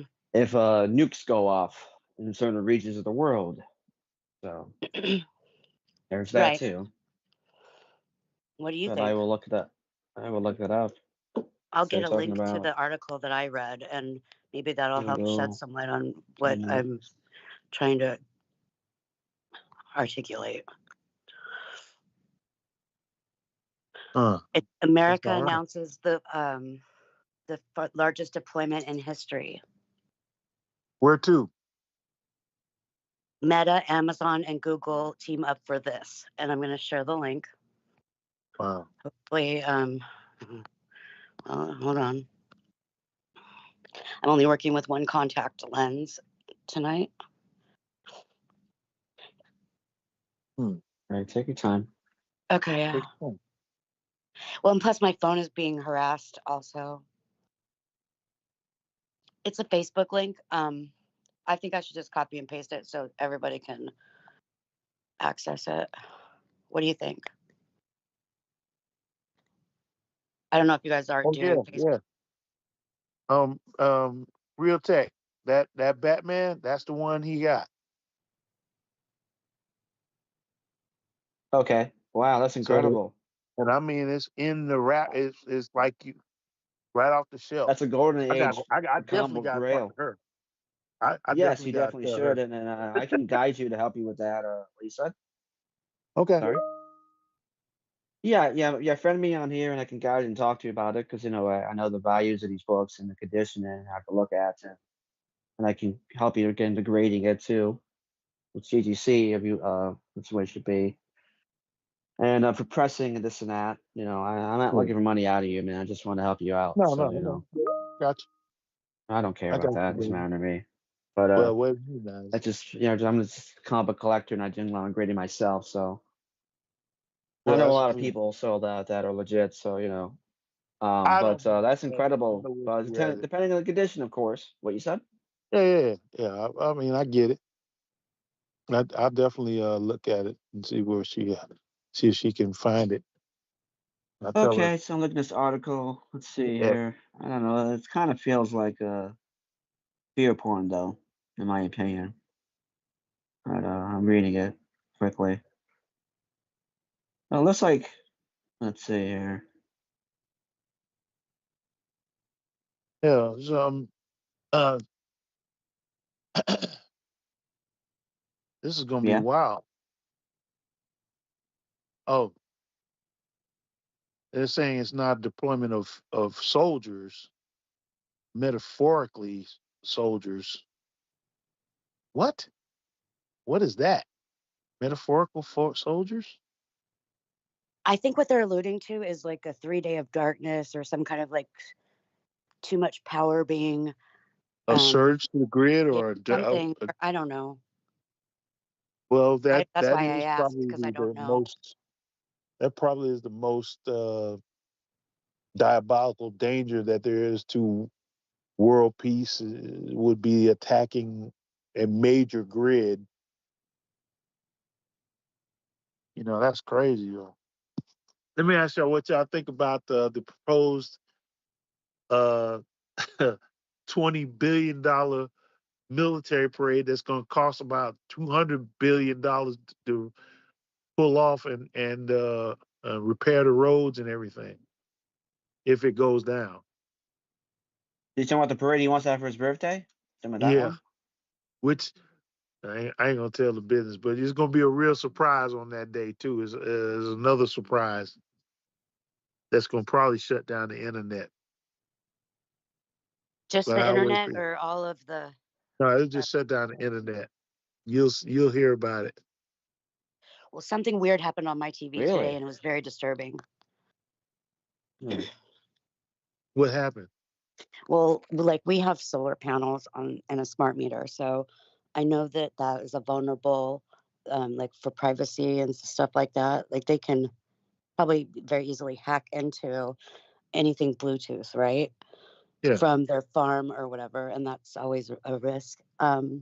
So I walked into the living room, and Benny's mom was sitting there in her wheelchair, and she didn't even realize what was happening. She didn't know.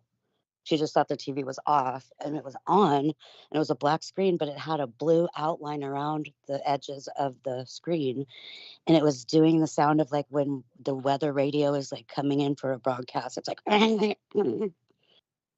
making that weird sound, but it was barely like I could hear it, and it was driving me nuts. Like I couldn't turn it off fast enough, but she didn't even notice it. Oh, interesting. Yeah, it was definitely something that was new to me. I don't know. Wow. Yeah. Spirits are upset about something?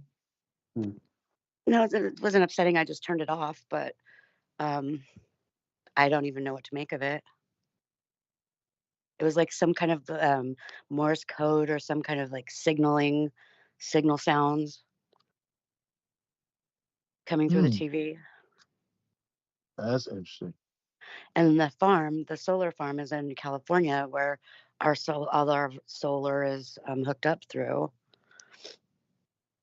Now, there was probably last year before the storm here in Florida, probably every week, like clockwork, there were some guys walking through the neighborhood trying to solicit solar panels. And I saw actually quite a few people have changed to solar. I think this area was the electrical companies were giving some sort of financial incentive to doing it. Is solar? I know. I mean, ever since I was a kid, I remember talking about it. But is it reliable? I don't know. It's No, yeah, it's dangerous. I think not because entirely. yeah, Okay. That's I mean, that's interesting. what they try to do in Europe. They try to have the solar power completely But, and then down on them. as I read In this Spain and article, parts of Europe, and if what you said? as we read this article, it's talking about how, this nuclear stuff and all this other stuff is clean and resilient energy supply. No, it's not. I'm kind of wondering who they're trying to sell that to, but I mean, suckers. it seems like solar would be, a way to go, especially here in Florida and places like California and stuff. I mean, but actually Denver, Colorado, I think has the most sunny days of the year than any other city in the country, if I'm not mistaken. That was a factoid I I think you're learned right when I about lived that. out there. When I lived out there and worked for a company out there for about 6 months. and that was beautiful. Air's a Yeah, the little air is smoggy. incredible. Yeah, especially Clean. especially up high. When you live up in Yeah. closer to the mountains, it's just beautiful. Yes, It around looks the it looks smoggy because you're up so high. It looks like it's smog, but it really, from what I understood, was just I don't know what kind of cloud they call them, cumulus clouds or something, which keeps yeah the air around really, the really clean. Air Force Academy. It was really clean air. Oh yeah, oh yeah. I'm not Yes, gonna go sir. too Up far in in that Colorado place though, Springs. but Uh-huh. Now, is it true that that it can still pull something in while it's nighttime? They can still generate or pull something out of the sky when it's dark. Probably should. I mean, if they're I don't using know. I neutrinos or doubt something it. like that. I don't know. I don't know. I Yeah. really don't. I could look it up. Why would Let's NASA be see. monitoring it? NASA's the military, so don't forget that. Okay. They're Well, part of the military. they're monitoring all of the Huh, solar things from space. really? Yeah. And then they can determine about the density and like what's happening in the ionosphere that we can't really see or feel. Huh. I think it's like called dark energy or black Yeah, something. dark matter. Yes, that's the one, dark matter.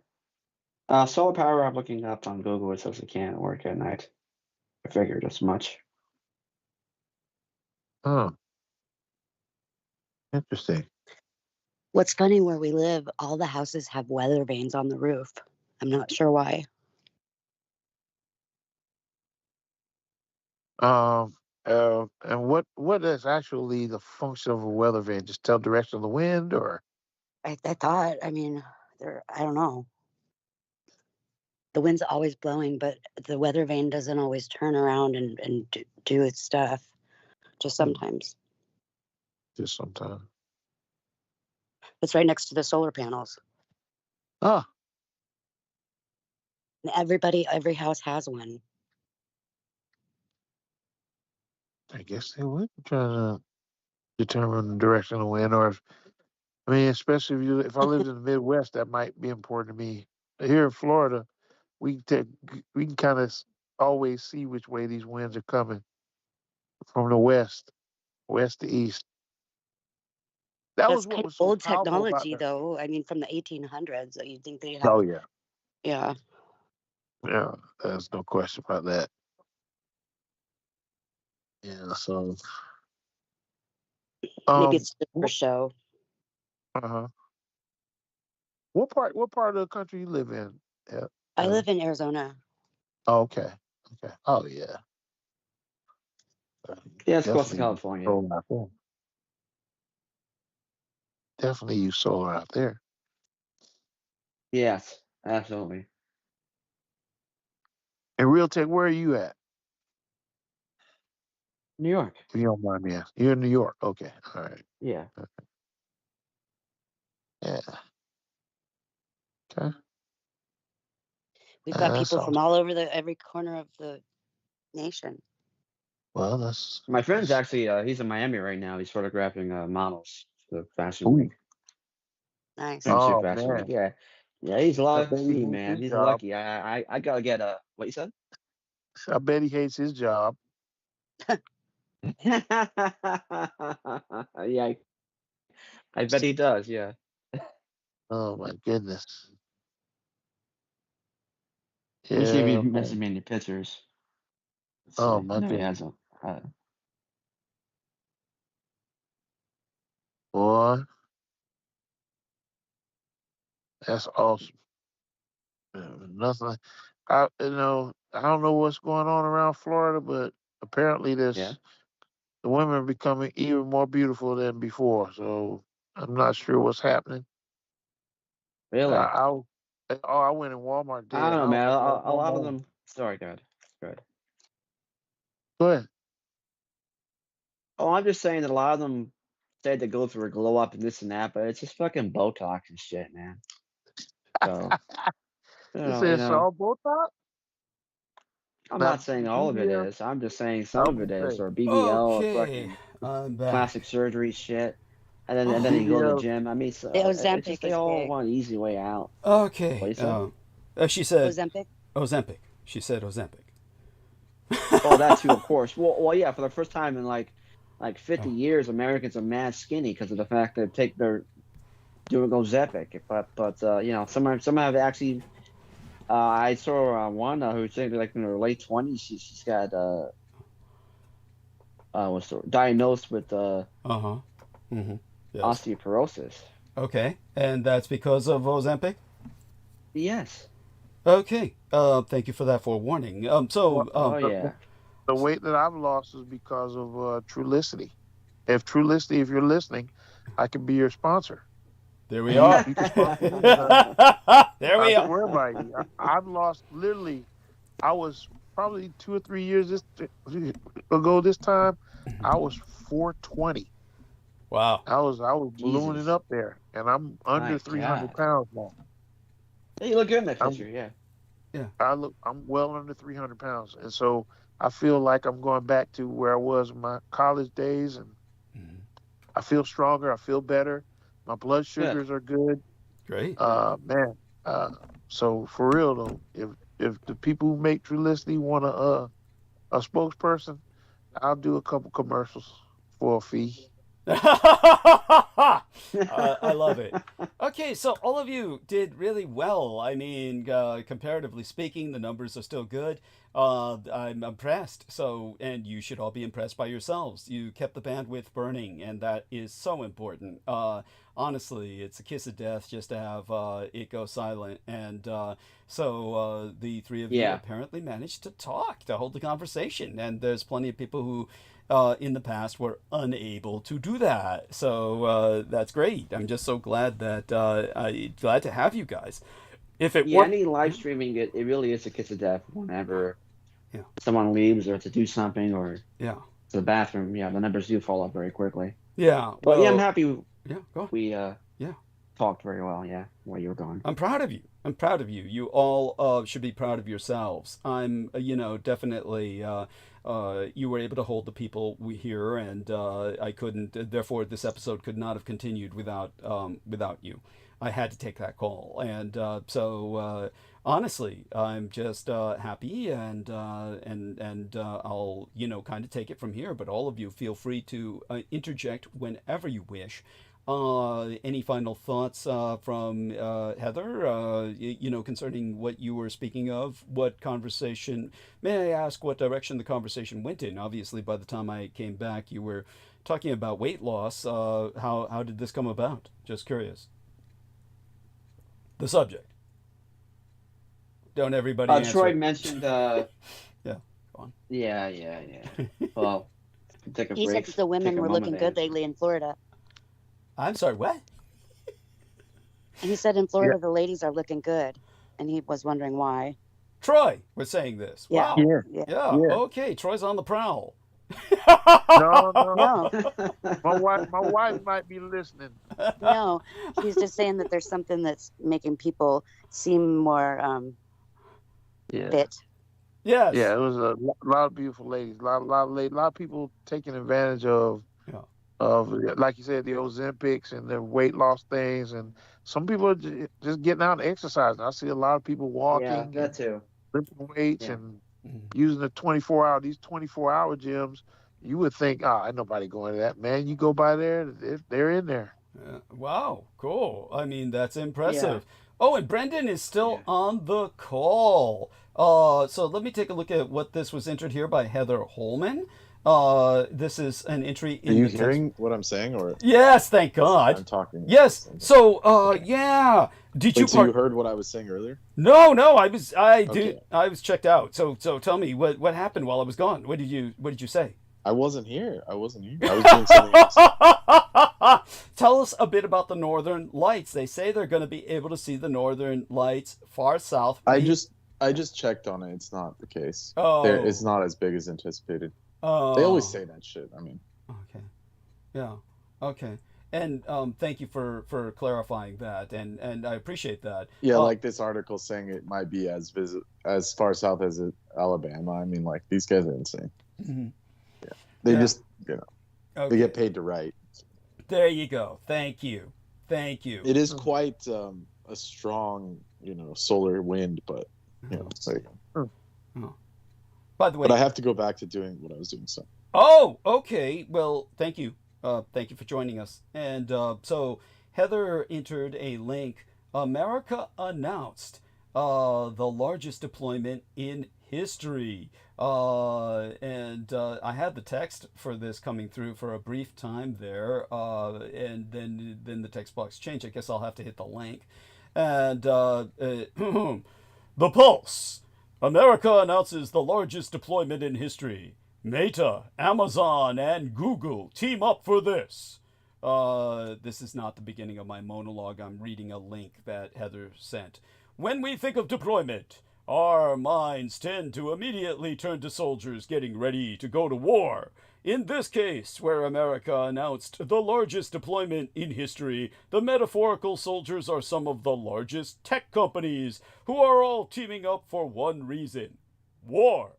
Thankfully, this war forms part of a global fight against fossil fuels, and these companies' pledges might just be able to turn the tide and win the war. Yeah, Heather, do you know what we call this?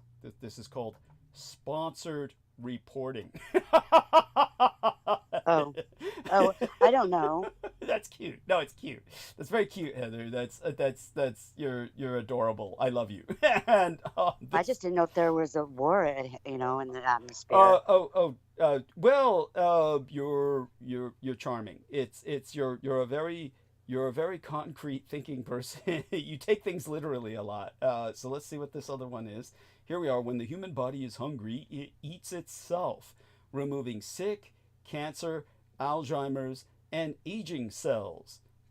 So what you're suggesting is all these people go on fasts. Or their 5G is just making them lose their appetite. Honey, that's a lot of conclusions to draw. Something is making them lose their appetite because they're not getting fatter. They're not Oh, you were talking back to the skinny people. Yeah. You know what's making people lose their appetite? What? Real tech? No money. Yeah. It's that simple. Yeah. Good America's point, been in a fucking recession. Sorry.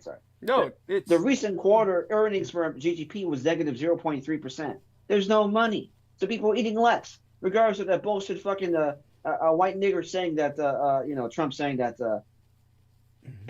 eggs are going down, and they have gone down a lot. Yes. Yeah. But there's no money, man. Yeah. There's no money. That's why people are not eating. Hey, I'm taking. It's that simple. Yeah, you're preaching to the converted here, man. I'm taking everything you say to heart. Believe me. Yeah, real tech's on the money, and certainly, I'm certain Troy will back you up. Okay. And especially with this bullshit that the Republicans are completely blocked off. With the student loans, which Biden was right about, canceling the student loan debt, and now it's going to come everybody's student loans, and wages and garner their wages, and people are completely going to skip more meals. Might eat every 2-3 days out of the week. Yeah, if they have to. Yeah. Or go to the food bank or something. It's and I absolutely disagree with that. The student loans should be absolutely canceled. Take it out of the military budget. Yes. Take it out of there. Take out the money that's given to the fucking Palantir that the U.S. government now is going to use to data mine our things. The stock is at all-time highs again almost. Mm-hmm.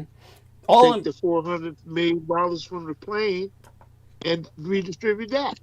Yeah. What you just said? Say it again, Troy. Yeah, say it again, Troy. Slowly. You talk really fast. Slowly. Yeah. Say it again. Instead of taking a plane, yeah, take the $400 million, and redistribute that, and pay off the debt. Right. So what Troy is referencing, it's not I believe. That simple. Well, I believe what Troy is simple. Basically giving an example. So Troy's example happens to be I the agree plane with you. From Qatar. Yes. You're referring to the bride from Qatar. Yes. Yeah. Oh, Yeah, Qatar. which Yeah. is actually from Yeah. ultimately Turkey, because Turkey occupies Qatar. Right. By the way, Brendan. Oh, I didn't know that. Oh yeah, Really? Turkish troops occupy every inch of Qatar.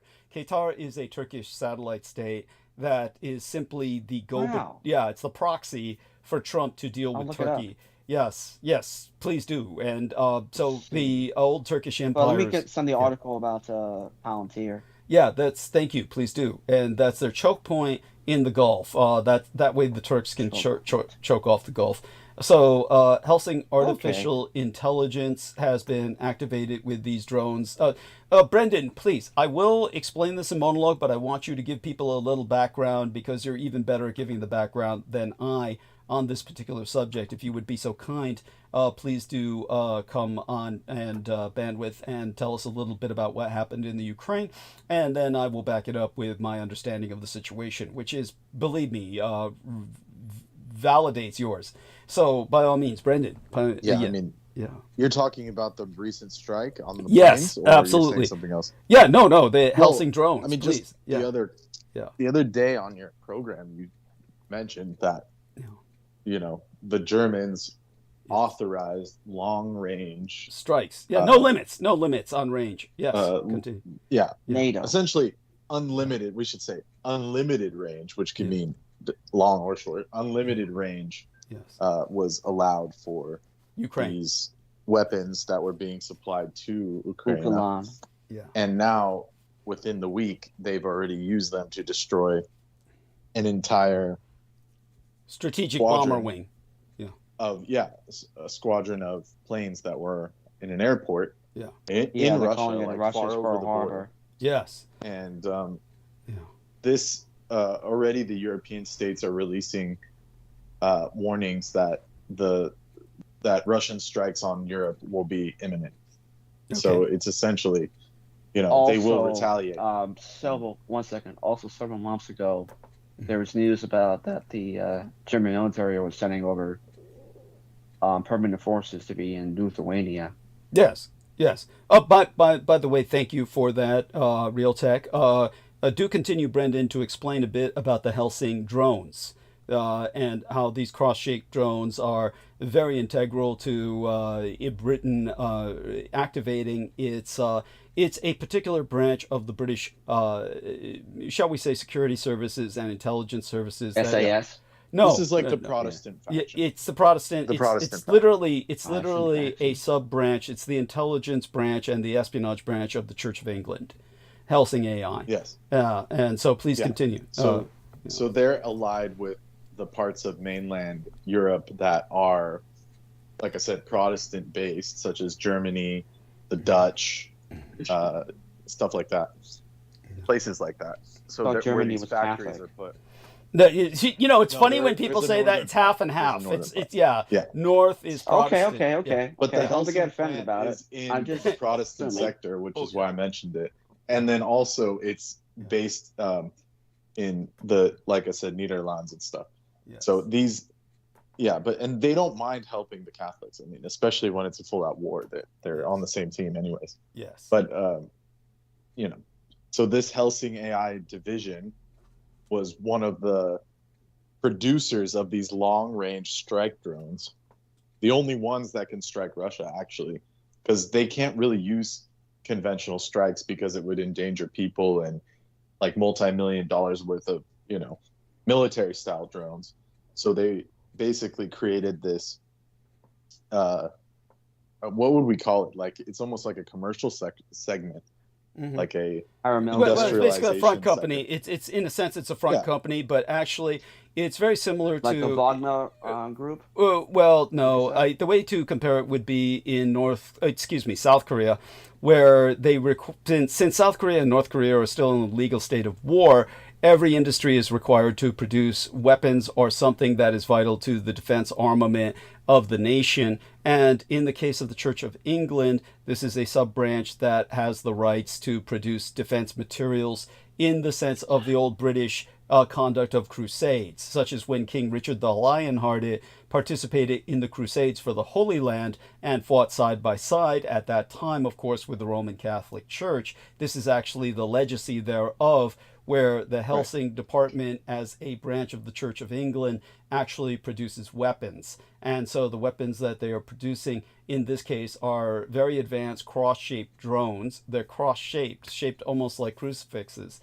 And so take it from there, Brendan. Yeah. Yes.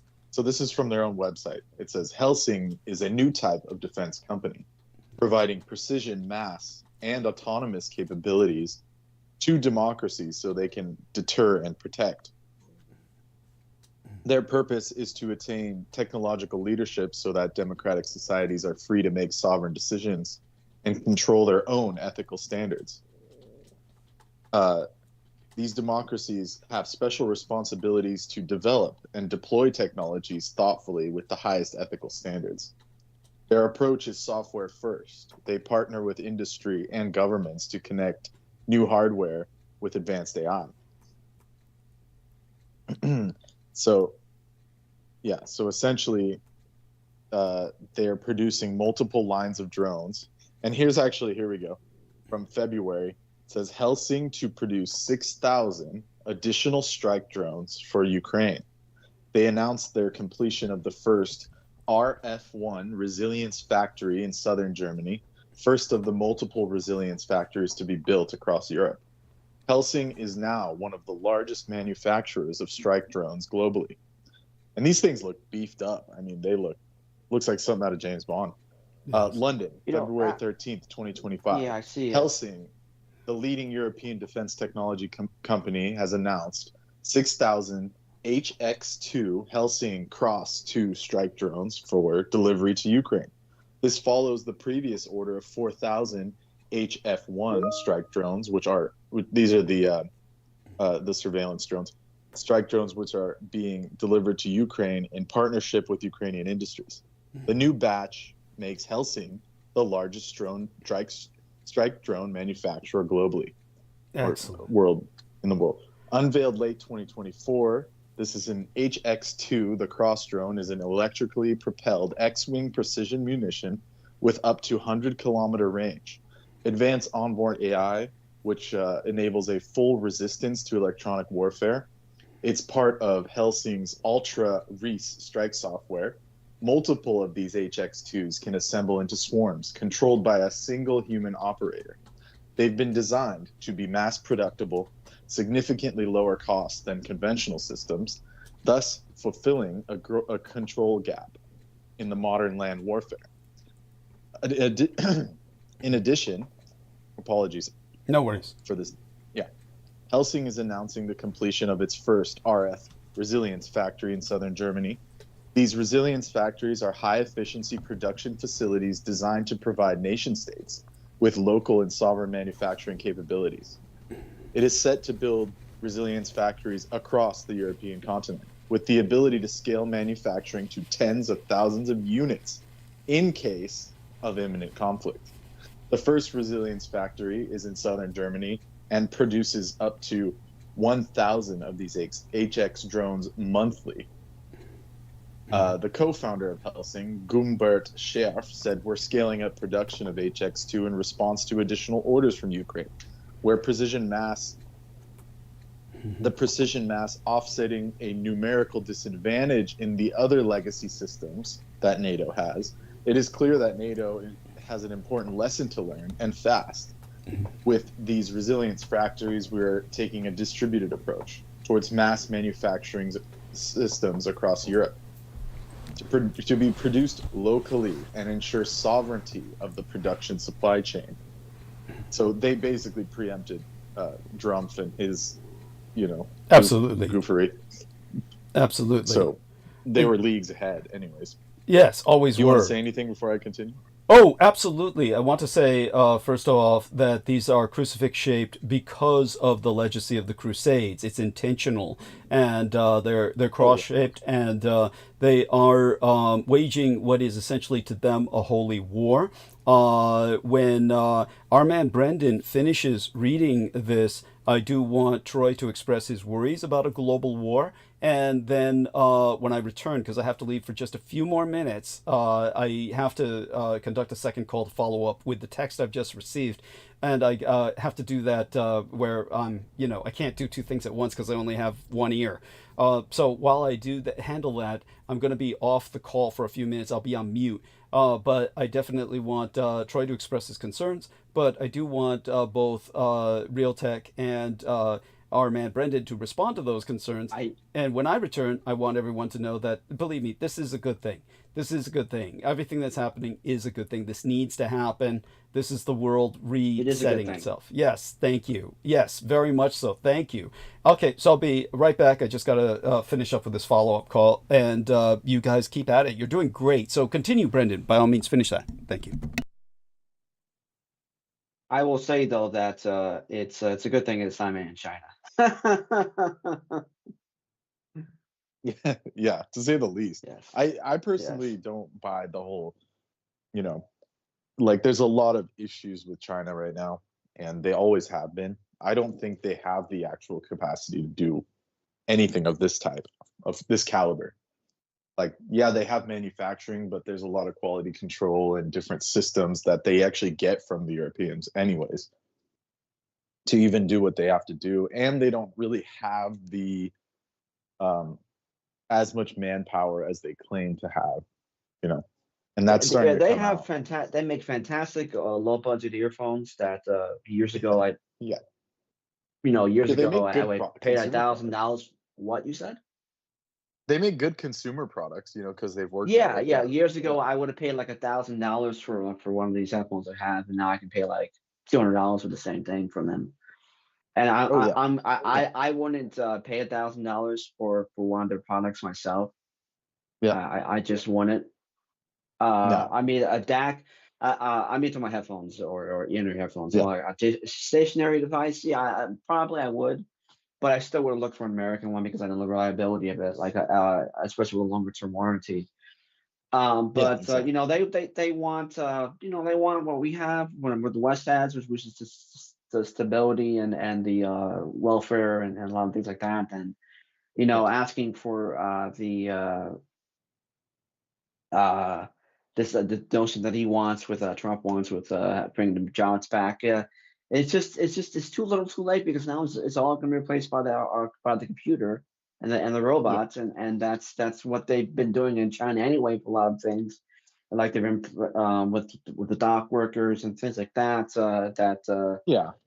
Like they were they were protesting back in almost in like end of October, end of September and October, going on strike. But population's always been a problem for them anyway. But they're and another issue too is incels. That's like that war they had during the Qing dynasty. Sorry, I'm always getting a little confused with the dynasties. It's their histories are very confusing. The names, it's a lot to memorize. Yeah, the final. But the one with the guy saying. Yeah, with the guy who was saying Jesus Christ, it's not a lot of it was also dealt with them not having enough women and mating and this and that, and that's where they went to war, fighting each other for 20 years, and it was like a 20 million people died on war or 100 million. It was just something insane. I'm saying that the eunuch stuff and the incels and a lot of it, and it's what's happening in this country too, and hopefully the robots will, the sex robots or female companion robots will help to balance that because it's a big issue with these people today. And so, but so it's still social solve a lot of things. Yeah, of course. But back to the article. What did you call the sex robots? What was the term you used for them? Companion. Oh, Companions. Robotic companion. Because they won't just be like a sex doll; they'll like talk to you and stuff. Wow. Yeah, China's making a lot of for you or advancements whatever. Yeah. Like China's making a lot of advancements with that. Listen, we will consume anything. It's we Yeah, don't we discriminate anymore. We consume anything, man. Yes, you're right. Yeah, but those I'm are more just as important guilty. than like other products in that sense.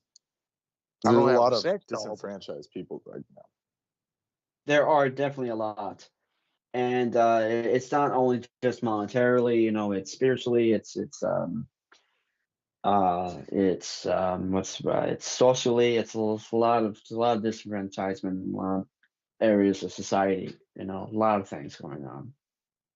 And I agree with Douglas that the world needs a reset because it's coming. It is definitely coming to a head right now. A lot of these things, and it did start with the pandemic, and it could be another type of pandemic. Right. Could be coming up. Can be. I Definitely mean, is potential I for don't it. think they'll pull that twice, and like it was not exactly a success the first time because they just. Oh, I mean needed a their natural one. stats. I mean, I'm talking about like a natural one, but I mean, even I if actually there agree is with a you. But so-called natural one, I mean, it's like there's no like limit. It doesn't matter if people die. Like there's no limit to that. Like it could kill a lot of people and still nothing. Like they determined that they're with the dying. last one. People are dying like crazy anyway because they got the slow death going on, the soft kill, Yeah. which is the Jews. So Yeah. when people Or got whoever. the turbo cancers and stuff, and Yeah. and people got manipulated into it, and I didn't care. I just went to eat in a restaurant or something. I just went to Jersey, ate in a restaurant. Like, I give a fuck. Okay, I'm back. Yeah. And So it didn't matter to me. Oh, But exactly. speaking about HealthSync, Yes. I was looking it up and I totally forgot about that with the anime, which is Van Helsing. Mm-hmm. And it actually does deal with a religious organization that kills vampires and other supernatural beings in the show. But it's very interesting though regarding that, because how. But it shows that the Helsing group is a subset of the English government. Yes. But Yes. for some it's reason based they in England, named the it show. after that. So, yes. No, but understand that the only reason that it made it into anime was because for years while I was dealing with smuggling, what I smuggled out of the United States government to give to the Japanese, and that way they could finally set up their version of a Holocaust memorial museum to the Japanese prisoners of war that were mass murdered in the United States. At that time, I discussed with them much of what I was working with in terms of records and documents for United States intelligence. And of course, the Allies are spying on each other as much as they are on anybody else. And that was how I became acquainted with the Helsing organization. The Japanese integrated that into the anime, but it's a real historical, it's just a historical fact. So, as I said, when the government... And this proved it. Yes, thank you. It validates, of course, everything that I did with Teleport USA. And Teleport USA was just a front company for Japanese industrial espionage.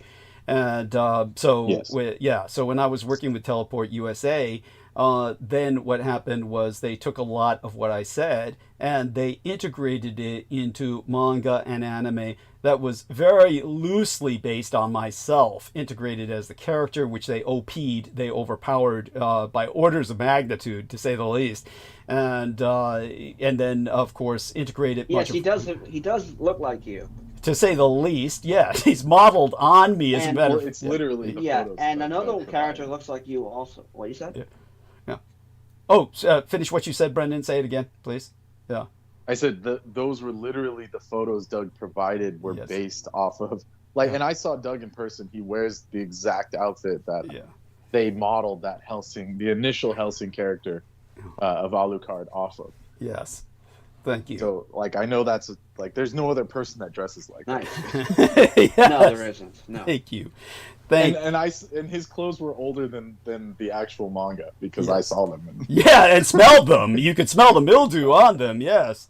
Yeah, that's right. That's Mildew. confirmed. Yes. Oh, dude, you don't know? I mean, tell him about the crypt, dude. Tell him it's, his whole house is just like a moldering, just time capsule or what? It's like a crypt. There's no other word. Yeah, as are many houses on the block. Actually, tell him there's just plenty of the houses. Well, he lives on a haunted block. I mean, yeah, the whole thing is like stuck in, like there's a house nearby that literally has like the old skeleton key lock and shit, and it hasn't been opened since like 1973. Yeah. Shit, you not. Yeah.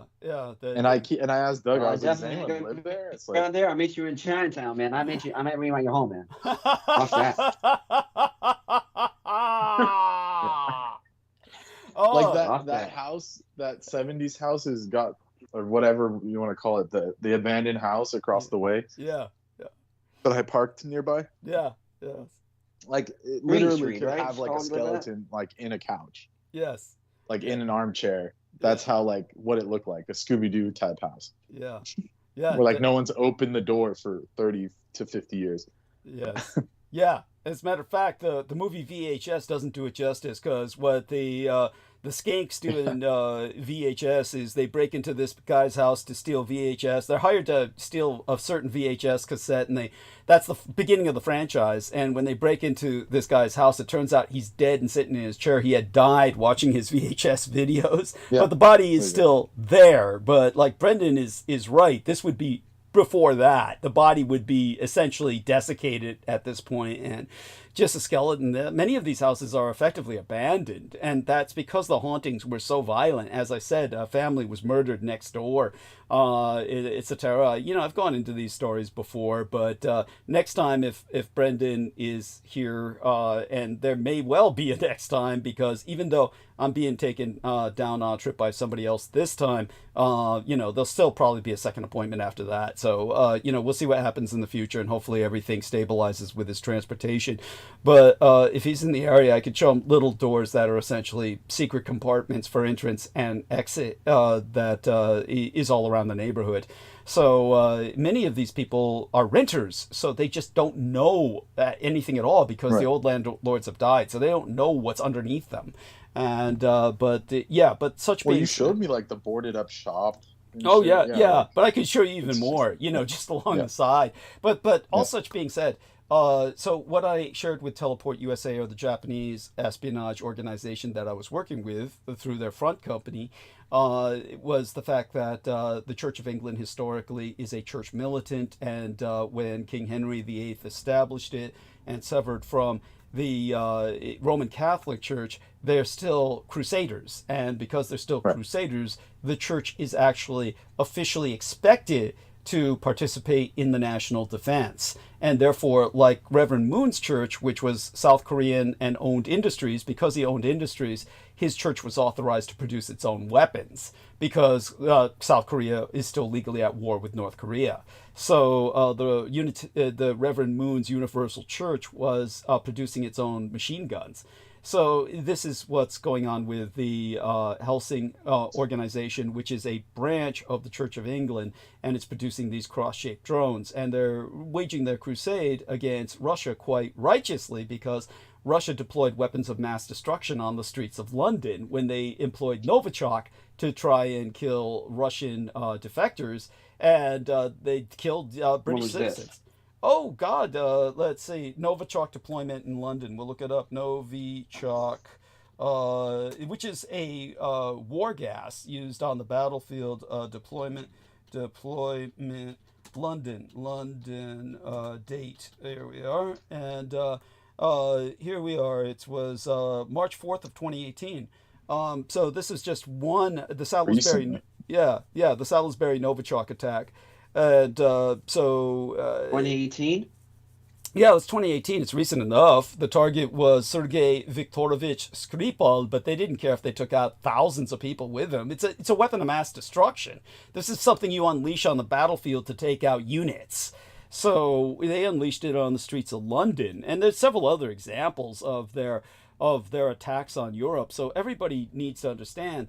If Russia says, "Oh, we're going to strike back because this is an escalation," well, Russia's been striking at Europe. They've been, what was it? The big airport? Where was the big airport? Russian double agent. Where was the big... the Heathrow fire. Yeah, Heathrow fire on England. So they're already attacking England. Yeah, tell them about Heathrow. That was last year, right?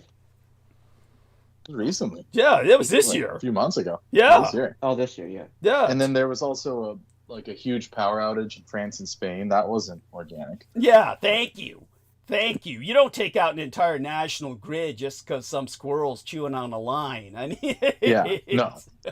Come No, on. and initially they said Or it was a solar cyber power. attack, but they had to walk it Yeah, back. it's a cyber attack, and Yeah. it's probably done with the Russians and the North Koreans together. Oh, no doubt. Yeah, so this is already a world war. You can't escalate it by taking a responsible action and defending your nation by striking back. By the way, John Yeah, Doe, and- Which is why the Camp will Germans try- said it was fine. yes, It's fair game. Yeah, it is we are in a world war, and China will, Xi Jinping, that sicko, will attempt to do an attack on Taiwan. let's hope he's not that stupid. But if he does, Let's hope he's not that stupid. I do agree with Yeah. you. But if he does, you know, I think China's more crumbling than even we know. yes, Yes, you. it is, because Like I think their population's youth unemployment in completely collapsed. 2023. What you said? Sorry. Now, Brendan, continue, and then Real Tech will respond. Brendan, please repeat yourself, because Well, I said it appears that their population is actually completely collapsed because Yes. if you see the YouTubers now, there's no one in the streets. They'll go to these brand new train stations and there's nobody. yeah, I mean, nobody walking the streets. So something terribly has gone wrong there. yeah. But they don't have as much population as they've claimed, and then on top of that, they've lost a lot. Yes, absolutely. All of that is true. Now respond, Real Tech, we'll continue with what you were saying, the point you were making, and then we'll ask Okay. Troy to. Yeah, I will also expand upon what Brendan just said about the cities and Yeah, please. the infrastructure and the population. But I have to get into a better cadence with Brendan. I don't mean to interrupt him when he's talking, but There's a delay. Okay, I Don't was worry, saying- it's not your fault. There's a delay. oh yeah, you're right. Yeah, you're right. You're right. The latency, delay. Yeah. Okay, Yeah. so I was saying that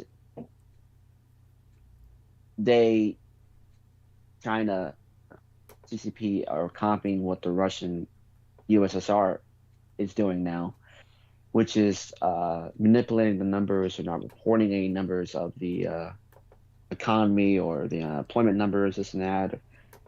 So they stopped reporting about the youth unemployment in 2023, and it hit the highest of 50%. God damn. Yeah, it's insane. God It's fucking damn. insane. And then the people that actually were telling the truth of the numbers, like this and that, and economists, and they were just thrown in jail and interrogated and tortured. So I actually agree with that. I don't like this guy too much either, Gordon Chang, but I do agree with him that the GDP they were reporting about, which was 5.3%, which is last quarter, just last month, it's just a lie. They're contracting a lot, and TikTok has been I mean, a lot of them do dance, a lot of them make videos on TikTok and this and that, and live stream and work with the company, but it's a bad situation for them. They want to be, like he was talking about with China being consumer production, but they also want to be like now also the Silicon Valley of the East. But that's a very complicated thing, and there's the way they are with corruption and kind of the corners and this and that. It's a big issue, but they built all these cities and ghost cities, all these places to prop up the economy and to especially the real estate. There's like 40 ghost cities anyway, and they're barely anyone in there.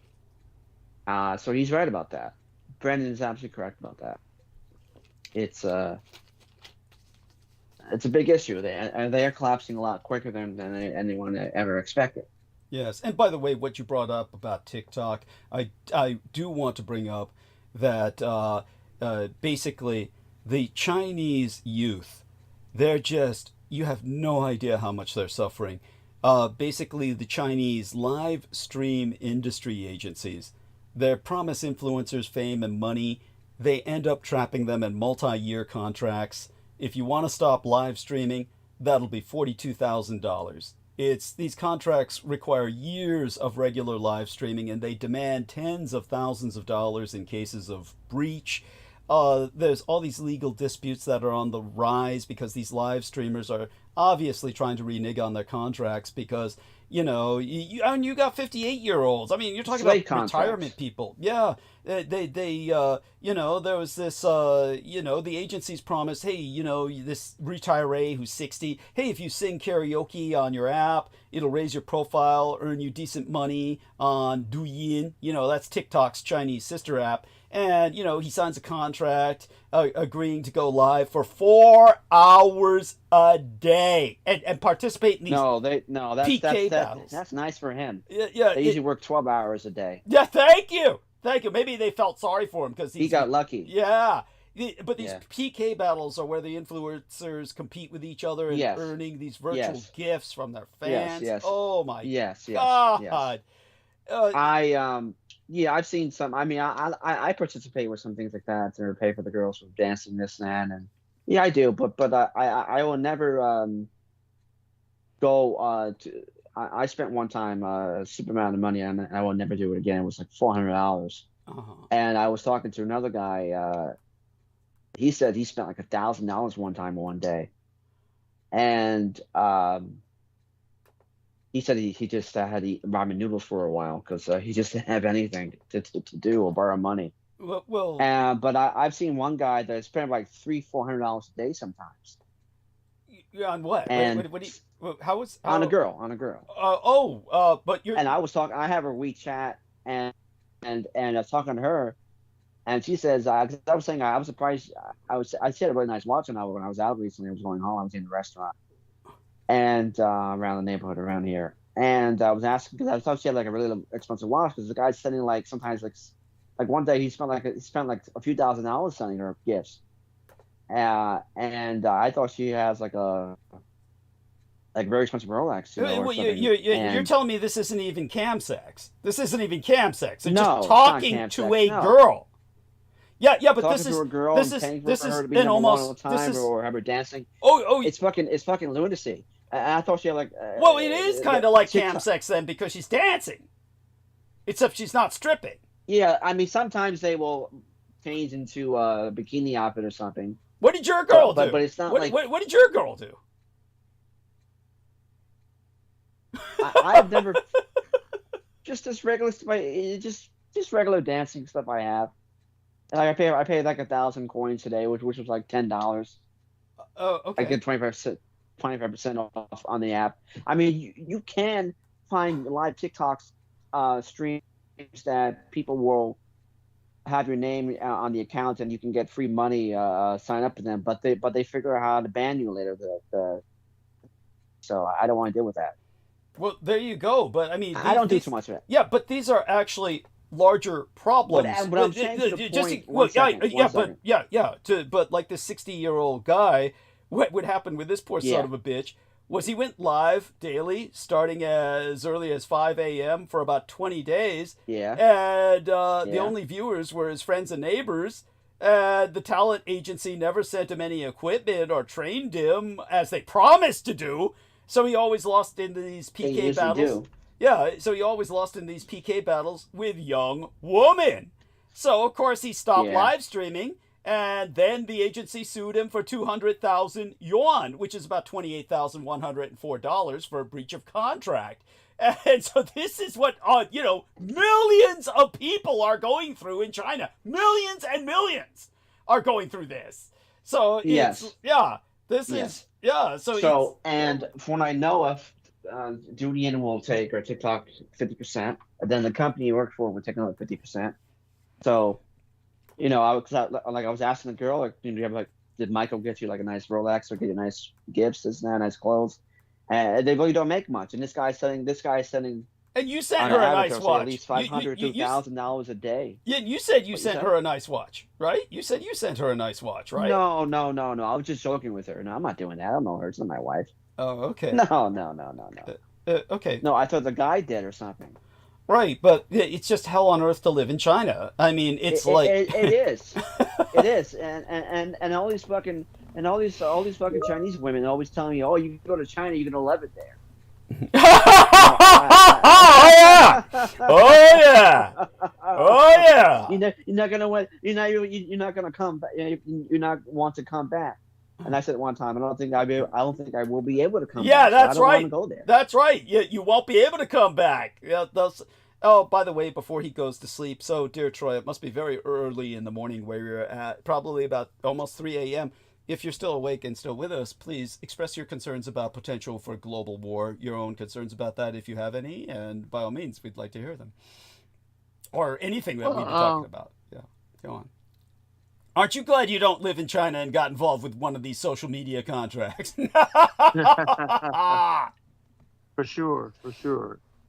You know, I'm concerned about the world because we are isolating ourselves very quickly. Yes. And this is what Joe Biden will go down as one of the more consequential presidents in history. People are not going to realize that now because you got all these dudes that live in their basement with their grandma who are wearing their Let's Go Brandon t-shirts and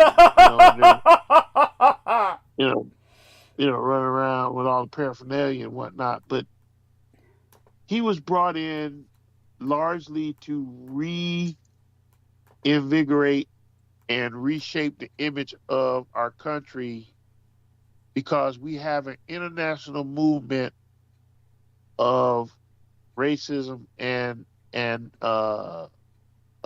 oligarchy that is infecting the world right now in terms of leadership. I don't think the people are necessarily like that. They'll wake up just like Germany did one day and be like, we really didn't, in some of the other countries, they'll wake up one day. But right now, there's this push, and it's ironic because Russia is probably one of the more sympathetic and one of the largest contributors to many minority countries around the world. Cuba, Like Africa. They got large investments in Africa, as does China. And not only are they doing it, Yeah, they're well, not doing America it has just been for... leaving Africa. Who's what? America has been exiting China. Africa. Right. Which Which is again, very, to me, very it doesn't foolish make because sense. which is very foolish because Africa is going to be the largest economy in the world. Like for instance, in New Namibia, there's a Canadian company that's been looking for the last largest amount of deposit of oil in the world. Right. No, I appreciate that, Real Tech, but it's very late. I understand you might be in the same time zone as Troy, Go ahead. but I want Troy to finish up so he can. Tomorrow. I'm sorry about that. Yeah, but still, go on. But he's right. I mean, you have Africa, which could really derail the world economy if they ever just went to the gold standard, or if they, you got, this is where we have to learn how to share our technology and other things like that. Africa has probably the largest reserves other than Venezuela of oil, like Real Tech was saying. But they have to ship their oil to France to get refined to be brought back to the country. They end up paying more probably than they, for it coming back to the country than what they shipped out. Because there's no refinery. Now, I don't know if that's by statute. I don't know if that's by law, or by purpose, or by design, but that needs to change. And if it ever did, now you talk about these African countries becoming super wealthy. Yes. So what scares me is that there's this large movement towards oligarchy and strongman leadership with Viktor Orban. You got, Viktor Orban is being actually invited to the CPAC conventions. What are we doing? Thank you. Insane. It's outrageous. And all this America First stuff, and you're inviting these guys from other countries to come And what is the common thread that will want him to come to America? That we're all hollering, America first, America first, America for Americans. And what would bring Viktor Orban to America if your mantra is America first? The only thing that will bring him to America is America first really means racism. Now, Yeah. you know what I'm talking about. Oh, of course. I don't have to spell it out. Yes, I understand. By the way, And Heather. I think Trump felt like Mhm. Putin would be sympathetic to them, because how many black people are in Russia? The last black person, you know what I'm saying? No, let's be honest. Let's be honest. The last black person that went to Russia got arrested for smoking weed. Yes. They smoke weed every day over there. Yes. Yes. She had a freaking vape with some marijuana in it. Yes. Come on, man. They were going to give the woman 20 years. Yeah, Brittany Griner, and thank God she was finally brought home. It must. Exactly. Yeah, her story's incredible. But that was all leverage to continue to play Trump. All they wanted to do was just leverage her to get their guy out. They got him out. Oleg Derskina and all those guys. They got a bunch of other people out. Terrorists, And world-level And terrorists. Putin is still right. And Putin is still doing what he wants to do. Yeah. You know, Of he's course. still killing. They're still killing journalists. They're still jailing opposition Yes. and killing opposition. And he's fighting a war that either he doesn't want to win or he really can't win, but he's pot committed now and he can't back out. That's right. That's what it's the So latter. this is why Ukraine now, to me, it doesn't make sense. I mean, Ukraine had a perfectly timed, perfectly executed operation with the drone strike, but this is on the eve of peace talks. Either you want peace or you don't. Well, the Ukrainians have no hope for peace because they're dealing with two madmen who want to destroy Ukraine. They're caught between Trump and Putin, who are both on the same side ultimately. Heather, did you hold on for just a second? Heather, did you want to say something? I noticed that you're off mute, and so I just wanted to, feel free to express yourself, and I will answer a question from someone in the chat after that. But do express yourself, Heather. Did you want to say something? Let's find out.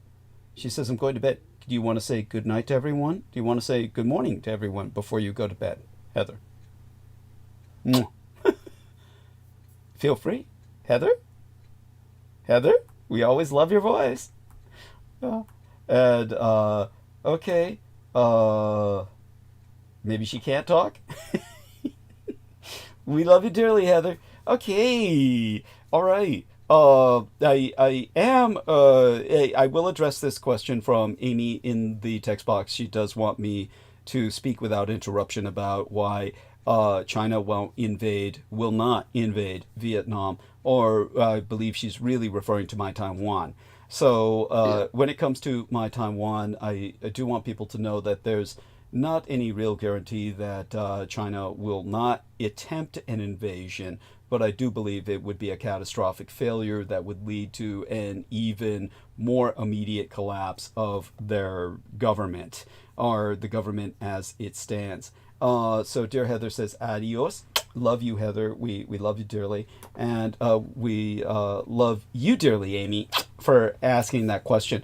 I could go into a very, of course, long and detailed explanation, but I do feel that the only reason why I didn't dwell on the topic was because there's times when I do go into that topic very deeply for hours at a time. And I just think right now, the best thing I can say about it is something that I will say once I get into monologue, the fact that at least, despite the insanity of the present misadministration, they are taking a potential communist threat to invade my Taiwan seriously. But I do believe that Taiwan has several factors that are to its advantage that most people do not take into account. The only real artificial intelligence on Earth, the only truly synthetic intelligence on Earth, is in Taiwan. And as a result, Taiwan is the most technologically advanced nation on Earth. And there's several reasons for this. Taiwan, of course, has invested everything into the production of the world's most expensive microchips, which are so astronomically expensive to produce that no one, not Japan, not South Korea, not the United States of America, which are the only three other nations on Earth even capable of producing these chips at that level, other than perhaps European facilities in the Netherlands, Nederland, as they refer to their own nation. Yes, thank you. But they're producing these chips, but nobody is producing them. I think you're referring to ASML. Thank you. They're producing these chips, but no one is able to produce them in any numbers. So when they're producing these chips, they're so outrageously expensive, they're only producing a small percentage of the chips that are produced worldwide. So Taiwan produces effectively 90 to 99%, depending on the production rates of other countries, 90 to 99% effectively of all of the most advanced microchips in the world. So if China were to invade Taiwan and Taiwan stops production of those chips to direct its energies towards defense, that will crash the world economy.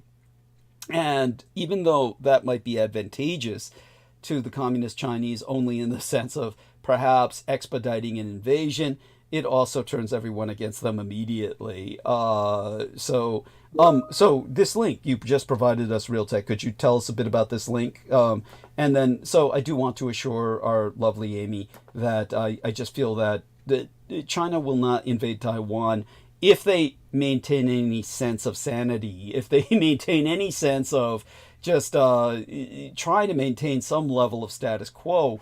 If they do invade, they're going to basically destroy the world as we know it. And at that point, there's nothing else for anyone to do but to go to war, because your entire economy is going to crash. The microchips from Taiwan maintain the world economy. It's everything in your life depends on microchips from Taiwan. It may not feel like that. Nobody may emphasize that to you, but it's true. So let's take a look at and because India. Okay, so please articulate this verbally, Brendan. Do come on. Yes. Tell us a bit about this while I check into your link.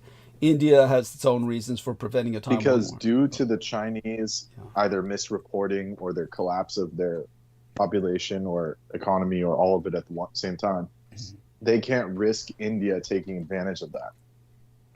There we are. Because India has the real population base. They have the food. Yeah. They have all these. They literally have the population of the United States of military-age men that have no jobs, nothing to do. Yes. And the second they go to war with China, India can get hordes, literally hordes of dudes to do whatever they need for food and shelter. Like, I can explain it further, but you get my point. And India is willing to protect Taiwan in an event of a large invasion, and there's nothing China could do to fight all those different fronts at once. Japan, India, America. So they don't want to risk that, because once their facade collapses, like if India actually finds out, oh, China doesn't have any population, doesn't have any way to defend itself, it's game over. There's direct roads into China from India, and they can just send 300 million guys, and there's no chance of them defending China if that happens. Yes. It's as I said before. Sense? Oh, absolutely. I mean, you can say that the 2022 zero COVID insanity, where they were just shutting down any place where even one person was even sick, before, was a test of the. Yeah, you're right. What you just said too was a test of the population for wartime scenario wargaming, but they. Yeah. It's something that just can't be done unless you're Russia and Iran and North Korea and they all come together to. These are all shithole nations. I mean, Trump's right about something. I know they are. They are. I mean, they are. Yeah. And there's notion that this thing that these people have been propagating around, saying that Iran is going to destroy America's navy. It's just. Yeah, no, it's going to be like They don't even have a chance. It's going to be like fucking the Tuna Blood Forest in 9 AD. No. No, the worst that Iran could do would be to contaminate the Persian Gulf in terms of a radioactive weapon that would essentially contaminate it to the extent where it's not passable by crude ships. Then you have a real debacle at that point. At that point, it'd be something completely desperate, but if they were really threatened existentially, then they could take down a good part of the world economy by doing that. But what would really take down the world economy would be, of course, an invasion of Taiwan and the shutdown of production of these advanced microchips. So, and then at that point, because everybody's economy is in collapse anyway, there's nothing to do but mobilize and go to war against China. And as I've expressed, for generations it's now. It's going to happen. Yeah, well, it may yet happen, but as I said before, for generations now, it's been at the point where China's one-child policy, which was its greatest madness, was the one-child policy, the destruction of its own population and the population crash, which both Brendan and our man Realtek have articulated the results of. Ghost cities, nobody on the streets. Basically, if every country bordering China went to war against China at once, Japan, North Korea, India, they would outnumber the Chinese 2-1. That's how bad the Chinese population crash has been. It went from being 1 in every 4 people on Earth, statistically, was Chinese, to that. It's an incredible drop in population. Interesting that there actually there is a war game. All it would take is India. Yeah. Yes. Yeah. Like they would fall like dominoes because of just the mass amounts of people that India has. Yeah. So when India has like recruitments for the army, they get 100,000 people, and they can only take 1,000 of them. Mm-hmm. So I mean, with that kind of population, I mean, there's no one on earth that could deal with that. And India's never been their population is still rising. Yeah. Just because of the population. Well, density. India the is going to be What about the Mongols? The Mongol Empire. Yeah. Later on, when they became the Mughals, they couldn't even get inroads into southern India. Okay. The population was too dense and too powerful, and there's nothing they could have done. So India's never been truly conquered. Even when the Raj was there, they had to make deals with the 100 kings. Yeah. So it's just a matter of, like, if those borders ever get breached, like the modern Indian borders, then all those millions of people, if they find out they can leave easily, then there's no issue in conquering, like, all the way through to the Middle East and all the way through to China. Like, they have plenty of population. Well, one thing that could happen also is India expanding their borders and invading Afghanistan, for instance. Well, a couple of different places. The biggest. I'm saying they could easily. Could easily. Yeah, theoretically. Yes, theoretically, yeah. I will say this about India. India's largest problem is the same problem, of course, that China had initially, which is logistics. The biggest problem is maintaining a logistical supply line. Geography is really bad. And the geography between China and India is, of course, Tibet. Obviously, the Indians would have to go through Burma as opposed to Tibet, because Tibet it's not that it's impassable, but it's just, you can't get entire armies through there. It's effectively impassable in that sense. The only but the road is there. Yeah, the roads are there, yes, and this could be done. Of course, if they committed themselves, sure. I mean, if they committed themselves, it's all out existential war. Yeah, sure. Yeah. And like China, they have nukes. So it's a question of so there's many factors, and hopefully what Brendan says is correct. I mean, obviously, India and China have not been getting along well lately. And but of course, the thing to consider is that when it comes to what troubled me and then I'll go into monologue, but I do invite everyone to interject as much as they want.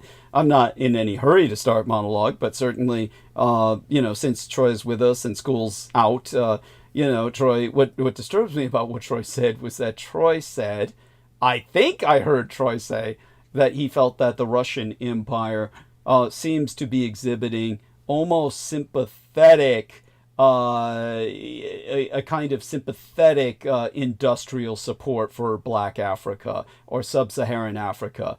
Obviously, this is a colonial insurgency on the part of the Russians, and they're simply as viciously imperialistic as anyone else, and they're simply using their mercenaries to prop up dictatorships in Africa in order to try and basically pillage like all the other colonial powers did. Somehow they have managed to propagandize themselves to many African nations through BRICS organization and the participation of South Africa to an extent.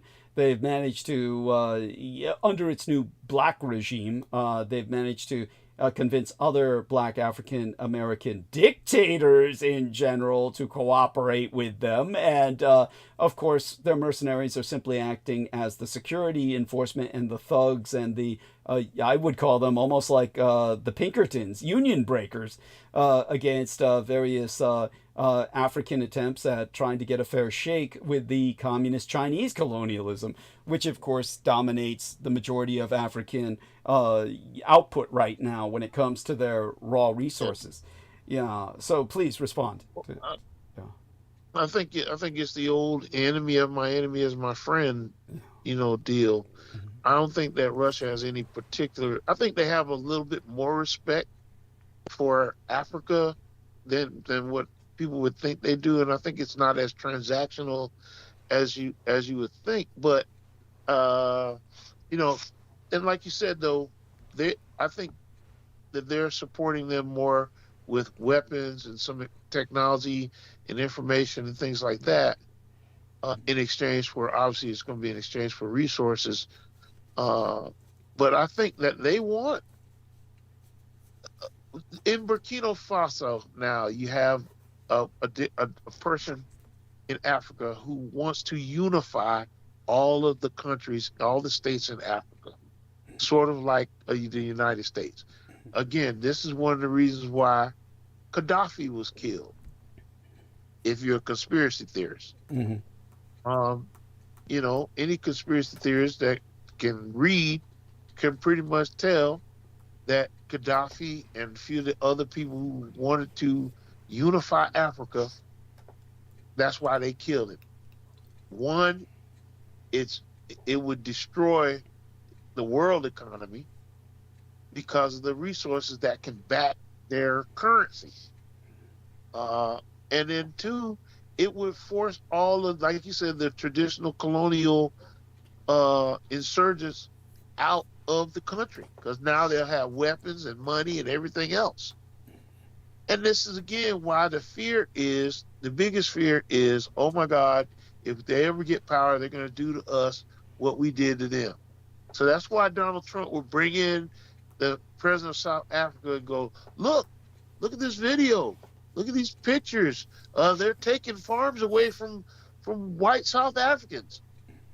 And the guy that they're talking about, Julius Malema, has stated, I don't know if he's executed, but he has stated that they were going to repatriate land and property and businesses back to the original owners of South Africa, just the same way that the colonials came in and took from them. Like he said, his point was, if you steal my car and you drive it around for a couple of days and I find you and I take my car back, you can't say that I stole my car that you stole from me. You can't ask me to pay you for my car that you stole from me. That is extortion at an ignorant level. And this is what's happening. People don't want to understand that just makes sense. Why would, now that the African National Congress, Julius Malema, and all those that faction there has taken over, they're saying, listen, we don't need you people here anymore. Not from a racist standpoint, but look what you did to us. Now we're just taking back what was already ours. So there's, you have this outlying fear, and I think Russia supports that strategically from a standpoint of saying we need to keep these relationships, and that will put Russia, the European countries who have colonized Africa on a different footing. Now they got to deal with Russia in a little different light, and which is what Russia wants all along, because Russia wants to do away with NATO and everything else. So, I see that. Well, who just posted that? So what I'm doing is I'm sharing screen. So I'd like the input of Brendan Zoget and Real Tech Geek. Yeah. I believe that Troy Bellamy sees this. This is the leader Traoré of Burkina Faso. Yes, this is the leader. And he's not fucking around. And so Traoré is with Vladimir Putin on Victory Day in Russia. Yes, this is the individual Troy is talking about. So you feel that this individual is a symbol of hope for Niger, right? No, Burkina Faso. Yes. Yeah, but his name is President Ibrahim Traoré. Traoré. Yeah, Traoré. How do you pronounce it? Traoré? Traoré? Yeah, that's right. Yeah. And but he's obviously a militant. He's obviously a warlord. Yes, he's big. Yeah, like Bukele. Yeah, He's not Salvador, running around Africa just burning villages and raping women and doing stuff like that. He's trying to bring economic I don't know about sensibilities. No, he's not. I like they're he's both not wearing the same ribbons. What do their ribbons represent? They're both wearing ribbons. What do those ribbons represent? Yeah, I don't know what that's for. But again, he's different leader than other leaders of the smaller countries. And what he's trying to do is get rid of those guys and bring in sensible Let's leadership. go back to people that that photo. Wait, what's that? he's trying to get. No. This one. Yes. You're telling me What is these that? guys don't go out and pillage and shit? Are you serious? No, not Ibrahim Traoré. Because BF is one of the most dangerous countries on earth. I mean, that's like statistic. Listen, you're right. You're not gonna go over there with no bullshit now. Yeah, exactly. You're not gonna come over there. He's inviting African Americans to come back to Africa and invest in land and property. I hope you're not going to take advantage of that offer, Troy. Shit, why not? Oh I might do it. Oh no! I'm not afraid. I don't I'm not recommend. afraid to go to Burkina Faso. Why would I be afraid to go to Burkina? So my point is, and this is what happens when you have military leadership in countries where they haven't seen that kind of stuff before. The only respect that the European countries have are for other Europeans. Now, people respect Vladimir Putin as a leader. He's running around in suits, bombing kids and hospitals. I don't know if people respect Vladimir Putin is the word to use, but look at this photo. I don't know if it's respect or fear, but either way, they're not going to call him on the carpet too much. Well, he has been he's got a warrant out for his arrest by the International War Crimes Tribunal. Sure. And so does Benjamin Netanyahu. Yes. So one thing I can say about Traoré here, he looks like he exudes a great deal of self-confidence, but I notice there are men behind him with machine guns. I notice he is surrounded by a lot of men with machine guns. This is obviously... Hey, there's a lot of people. Come on. A black man that's speaking his mind, independent, got his own money, got his own military. You don't think he's a target to be assassinated? Every black man that has ever done that. I'm wondering. Every black man in Africa that's ever Troy, done this that. dude is a gangster. Yeah, where does he get the money for these designer uniforms? Do you know what they call that kind of camouflage? That's tiger stripe camouflage. That's like what they used in Vietnam. This is top of the line shit. Who is and it's orange tiger color. You don't think they have designers and people in Africa? No, but what I mean is, where's he getting the money for this top of the line shit? These are like designer uniforms, the That's camouflage. probably $50. This is gangsta shit, man. This guy is a gangster. Whatever, however you want to call it. There's people over in Africa that have been sewing and making designs for 1,000 years. Yes, no, true. But these are unusually spiffy. I mean, I must say, this is fashionable. They're tiger color. See that? Yeah, I like his uniform. I like his fashion style. It's good. Well, again, just by the simple fact that you're surprised that he has a nice uniform on, and he looks neat, he looks composed, and he's confident looking. He's a big guy. That is part and parcel of the backlash that goes against African Americans who purport themselves in that manner. Is he originally from America? Is he originally an African American? Like from? No, I think I'm just saying. I'm saying Africans of any kind, African Americans, Africans, any black man that purports himself in this manner is considered cocky, arrogant, a danger. You know, he's got to be stopped. You know, this is why they listen. That's what they did to Wesley Snipes. That's what they did to Wesley Snipes. Yeah. This is why they killed Gaddafi. It is it's hand woven material. Okay. It's called Faso Oh, Dafani. damn. Good shit. Cloth of the homeland. All right. There are fashion designers all over Africa, from North Africa to South Africa, that could do that with their hands in a half a day and mass produce it. Yes. Anything you want done in America, any business that's being done in America can be done in Africa on a grander scale. But there we are. Yes, here we are. Burkina Faso military. These are just links now. These are just links that are well, Burkina Faso is a major cotton producer in Africa. It's a major what? Cotton producer. What producer? Cotton. Cotton. Oh, okay. Yeah. Well, I'll be damned. So it says Burkina Faso military accused of killing over 100 civilians by human rights organizations. Apparently, is this just a character assassination campaign that you feel, Troy? It's like, I can't offhand just not say that. But you got to remember, these countries, this is just like America. America's been in existence for 250 some years. These countries are 15 years old. Yes. They got to go through some of the evolution of how to run themselves, how to govern themselves, how to behave on a world stage. And then again, with the way today's news is, it's very possible that this is just a straight character assassination.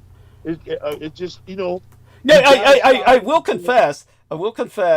That's pretty much what happened to Comey the Warlord.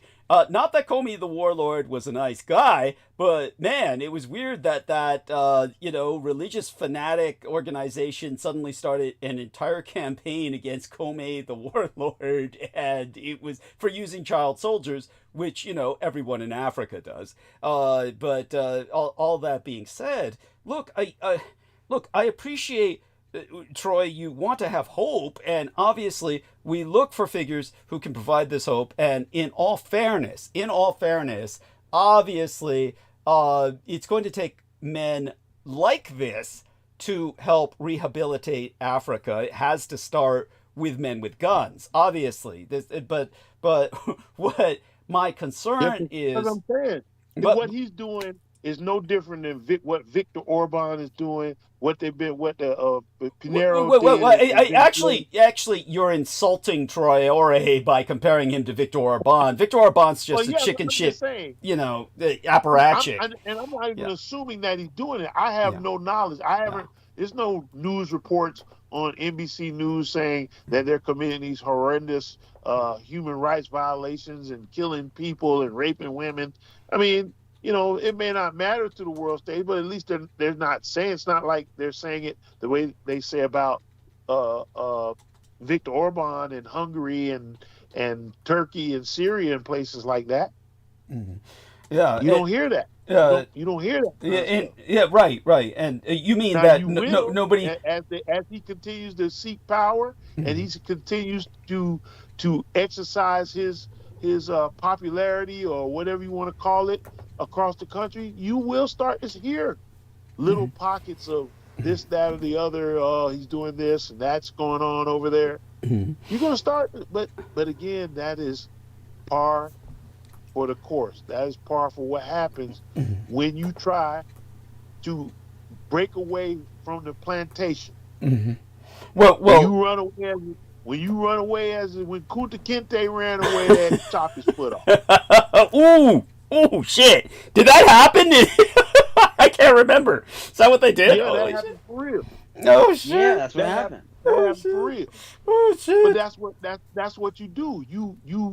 You castigate the person who wants to be free, who is expressing themselves, and you say got lucky. He got off lucky, man. They used to fucking cut your fucking dick and balls off. There you go. You see what I'm saying? And see, that's the kind of that again, that's that kind of stuff is stuff that people don't want to talk about and they don't want to admit. But then that's what happened. But okay, this is what concerns me though. I do feel that you want to hope for the best, and I understand that.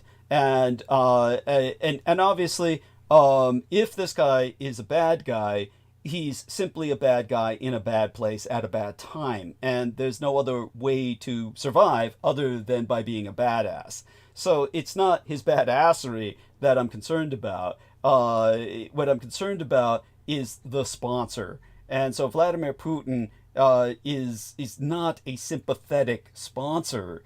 He's simply so what I'm concerned about is that as bad as the colonial powers have been, Russia simply hasn't had the opportunity or the time yet to show how bad it can also behave. But believe me, it's behaving pretty badly down there in Black Africa. Sure. It's simply there hasn't been enough time to report on it. Vladimir Putin is not going to come across Africa with troops and try and take something from Africa. And we're right now, like I said. But why would you say that? But why would you say that? Because I'm saying I think he's using. I think he's using the opportunity to forge a relationship with the leader of somebody like from Burkina Faso, Traoré, who's struggling to become a leader and get on the world stage to kind of get people to empathize with what he's trying to do. And then at the same time, that's an in your face to all these European countries who would colonize Africa, and Africa's finally getting rid of them. Right now, there probably no other, the only country that still kind of has a foothold colonially in Africa is France. Yes, well, France has, pretty much has got a... France is extorting the African nation, African continent, with all that other stuff they're doing with the oil refineries and these vague and very litigious contracts that they've had, that they're arguing in the world courts and stuff. They owe us, and Africa's having to pay them for them having been colonized. That's ridiculous. But what about China? Do you not feel China is a colonial power that is in effect, in a sense, colonizing Africa? With you have 1 million Chinese in Africa. It's very scary. I think they're actually trying to. I think Abraham Traoré is trying to pare back some of that presence from China in Africa. But you got to remember, there are many people who believe that the Chinese and the Asian culture comes from the African culture. You got many villages where people in China look like Africans. They're very dark skinned. They have Afro type hair. That's why most of the more cultured or the urban Chinese and Asians, what they try to do is brighten their skin up. They try to look white like these K-pop kids with the straight hair, looking like white teens from Ohio or something like that. They don't want to be considered black when they really are. Yeah, there's a Chinese girl on TikTok group, and her name is Abraham, something like that. And yeah, she looks like she's Uyghur. So you have some, you got a lot of fidelity of what you're saying, but they absolutely have an obsession with. I remember my wife was thinking one time shooting herself up with bleach shots or something. Oh, with whiteness. You're talking about there's an obsession Yes, with whiteness. yes. You can't really do that, Yes, but yes, I know. something like that. It's some type of shots like that. Yeah, they have Yeah. an obsession with whiteness. They do. Well, And many You look at cultures do. every Asian billboard, there's kids, their skin is almost pure white. They don't have any pigment or any melanin in their skin for the pictures. The hair is straight. They try to do all that kind of stuff. Well, I mean, and again, we're talking about culture, but again, I think that the Chinese have tried to invest in Africa. One thing about Chinese politicians is that they look for ways to continue to make money and exert leverage through their financial prowess. That's why Trump wants to impose like all what these they did tariffs with and act like he's Djibouti. Huh? Like the Chinese did with Djibouti. Yeah, Djibouti, the country. You mean by establishing a port? Yes, make a 99-year lease, and the collateral is the lease because they're in debt slavery with the Chinese. And the Chinese are saying, listen, we'll build your roads, we'll build your buildings, we'll do all your infrastructure stuff. And this is the same thing they did this in America for years until people started realizing, wait a minute, we can't do this. The Japanese did it for years. Then the Japanese are actually smarter than everybody else because they were like, there's too much going on here. They divested themselves quite a bit out of pretty much all their real estate. If I'm not mistaken, Doug, you guys are in California, right? Yes. I mean, they used to own all kinds of real estate out there. Yeah, and they divest it. You're absolutely, of course. Yes, you're right. Yes, I've explained the reasons behind that. But go on. Yes. Yeah. Yes. And go on. Continue. Yeah. It's no, that's all I was saying. Okay. Well, again, I'm very glad we had this discussion. Let's just put it this way. I'm very, very cynical about any of Russia's motives and China's. And right now, there's obviously because for instance, I interrupt you, but I'm say really quick. For instance, they're bringing all their equipment and contractors, everything, and they won't even in these countries, and they won't even like to build infrastructure. They won't even bring they won't even hire the local people. They even bring their own prostitutes. It's just insane. Oh, well, it's definitely they're keeping a very ethnically enclaved economy going when they establish themselves. Yes. They're a bunch of goddamn racists. That's what they are, man. Well, yes, that's but I assure you, the Russians are no less so.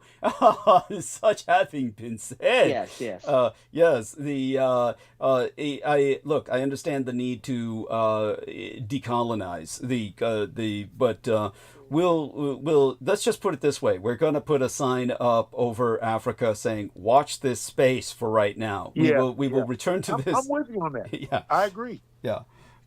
And I will do more research on that. I'll listen to you monologue now. So. Yeah. Well, we love you dearly, Troy. And Amy in the chat expresses her appreciation for your input. She's in the YouTube chat. And so Amy says she appreciates your input, and very much so. The one thing that I will say is, again, I do want to reemphasize, and I've said it before, obviously there are cycles of growth in which once people industrialize, they try to move out of the industrial phase of production and into an economic phase of prosperity where they're more their economy is more service oriented. So obviously mainland China is going through this transition, which means inevitably the cheapest factory floor in the world will be Africa as the alternative supply chain go-to place. It has people who can work for an incredibly low amount of money compared to other economies in the world. So you're going to see made in Africa ultimately replace made in China, which will be a great thing for Africa because that will be the beginning of its industrialization and industrial and economic boom. So I do feel this is inevitable, but how we get there is how we need to be careful.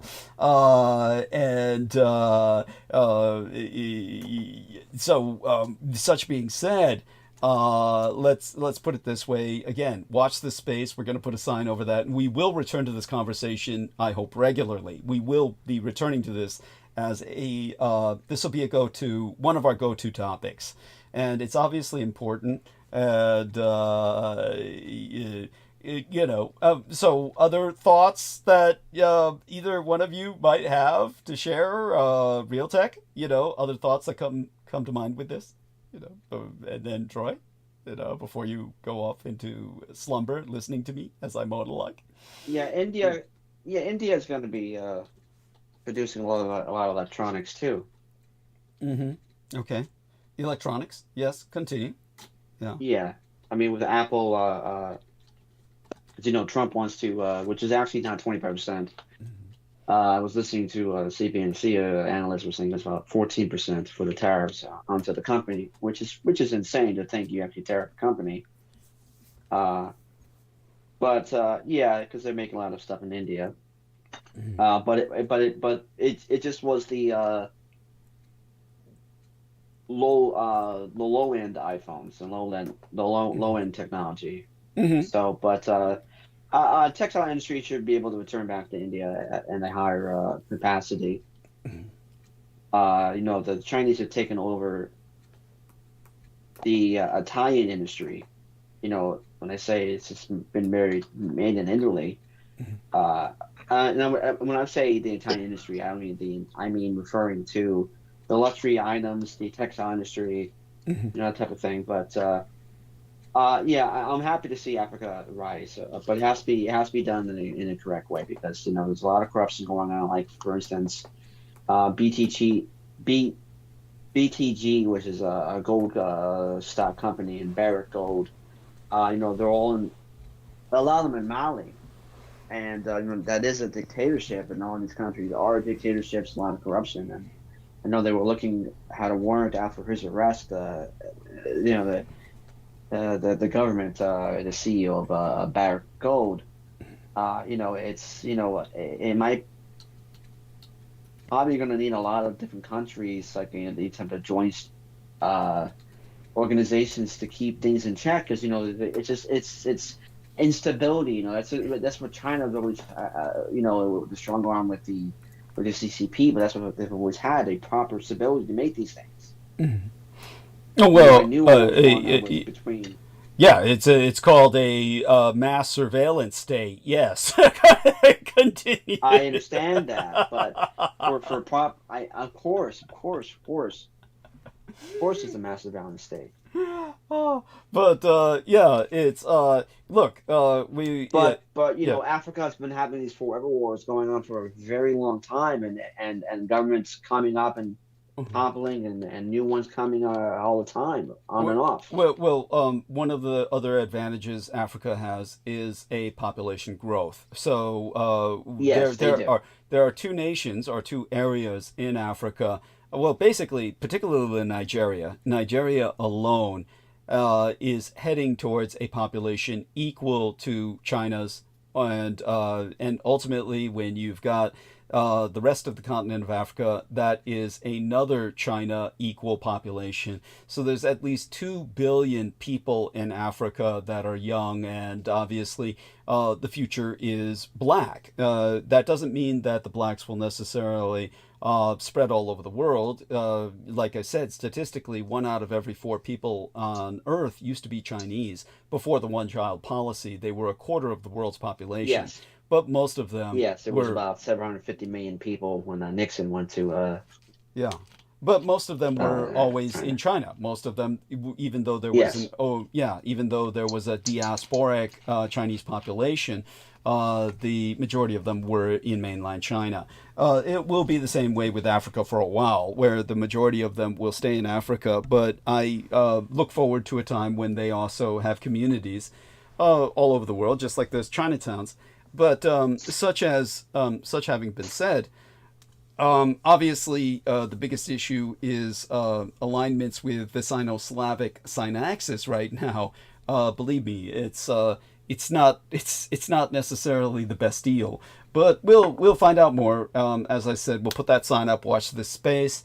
But I am fascinated by that's right. I was barely aware that Traoré had put out the offer. I knew someone did, but I didn't know it was Traoré, for people Black African Americans to resettle in their country. And it will be fascinating to see how many blacks in America will take him up on that offer. I do agree. I was always fascinated by the Marcus Garvey movement, and the Marcus Garvey movement originally was a Back to Africa movement. It would be interesting. Yeah, it would be interesting to see at least a segment of the population. I would presume it would be the Church of Islam or the Nation of Islam that would basically do something like that. After all, the tragedy of Africa is that North Africa is not black. North Africa is mostly a different ethnos altogether, but it would be interesting to see. That's through thousands of years of conquering and things like that. It's still black. The culture is black. The history, the hieroglyphics, the pyramids, all that. They can try and deny it and try and do all that, but all that is undeniable in that regard. So, I'm optimistic about. I don't know if it's necessarily a back to Africa type movement. I just think that people are saying, let's not ignore Africa as a place to visit, to do business, as trading partners, as other things like that. Let's open up our minds and our trade to Africa. And not only will that help Africa, but it will also tear down the stereotypes that Africa is like Donald Trump said, shithole countries and things like that. I think of mostly other places than Africa when I think of shithole countries. Places like fucking, unfortunately, Iran at the moment, which hopefully will change at some point in the near future as soon as they throw those mentally retarded clerics out. North Korea, obviously, would be a shithole country. Of course, I'm not defending Trump or trying to obfuscate for Trump, not in the slightest. He probably thinks of Africa when he says that, but that's because, well, we know where he's coming from. And so, yeah. But all such being said, thank you, Troy, for that input. I'll start on monologue now, and I invite people to interject whenever they feel like it. But it was good that, we might even return to this on Wednesday. It'll be like, so long as you're available, it's great to have you participate in this. And it's always fascinating to have a different perspective to help balance things out. And maybe next time. And I can't say, even though I'm a black man, it doesn't make me an expert on all things black. But at the same time, I think having the opportunity and the ability to share perspective, it will go a long way to all of us getting better understanding. Yes, thank you. It's important. And good night. Good night. Love you dearly. Stay safe and be well. Share our love with your family. Okay, so meanwhile, the Federal Reserve's preferred price gauge remained tame. The personal consumption expenditures price index, excluding food and energy, increased 0.1% from a month earlier. Compared with a year earlier, the so-called core inflation gauge rose 2.5% from April of 2024, the smallest annual advance in more than 4 years. So in that respect, the widely predicted spike in inflation tied to President Donald Trump's trade war has yet to manifest in the data anyway. As Brendan said earlier, it may take a year for this to sink in. But sink in it will, and sink like a rock is what it will do. Douglas. Yes. Yeah. Didn't Okay, so I saw that CNBC was saying that the inflation rate was 2.1%, Okay, thank the you. lowest in 4 years. Okay. But you talk about the core inflation. Now, where are you getting this information from? Core inflation. Oh, in this case from Bloomberg right now, when I'm taking a look at that. Thank you for asking. Yes. Yeah, And, it's a 4-year low. oh. But okay, Bloomberg. And also forget. It's the high. Speaking of Japan, inflation is the highest in Japan. It's 3.6%. Mm-hmm. Yeah, but the Japanese. Yeah, core inflation is the correct thing to look into. Okay, thank you. And Brendan is correct that it's going to take about a year before it really hits. Oh, I think it's going to be a lot sooner than that, but he's just talking about. Yeah, he's just talking about inevitably. It's going to be a lot sooner. Yeah. Yeah, it will be a lot sooner. And he's trying to pressure Jerome Powell to lower the interest rates, and he's bullying him and this and that. And I did see last week that they met, Trump and Jerome Powell, which is the Federal Reserve. One thing I'm not crazy about Kramer, but he is right that he should be a very long-term president of the Federal Reserve, but his time is almost up anyway. Mm-hmm. Ironically, Jerome Powell was the one that was appointed by Trump. But he's done a great job, though, in my opinion. He's done the inflation could have went insane after the pandemic. It could have went like Turkey or something. It's and the inflation we have gone through has been very blessed, because it could have been like Turkey or Zimbabwe or something. But what he's doing is just it's insanely inflationary. Yes. I mean, both candidates were. Mm-hmm. Well, his he would have been very conservative. Kamala Harris. His is it just. Well, Trump is insane. This is batshit crazy. Yeah. Now, continue. Yeah, thank you. Still, it's not much of a surprise that in this volatile and uncertain atmosphere, Morgan Stanley strategists would warn that emerging market gains are likely to be limited the rest of the year. Developing countries will modestly appreciate against the increasingly troubled United States dollar by year's end, while lagging some other G10 currencies. A gauge of emerging market currencies is up more than 5% this year, the best performance through May since 2017. In a Friday note into this weekend, strategists, including James Lord, wrote, "It's an uncomfortable rally. Investors will need to hold their nerve." Now, that's just basically an intro into how Wall Street is finally grasping the pattern. One way to trace the past 9 years of Donald Trump is the journey from taco bowls to taco bulls. Hey, don't click away. This is going somewhere. Now, back in May of 2016, the then Russo collaborationist Red Republican Insurgent Party candidate, the presidential candidate, posted a picture of himself eating a Trump Tower Tex-Mex entree, whereon he wrote, "I love Hispanics!" And nearly everyone understood this as a very awkward pander. Now, in May of 2025, Wall Street is all over the taco trade. Another instance of people realizing they shouldn't take the president at face value. TACO, by the way, is an acronym. It's written all in the uppercase. TACO. It's abbreviated for Trump always chickens out. Markets have tended to go down when Trump announces new tariffs, but investors have recognized that a lot of this is bluffing, so they're buying the dip and then profiting off the inevitable rally. A reporter asked Trump about the expression on Wednesday, midweek last, when he was furious, saying, "I chicken out? I never heard that! Don't ever say what you said! That's a nasty question! To me, that's the nastiest question!" I mean, poor guy.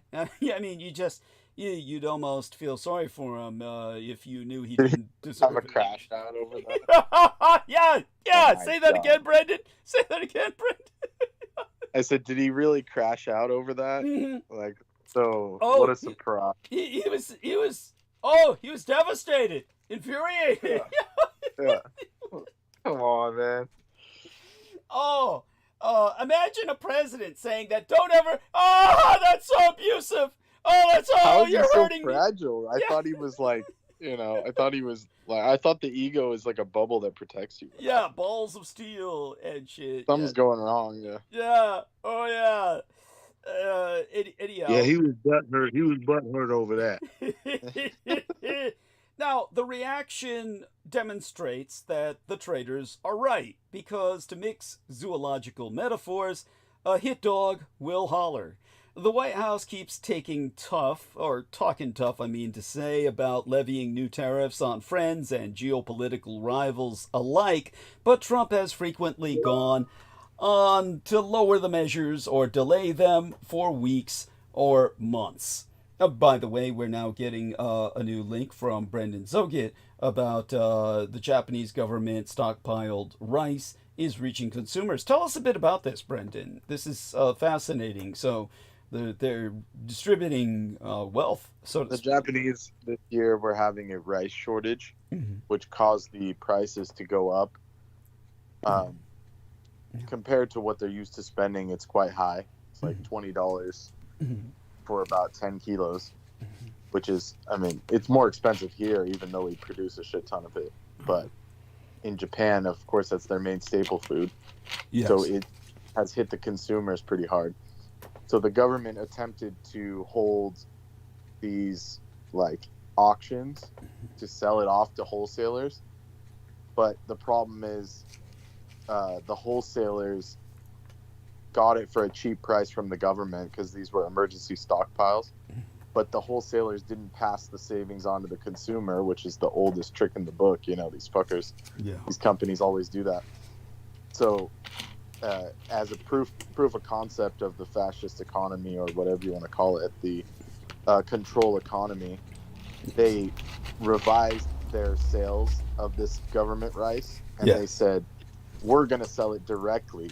Excellent. Because you guys screwed over everyone before. So this is the second wave of them selling it, where it's going straight to the consumer. From the government. From the government. From the government directly. Excellent. Because the government got pissed because, they already had released like 200,000 kilos or something, and those companies took advantage of it. So they said, look, we're not going to it's not going to be an auction.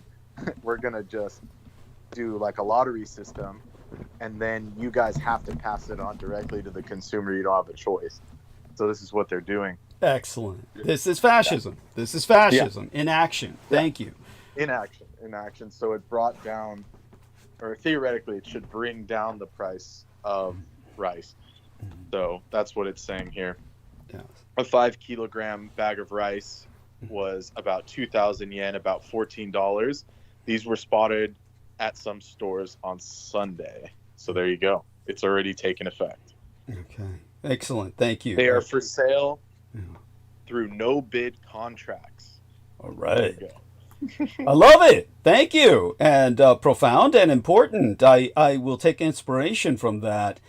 Now, foreign leaders had figured out that Trump was a pushover by May of 2017. And a year later, I laid out in detail Trump's pattern of nearly always folding. He's a desirable negotiating foil, despite his unpredictable nature, because he doesn't tend to know his material well, if at all, has a short attention span, if he has one at all, and can be easily manipulated by flattery. The remarkable thing is that it's taken this long for Wall Street to catch on. Even though no president has been so purely a businessman as Donald Trump, he and the markets have never really understood each other. That is partly because, as I have spraketh over, a decade by now, Trump just isn't that good at business. I think he said scammer wrong. Yeah, thank you. Yes. I don't know what kind of business, Thank you. Yes, I need that correction. Every once in a while, I invite these interjections. Yeah, like because- Trump and Melina coin. Yeah. No, yeah. I traded it and I got the fuck out Yeah, as soon no. as I could. Yes. Like Within a even day. the mob That's can it. keep, and Andrew Tate can keep casinos running, but Yes. this guy can't. Thank you. Yes. Yeah. Trump is not just not that good at business. He's not a businessman at all. Brendan is right in his correction. I'll take what Realtek says as well as errata, meaning they're correcting my the way I express that. Basically, Trump is a flim-flam man. He's a flim-flam con man, kind of like a old tent house preacher. Now, despite much glitzier ventures over the years, Trump's most effective revenue sources have been rent collection at his legacy properties and rent seeking as president. His approach to protectionism is premised on a basic misunderstanding of trade itself. Troy says the leverage Trump has over Wall Street and corporate America is his base. He can affect revenue or damage a brand with a tweet. Yes, well, hopefully the public stops buying into that bullshit. You would think at this point they would outgrow it. Here, Brendan Zoget enters a couple of paragraphs. The Japanese government stockpiles of rice that are sold directly to retail firms are now on sale at retail outlets. Attention is focused on whether the widespread sale of the stockpiles will help bring down rice prices. Amid the soaring price of rice that has been hitting households, the Japanese government began releasing its stockpiles through direct contracts. A total of 300,000 tons. 300,000 fucking tons, people, of stockpiled rice harvested in 2021 and 2022 are on sale through no-bid contracts. This is fascism in action. This is why fascist economies do not suffer depression. Now, I was just expressing Trump's misunderstanding of trade itself, his incomprehension of it. He cannot comprehend it. All he can think of is, I'm big, you're small, I take, you fall. Yet Wall Street has never seemed to have much better of a grasp on Trump than he has on them, despite having so many years by now to crack the code. This is worth recalling when market evangelists speak about the supposed omniscience of markets, which is all a load of shit. Markets are not omniscient, and yes, you do need to manipulate them. Otherwise, well, nothing good happens. In fact, I could go on about that for hours. And I'll go a bit into economic theory later in monologue. Financiers have tried to understand Trump in black and white terms, but the task requires the nuanced recognition, for example, that he can be deadly serious about tariffs in the abstract and also extremely prone to folding on specifics. Although they disdained him during his first term, many titans of industry sought accommodation with Trump during his 2024 campaign, hoping he'd be friendlier to their interests than Joe Biden had been. Once Trump's midterm began, however, they were taken aback to learn that he really did want tariffs, even though he'd been advocating for them since the 1980s, had levied some in his first midterm, and had put them at the center of his 2024 campaign. Trump's commitment to tariffs, however, did not mean that he had carefully prepared for them or thought through any of their details, because he's simply not capable of projecting, well, beyond a few inches, as far as wherever the extension of his dick ends when it's erect. The misadministration has announced, suspended, reduced, or threatened new tariffs on communist China, Mexico, Canada, and the European Union. All of this volatility is ostensibly a product of ongoing negotiations, but in many cases it's also a response to market turmoil, or because of a lack of any clarity about details simply because there's no details to be had. This week, 12 federal courts also ruled that the president was overstepping his authority by implementing tariffs under emergency powers. This is where the taco trade comes in. Rather than panicking over every twist and turn, investors have begun to grasp the pattern. But every Wall Street arbitrage eventually loses its power once people get hit to it. In this case, the fact that Trump has learned about the taco trade could be its downfall. The president may be faint-hearted, but his track record shows that he can easily be dared into taking bad options by reporters just asking him about them. One can imagine a bleak scenario here. Trump feels shamed into following through on an economically harmful tariff. Markets initially don't take him seriously, which removes any external pressure for him to reverse course. Once investors realize he's for real this time, they panic and the markets tank. If the president stops chickening out, both Wall Street and the American people will not be able to escape the consequences of his worst ideas. Yet, Yester Septimania, last week, was supposed to mark the beginning of the end of Donald Trump's second rogue regime, cleaning up after Elon Musk.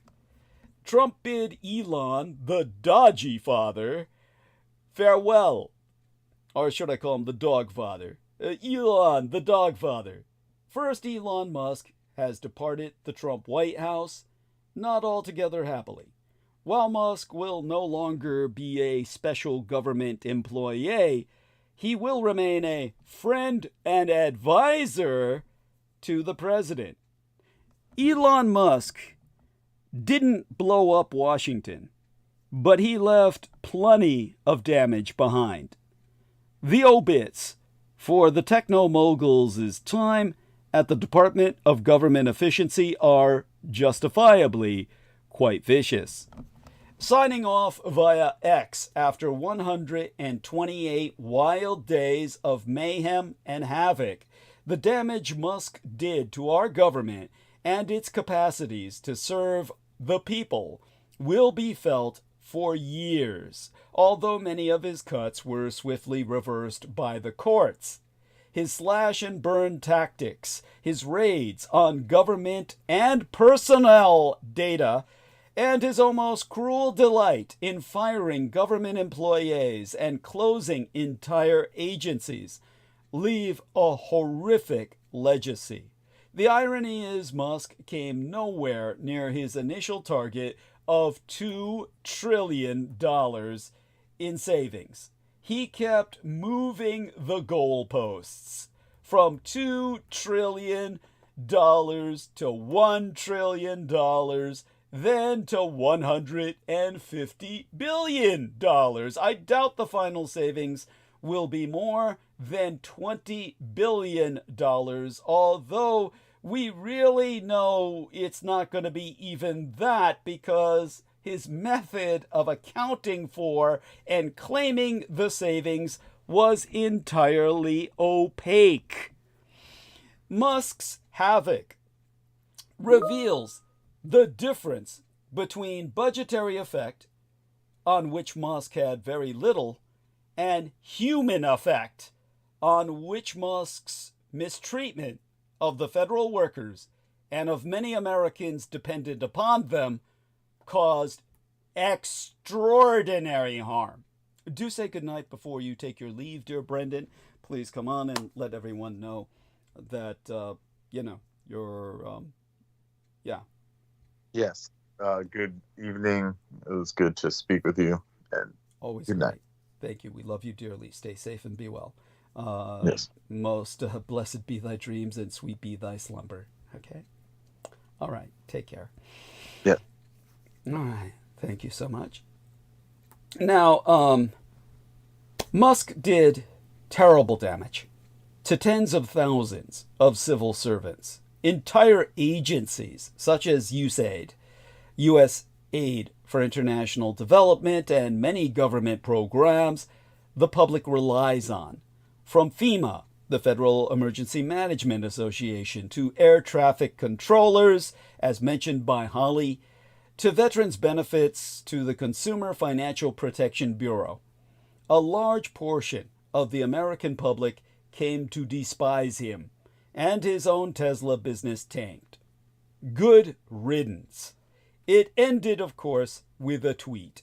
Late on Wednesday evening, midweek last, Elon Musk announced the official end of his short, traumatic tenure as the head of a made-up agency called the Department of Government Efficiency.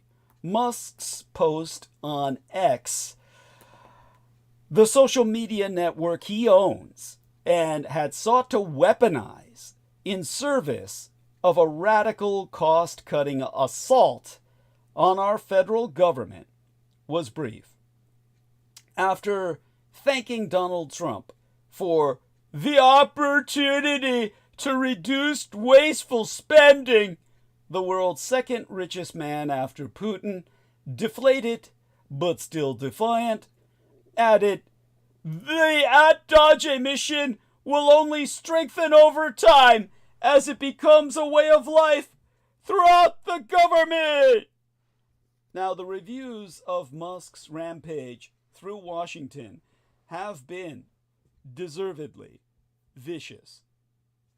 Who, during the past few crazy months, could have possibly failed to take note of his toxic combination of entitlement and ignorance, his vastly overstated claims, and his move fast and break things ethos that has resulted in wreckage that will take us years to fully assess? Musk, the largest individual donor in a single election cycle in American history, seemed to truly believe what his critics feared, that his hundreds of millions of dollars spent on behalf of Trump and Republican causes had purchased him an outsized share of the presidency itself. He sought to collect in unprecedented fashion, installing himself in the White House at Trump's side, helicoptering around on Marine Corps One. That's the Marine Corps helicopter version of Air Force One, which is reserved for the fucking president, people. With his young son in tow, no less. Speaking at cabinet meetings, though he held no formal Senate-confirmed seat at the table. He demanded sensitive government data on millions of Americans, empowered a former intern known online as Big Balls, and blew up the United States' foreign aid program. In February, he cavorted on stage at a conservative event with a chainsaw. No metaphorical subtlety there. And when he fired thousands of workers and abolished entire agencies, he became the gleeful personification of the Russo collaborationist Red Republican Insurgent Party's decades-long campaign to denigrate and downsize America's federal government. In a round of exit interviews this week, Musk has sounded all the predictable notes of a naive, multi-billionaire businessman mugged by Washington's political reality. He told the Washington Post that he found things were much worse than he'd realized inside the federal bureaucracy, and that it actually turned out to be an uphill battle to take that chainsaw to the government. In an interview on CBS News Sunday morning, he started the messy work of separating himself from the president. Musk admitted, I was, disappointed to see the massive spending bill, frankly. Given that Trump's big, beautiful tax cuts for the rich and spending cuts for the poor will add trillions of dollars to the budget deficit. Stating the obvious, which these days counts as an act of lèse-majesté among the Republican sycophants who surround Donald Trump, Musk added that the measure undermines the work that the dodgy team is doing. Stephen Miller, Trump's deputy chief of staff, said, what a lie, though it was not. Trump himself, as is often the case, was embarrassingly direct about why he had sold out Musk. On Wednesday, when asked specifically about the comment from Musk, he told reporters in the White House, we have to get a lot of votes. We can't be cutting. We need to get a lot of support. Revealingly, Trump never even mentioned Musk's name. Watching Trump casually brush off the sidekick who stuck to him like glue for most of the misadministration's first few months, I should say, I couldn't help but think of Reince Priebus, the first midterm White House chief of staff, who was dumped via tweet while deboarding Air Force One and left on the tarmac of Joint Base Andrews as Trump's motorcade roared off without him.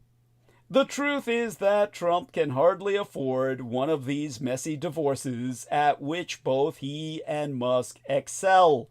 He still needs Musk, who has talked of spending another $100 million of his fortune to help pro-Trump groups before next year's midterm elections. The oligarch may have left the building, but it's not clear that the president can afford to live without him. During an election rally for Trump in Madison Square Garden last October, Musk claimed that he would slash an incredible $2 trillion, at least, from the U.S. budget, a remarkable bit of bravado that got less attention than the rally's headline making racism and its Trump as dear leader vibe. Later, Musk dialed his ambitions back to cutting what he considered a cool $1 trillion. Of course, that was never going to happen either, as anyone who'd ever spent a minute in Washington could have told Musk, had he but cared to listen to anyone other than the voices in his empty head. For all of Musk's breathless early claims of revolution, the final tally of his efforts appears to have been somewhere around $150 billion, and even that is unlikely to stand, because many of the savings that Musk bragged about on the dodgy website proved to be non-existent. Numerous agencies and departments he attacked are now suing to block the wave of firings and cuts that he set in motion. In the end, according to recent estimates from the Partnership for Public Service, his reckless approach to cutting, with little or no thought to the consequences, will cost our government far more, as $135 billion this fiscal year alone has already been accounted among the expenses he incurred. Turns out it's not cheap to place tens of thousands of workers on paid leave and to rehire mistakenly fired employees. Never mind dealing with the lost productivity of a traumatized and uncertain workforce. Who'd have fucking thought? Musk's failure to follow through on his boasts, however, should not detract from a clear-eyed assessment of the extraordinary amount of damage he succeeded in wreaking. The wise men are laughing Musk out of town, and I get it. His performative vandalism, as Jonah Goldberg put it on CNN, was in some respects just a pernicious, highly dangerous new variant of a Washington perennial. The Paul who makes promises he cannot keep. But it is hard to think of any other unelected official who has done so much harm to the United States government in such a short period of time. The fact that the deficit will get even bigger at the end of the day only worsens our injury. A few hours before Musk's announcement, one of his many thousands of victims spoke out. Until a few weeks ago, Mary Boyle was a commissionaris at the Consumer Product Safety Commission, the historically bipartisan agency that for more than half 100 years has ensured that America's car seats and toaster ovens and baby strollers are safe. Boyle, one of 3 Democratic appointees on the commission, recounted how Musk's men had effectively ended her office's work in a matter of hours. First came the rumor on the evening of Wednesday, May 7th. DRjourd is coming. By 2 p.m. the next day, 2 young men had appeared at the agency's offices in Bethesda, Maryland. At 3:45 p.m., Boyle and the other commissioners received an email from the commission's acting Republican chairman informing them that he planned to bring on the 2 Dodgers who, at no expense to the commission, would help the agency with the assessment and enhancement of internal processes and operational procedures. The commissioners had until 6 p.m., he said, to let him know whether I have your support. It would be funny if it weren't the kind of thing that should have remained inconceivable in a functioning democracy. Here are the guys who are going to put you out of business, and they come real cheap.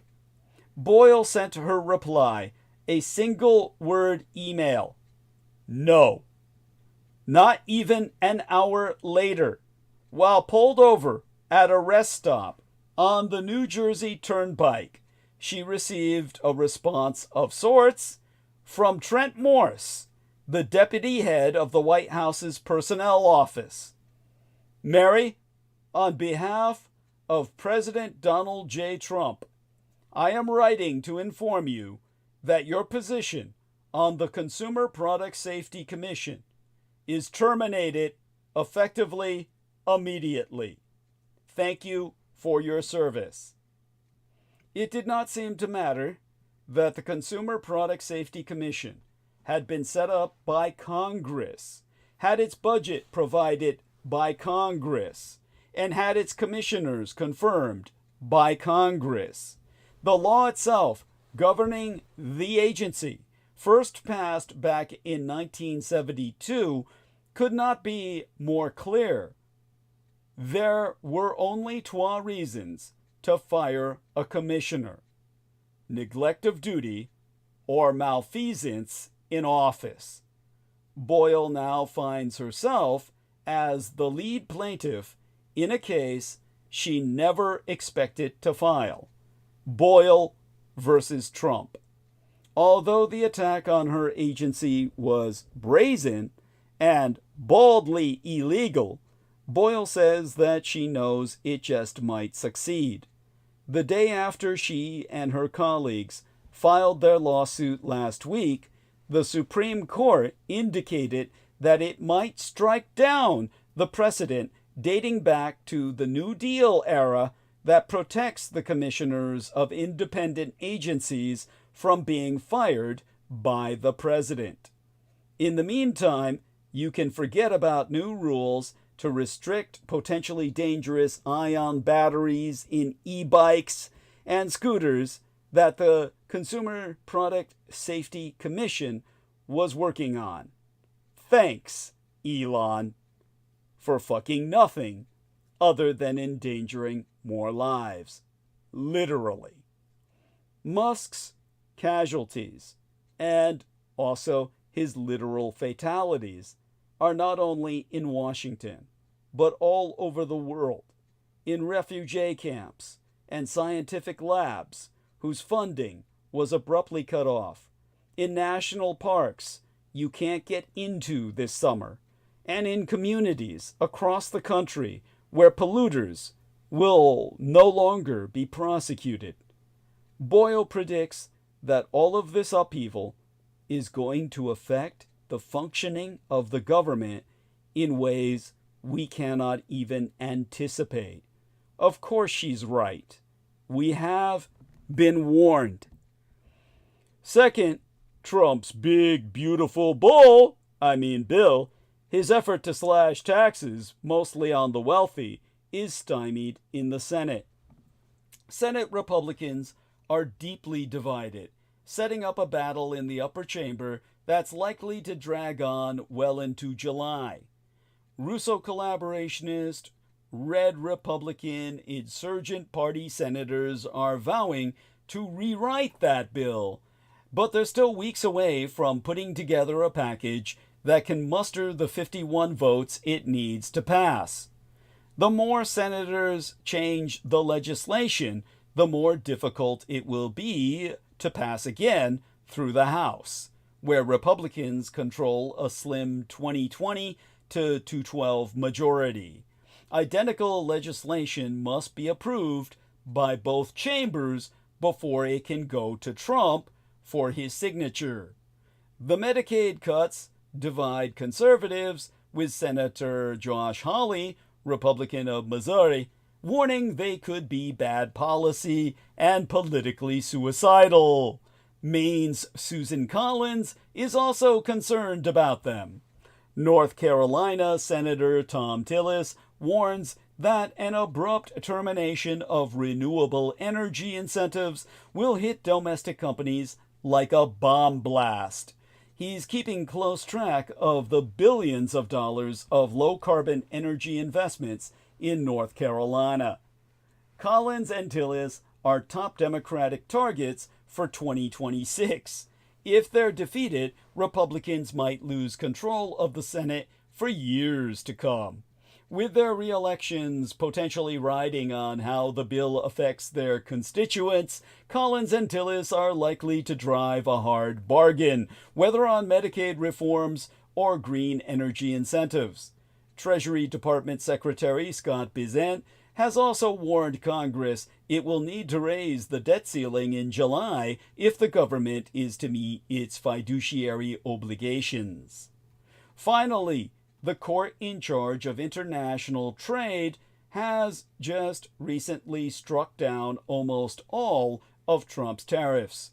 The United States Constitution's Article 1, dealing with Congress, Section 8, dealing with its specific duties and responsibilities, says the Congress shall have the power to regulate commerce with foreign nations. Seems pretty fucking clear to me. But a law enacted by Congress in 1977, the International Emergency Economic Powers Act, authorizes a president to impose tariffs, embargoes, and sanctions in response to national emergencies. This is the thin reed on which Trump based his tariff rampage. He declared national emergencies because of fentanyl trafficking and the threat of persistent trade deficits. Trump also imposed retaliatory tariffs on countries that responded in kind.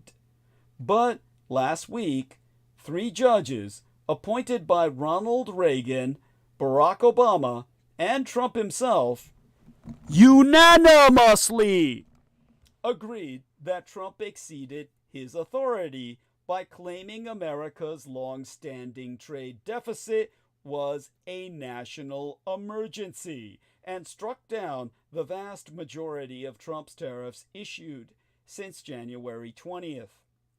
They said cash must be repaid to those firms who have already paid.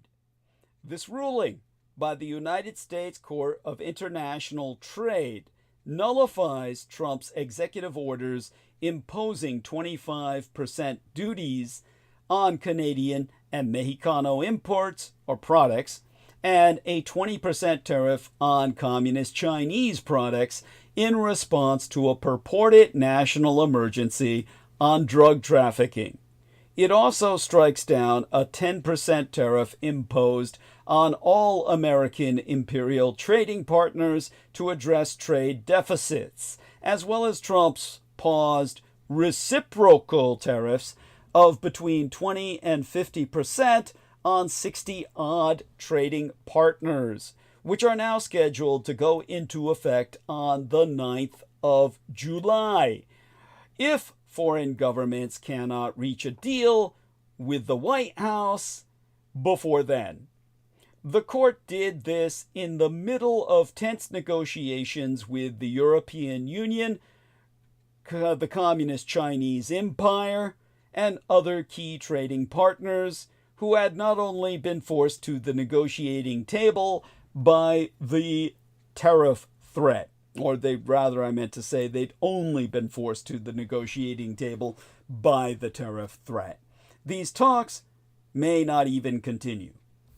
Today, or what I mean to say is yesterday, I think it was Friday into this weekend, I mean to say. Obviously, time is out of sync for me with everything I've been attending to.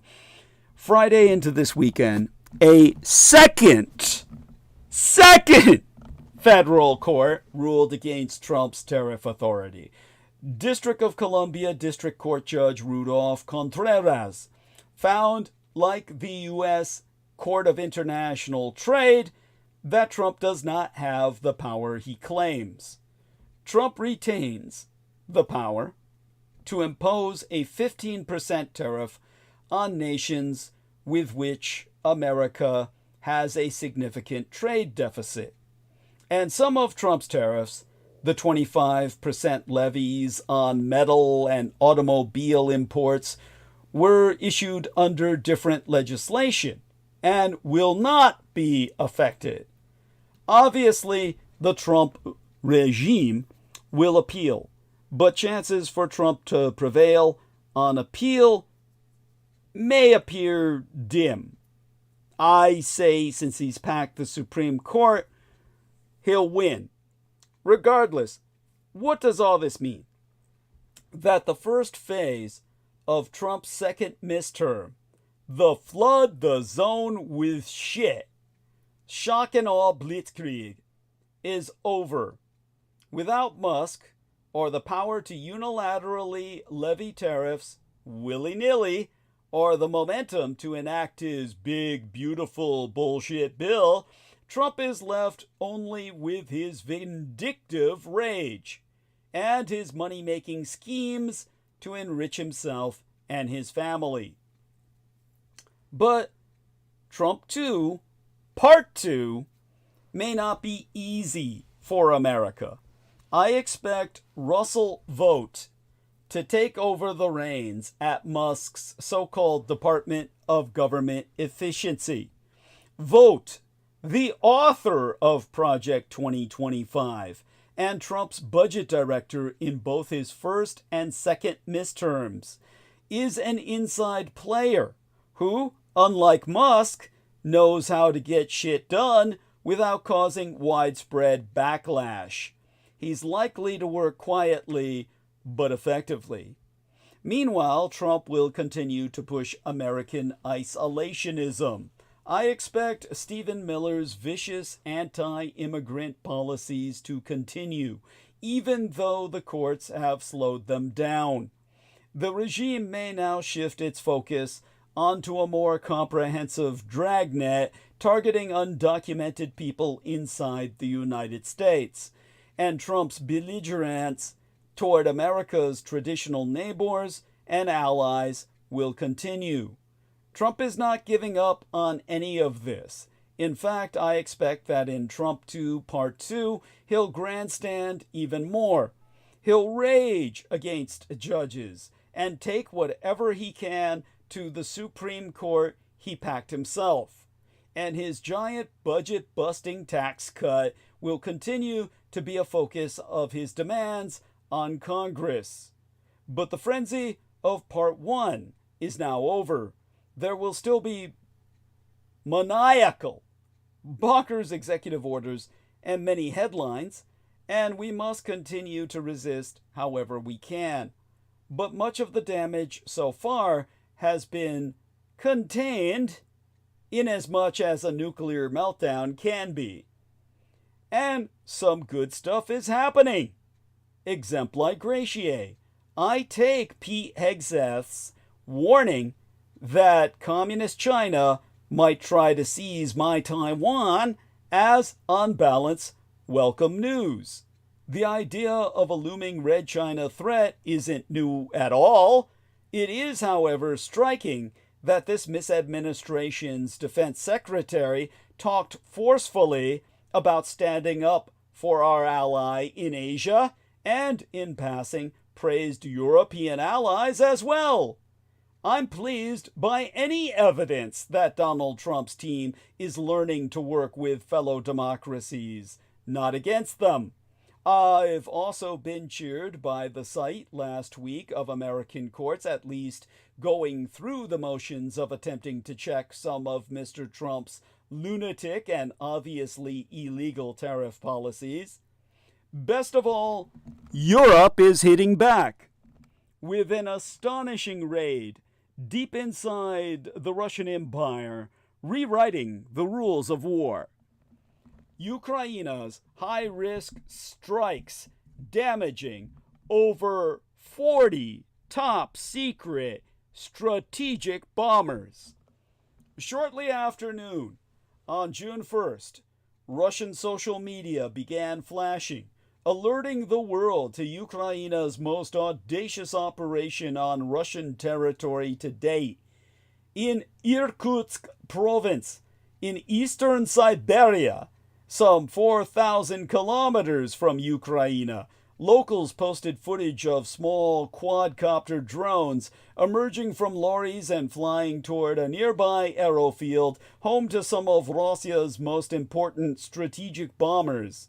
One wrote, "I work at a tire shop. A truck pulled in, and drones flew out of it." From an aerobase near Murmansk, in Russia's far north, came similar stories. The driver's running around. Drones are flying from his truck toward the base. Other alarmed posts soon followed from aerobases in Ryazan and Ivanovo provinces deep in central Russia. Ukraine's main security agency, the SBU, has since claimed responsibility for the operation, which it has codenamed Spiderweb. It said at least 41 Russian aircraft were destroyed or damaged across 4 aerofields, including rare and extremely expensive A-50 early warning planes, Russia's equivalent of the AWACS, and Tu-22 Tupolev 22 M3 and Tupolev 95 strategic bombers. The agency also released footage in which its pugnacious chief, Vasily Malyuk, is heard commenting on the operation in his recognizable growl. Russian strategic bombers all burning delightfully. Now for the bad news. The tariffs are here to stay.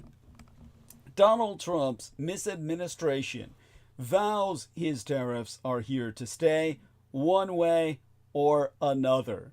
The Trump misadministration insisted it has multiple options to push through his import tariffs.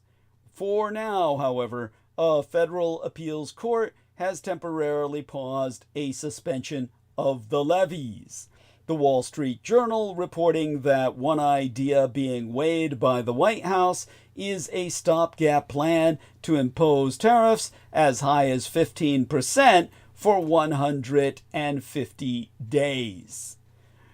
A federal trade court issued this major ruling against the Trump misadministration midweek last, declaring that President Trump does not have the authority under economic emergency legislation to impose sweeping global tariffs and, ergo, may not unilaterally impose tariffs with an emergency law.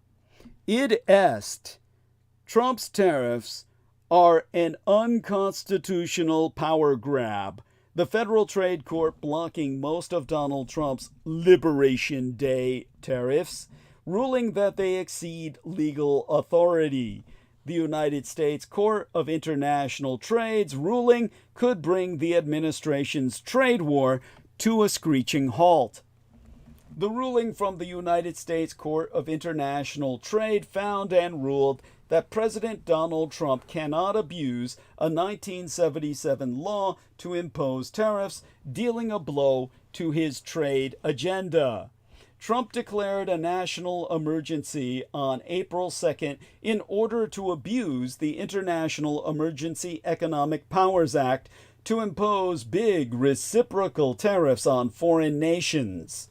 The unanimous ruling from the three-judge panel stated that the IEEPA does not authorize Trump's tariffs and orders them halted. You see, declaring a national emergency to exact concessions is a ploy to seize authority. After announcing sweeping new tariffs on the United States' top three trading partners, United States President Donald Trump seems to have agreed to a 30-day pause at the time he first paused on any new duties on Canada and Mexico, while leaving those on communist China in place. The final outcome was then still uncertain, and the drama that unfolded over the week thereafter should not distract from the bigger picture. With his decrees on trade, Trump was already making an unconstitutional power grab by abusing the declaration of a national emergency to grant himself authority he does not have. Congress, whose constitutional powers to regulate trade Trump had usurped, should have acted swiftly to retain its authority and bring back stability to American imperial trade policy. In announcing those tariffs, Trump invoked the 1977 IEEPA, the International Emergency Economic Powers Act, which gave a U.S. president sweeping powers to regulate the economy during wartime or another emergency caused by a foreign threat. The law essentially grants a president extraordinary economic powers to deal with any unusual and extraordinary threat if he declares a national emergency with respect to such threat. The White House outlining its view of the current threat in Proclamation 10886, which on January 20th declared a national emergency at the United States-Mexico border, supposedly overrun by cartels, criminal gangs, known terrorists, human traffickers, smugglers, unvetted military-age males from foreign adversaries, and illicit narcotics that harm Americans, including America, which you could read that to be some individual unfortunate enough to have his parents gift him that name. Now, Trump expanded the emergency beyond the southern border to also cover the public health crisis of deaths due to the use of fentanyl and other illicit drugs, claiming insufficient action by Canada and Red China to interdict shipments. His response to these claimed threats was a 25% tariff on imports from Mexico, 25% on imports from Canada, except energy at 10%, and an additional 10% on imports from Red China. Since Communist Chinese goods are currently charged with an average rate of 10%, and most tariffs on Canada and Mexico are near zero, Trump's decree would have imposed higher levies against them than against Red China, an American imperial adversary, and put a significant shock to North American trade. Experts have called these tariff actions reckless and a self-inflicted wound to the American economy, while companies have warned that widespread tariffs will further upend supply chains and stoke inflation.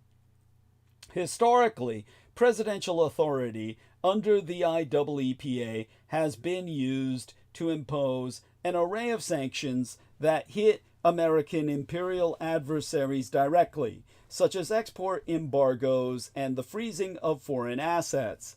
But it has never been abused to raise tariffs on imports into these United States, which American imperial importers and ultimately consumers, not the targeted countries, pay. Nor has the law ever been abused to punish allies and partners, such as Canada and Mexico. The predecessor statute that the IEEPA replaced, the 1917 Trading with the Enemy Act, was abused by United States President Richard Milhous Nixon to levy a 10% across-the-board import tariff to address a balance of payments crises with the intent of creating leverage to force the Empire of Japan and West Germany to revalue their currencies, which Washington saw as giving their exporters an unfair advantage. The tariff was a temporary measure and soon lifted. Nixon's loose interpretation of the old law and abuse against friendly countries in peacetime was, in fact, the precise reason Congress worked on tightening that statute and replacing it with the IEEPA. The legal challenges that sprang from Nixon's misactions are instructive today. In United States versus Yoshida International, the United States Court of Customs and Patent Appeals ruled in 1975 that measures implemented by the president must have an eminently reasonable relationship with the declared emergency. In other words, there needs to be a causal link between the emergency and sanctions response.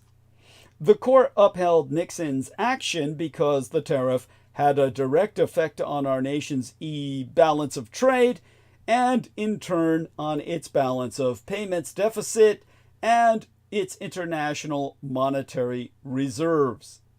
Today, by contrast, it is a stretch of the imagination to suggest that across-the-board import tariffs have an eminently reasonable relationship to the domestic problem of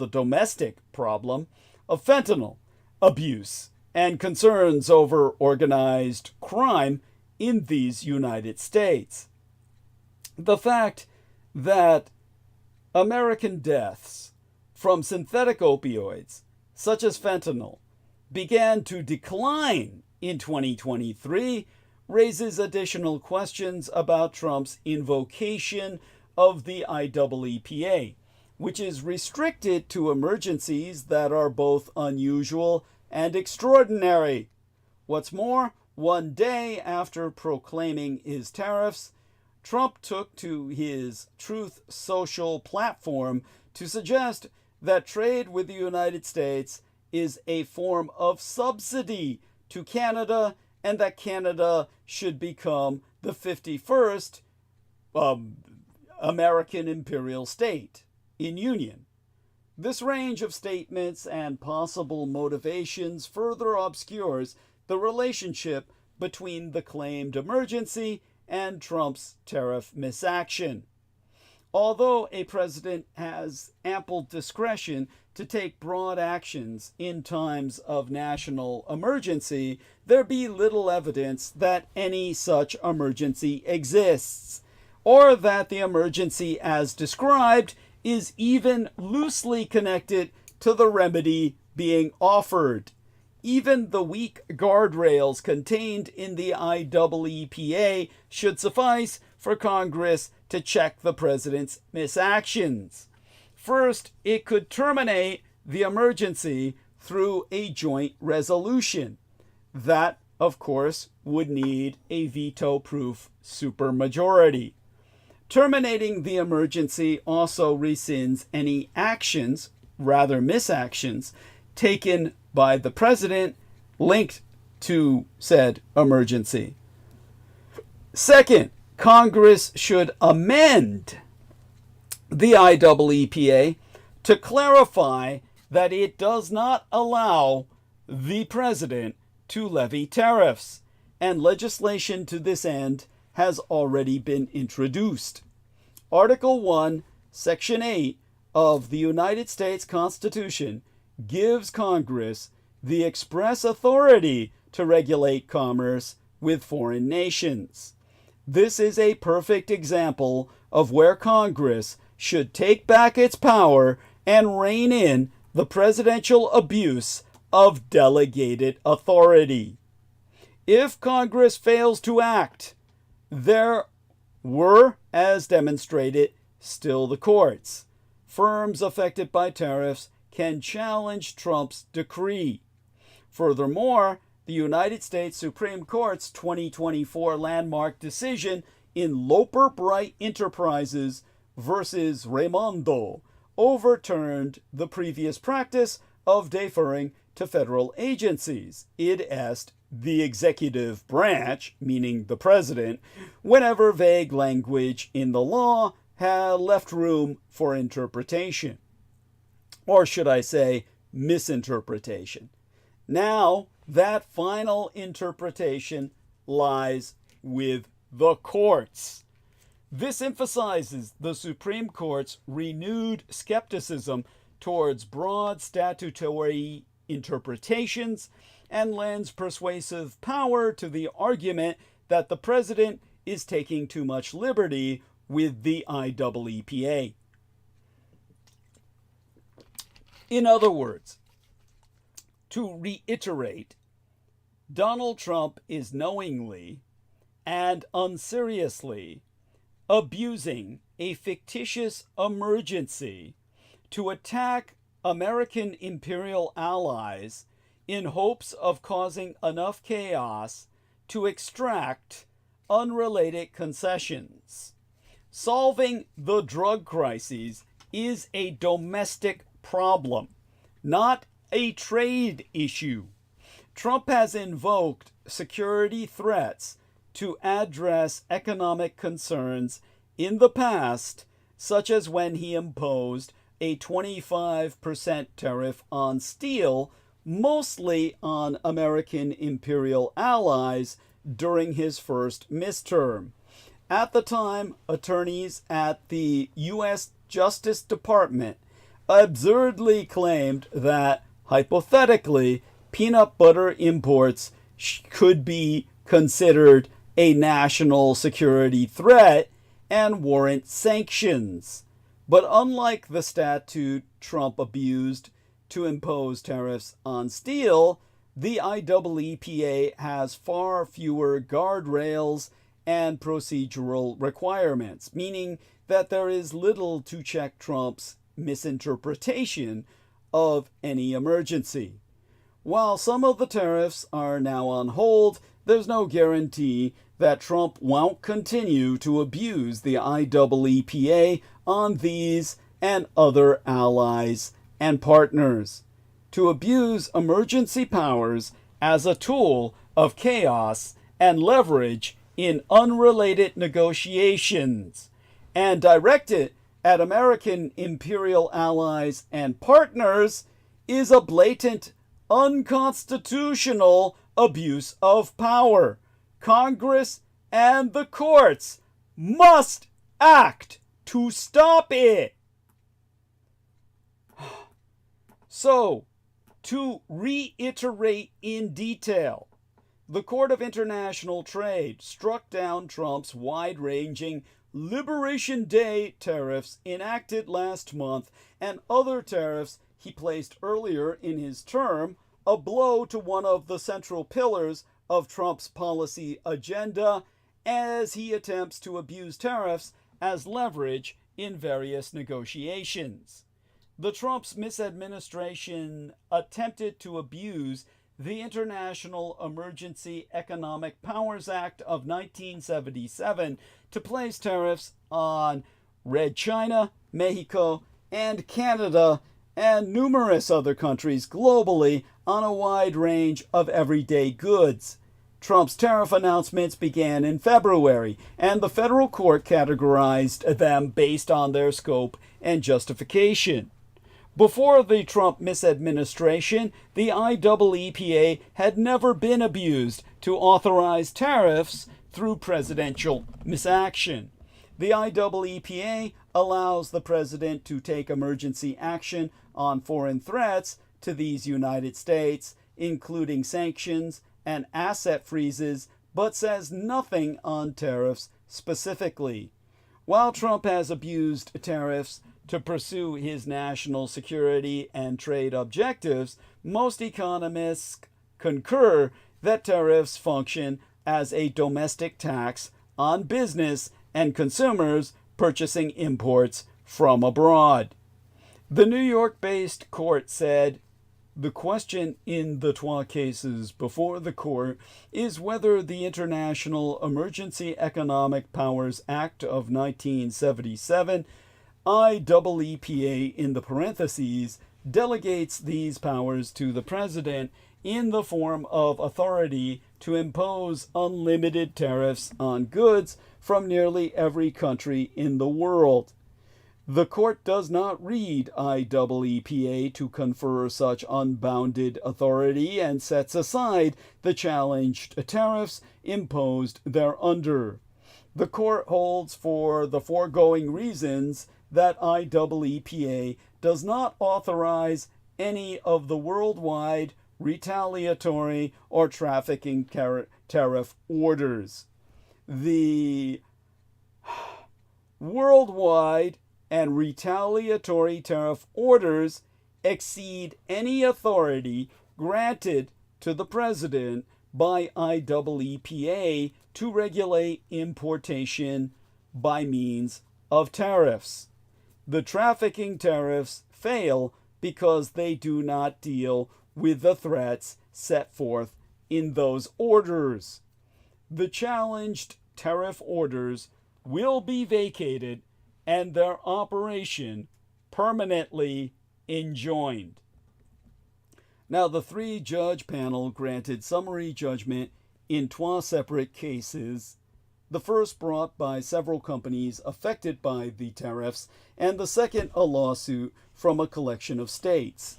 The 12 groups of plaintiffs sued the misadministration over the constitutionality of Trump's ability to abuse the IEEPA to enact tariffs. Beyond those cases, the Court of International Trade's decision could affect similar tariff-related cases in front of it and other federal courts. The federal government is expected to appeal the court's ruling immediately. Reacting to the decision on X, the Trump policy advisor Stephen Miller posted, "The judicial coup is out of control." The Trump misadministration and its allies have routinely criticized federal judges for perceived overreach in their rulings against the president's executive actions, or should I say misactions. The Court of International Trade judges ruling on the case were appointed by Presidents Reagan, Obama, and Trump, respectively. Trump-appointed Judge Timothy Reif identifies politically as a Democrat and was appointed under court rules requiring political balance. Under Article 1 of the Constitution, Congress has the ability to control tax policy. But the legislative branch has largely ceded its tariff authority to the presidency in recent decades. Some conservatives have urged Congress to reclaim its constitutional authority on tariffs, given Trump's enthusiasm for them and significant bipartisan opposition to his tariff policy.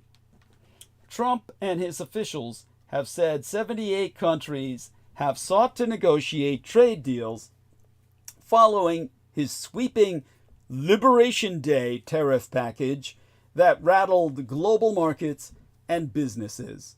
Following widespread panic on Wall Street over the tariffs, Trump announced a 90-day pause on them as negotiations unfold. As to why it all matters, the United States Court of International Trade's ruling could bring the misadministration's trade war to a screeching halt. By blocking entirely most categories of tariffs, the court effectively wiped out most of the regime Trump put in place since taking office.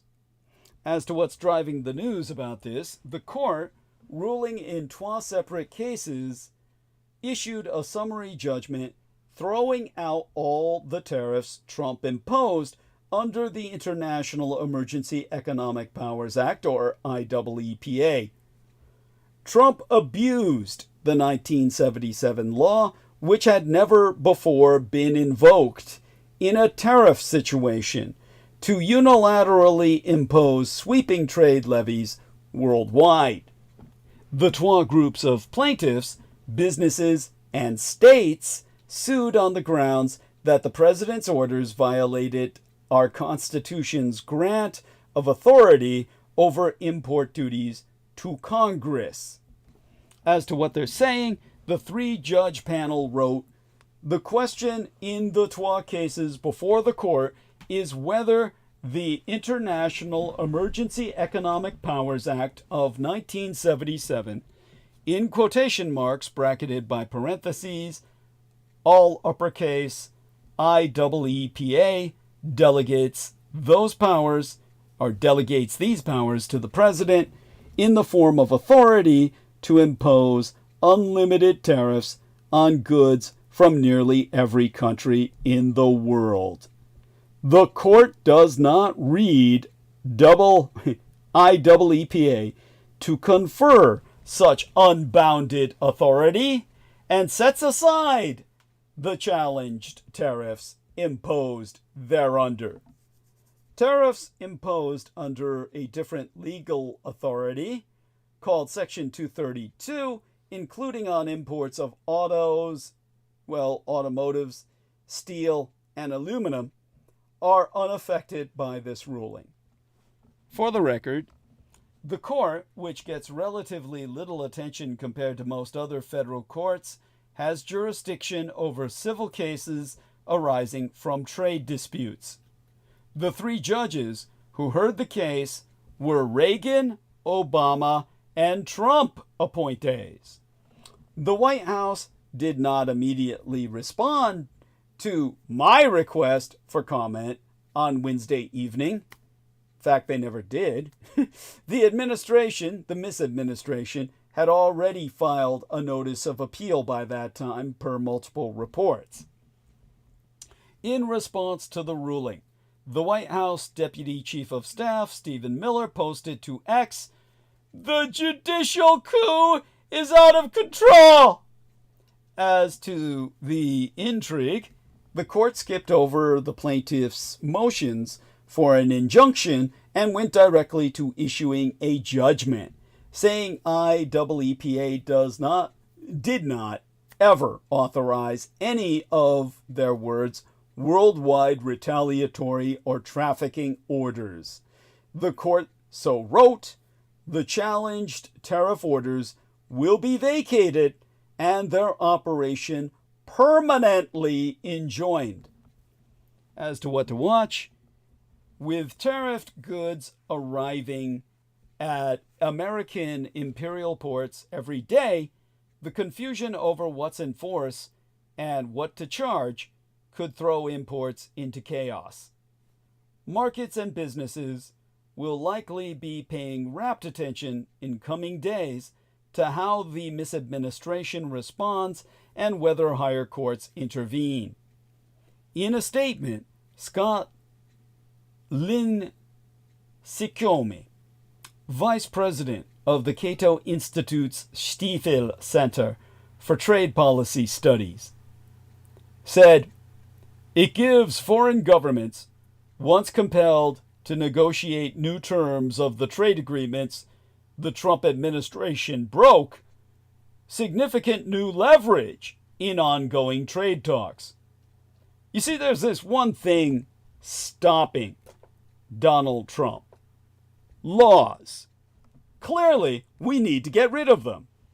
Let me put this in simple terms. Obviously, I'm being sarcastic, so all the whiny libs out there can understand. We have too many laws and too many judges interpreting those laws in ways that I and the Trump misadministration don't like.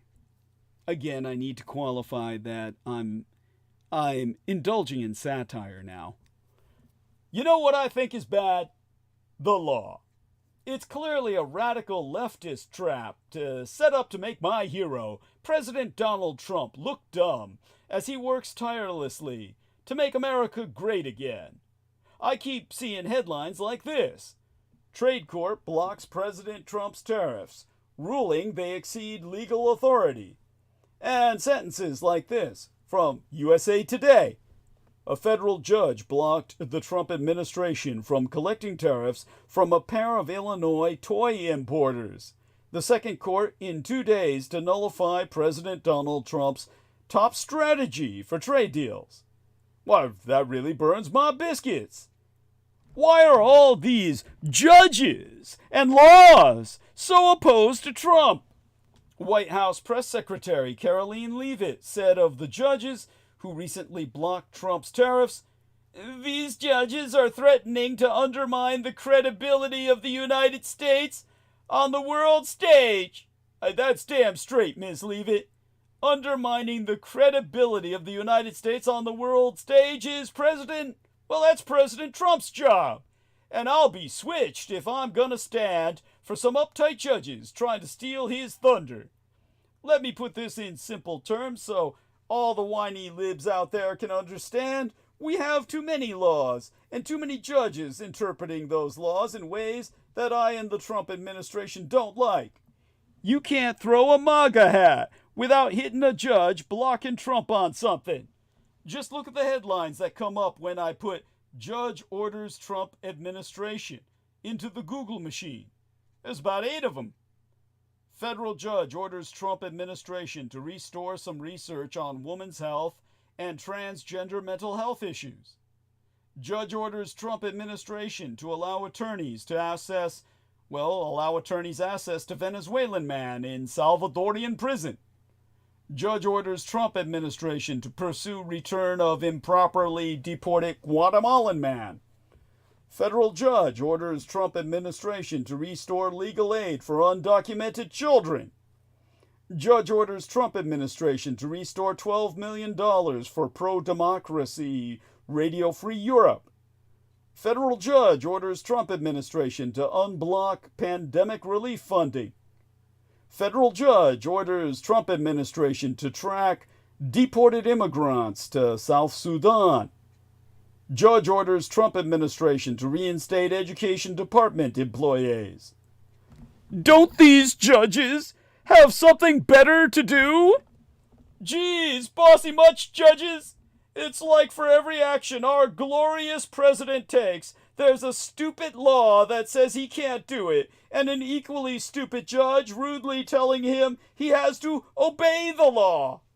According to the New York Times, which I don't read because it's liberal propaganda, as of May 29th, at least 181 court rulings have at least temporarily paused some of the administration's initiatives.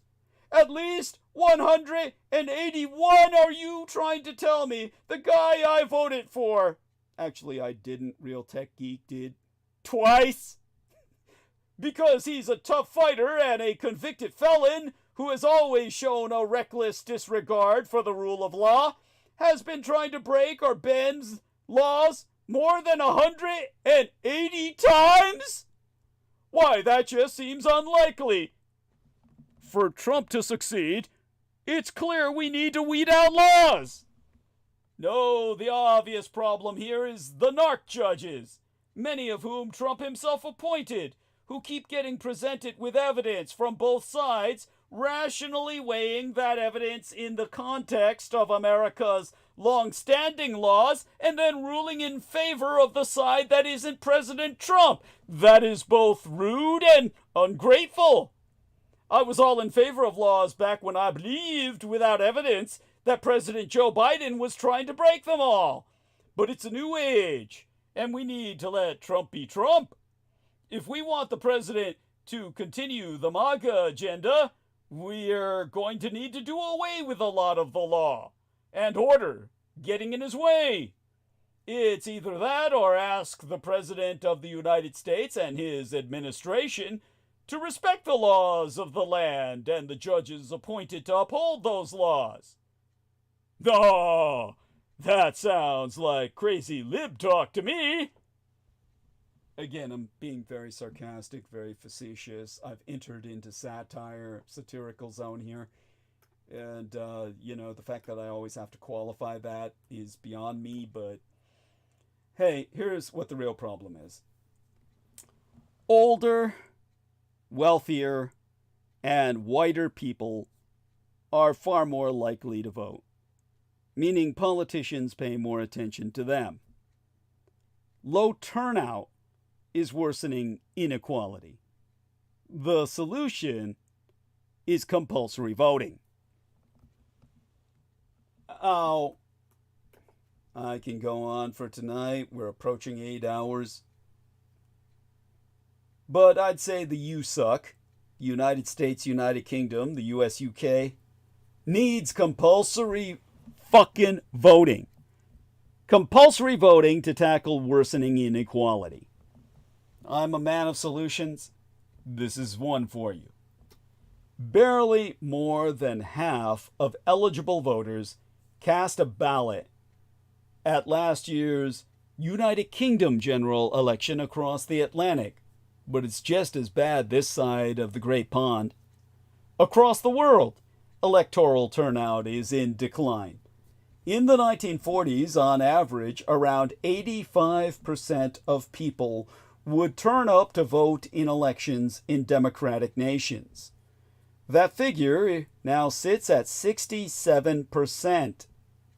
This trend is particularly pronounced in the United Kingdom, which is why I'm using them as an example, where barely more than half of eligible voters cast a ballot at the most recent general election in July last year. This low turnout is in itself a problem for democracy, as well as reflecting growing apathy and political alienation. It weakens the link between rulers and the ruled, leaving us with governments that are less legitimate and most certainly less representative.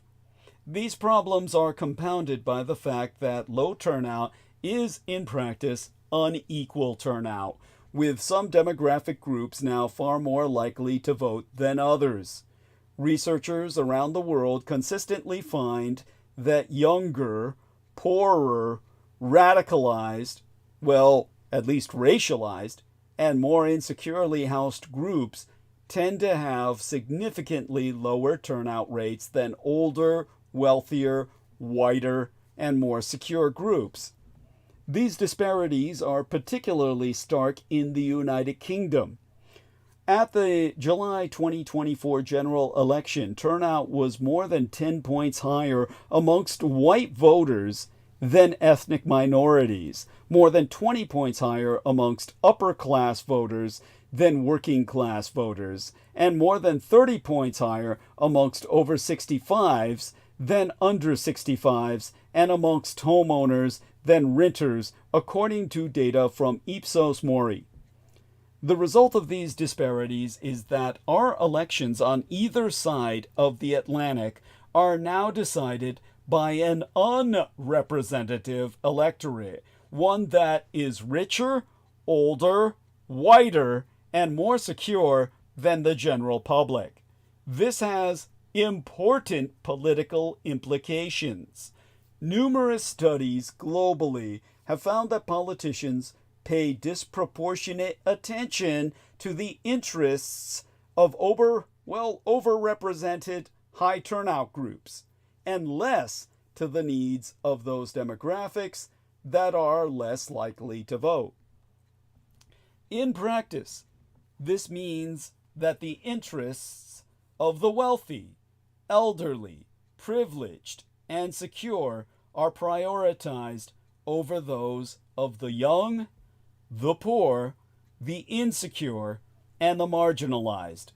Drastic turnout inequalities are thus strongly associated with lower levels of redistributive spending and higher levels of socioeconomic inequality. Combating low turnout should therefore be a priority for anyone concerned with inequality. In the United Kingdom, democratic reformers seeking to improve turnout commonly propose a standard range of measures, such as automatic voter registration, more accessible elections, and a shift from first past the post to a proportional electoral system. While these are all potentially beneficial changes, they are unlikely to increase the number of voters enough to overcome the turnout inequalities between different demographic groups. Activists and campaigners should therefore have the courage to embrace the one reform demonstrably capable of drastically increasing turnout: the introduction of compulsory voting. This would see all eligible voters legally obliged to participate in elections and fucking fined if they fail to do so. Far from being some newfangled authoritarian innovation, compulsory voting is a long-standing practice currently used in 22 democracies across the world, including Australia, Belgium, Uruguay, Chile, and Brazil. What do all of these have in common? Generally speaking, a fascistic history. Compulsory voting does not oblige anybody to vote for a party. Those who wish to do so may spoil their ballots, or, in some versions, vote for a none-of-the-above option. Penalties for not voting at all also tend to be minimal. In Australia, for example, non-voter penalties are set at 20 Australian dollars, which is slightly less than £10 sterling, 5 times less than the average United Kingdom parking fine. Despite being a relatively minor imposition on any given individual and thus not in any meaningful sense an infringement on personal freedom, the aggregate effect of compulsory voting is substantial. Firstly, it demonstrably boosts electoral participation far more effectively than any other single reform. Countries such as Belgium and Australia, where compulsory voting is used, regularly see some of the highest levels of voter turnout in the world, typically at around 90%. It also sharply limits the extent of turnout inequalities, ensuring the electorate is broadly reflective of the population. Crucially, this has been shown to have a wider egalitarian impact on politics and society. Studies have found that compulsory voting leads to lower inequalities in income and wealth, a more generous welfare state, higher levels of social investment, and, perhaps relatedly, higher levels of satisfaction with democracy. Compulsory voting should be understood not as a punitive measure designed to punish the apathetic, but as a means of rebalancing our democracy towards the interests of those marginalized groups who are currently underrepresented in our politics. Throughout history, few reforms have been as impactful as those that have brought previously excluded groups into the electorate. Women's suffrage, the extension of the franchise to the working classes, and civil rights in these United States all transformed not only politics but also society itself by giving a voice to the marginalized, and so forcing politicians to take account of their interests. Today, as democracy faces new threats and societies grow more starkly unequal, it is time to once again expand the range of voices heard within the democratic system by introducing compulsory voting here and in the United Kingdom. We can bring those currently alienated, marginalized, and ignored into the center of our politics to create first a more equal electorate and ultimately a more equal society. And as a fascist, I also must express the fact that, well, we need a new economic system. Matter of fact, you know, the best way to lead you to that fact would be via the route of Ukraine. You see, in interim, President Donald Trump's impatience is a threat to his own agenda as well as to the constitutional order. Let me see now. We've got great numbers. I guess I may as well continue.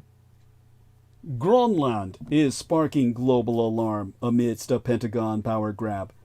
The Ukraine and these United States have outlined a rare earth minerals deal, but Ellīnikī wants security guarantees. Rare earths being the key to just about everything, and the very reason the United States may shift the Arctic Command. They're not actually that rare, but their importance to almost all modern technologies cannot be overstated. While Trump said Ellīnikī was to sign his minerals deal, the Kremlin called the peacekeeper,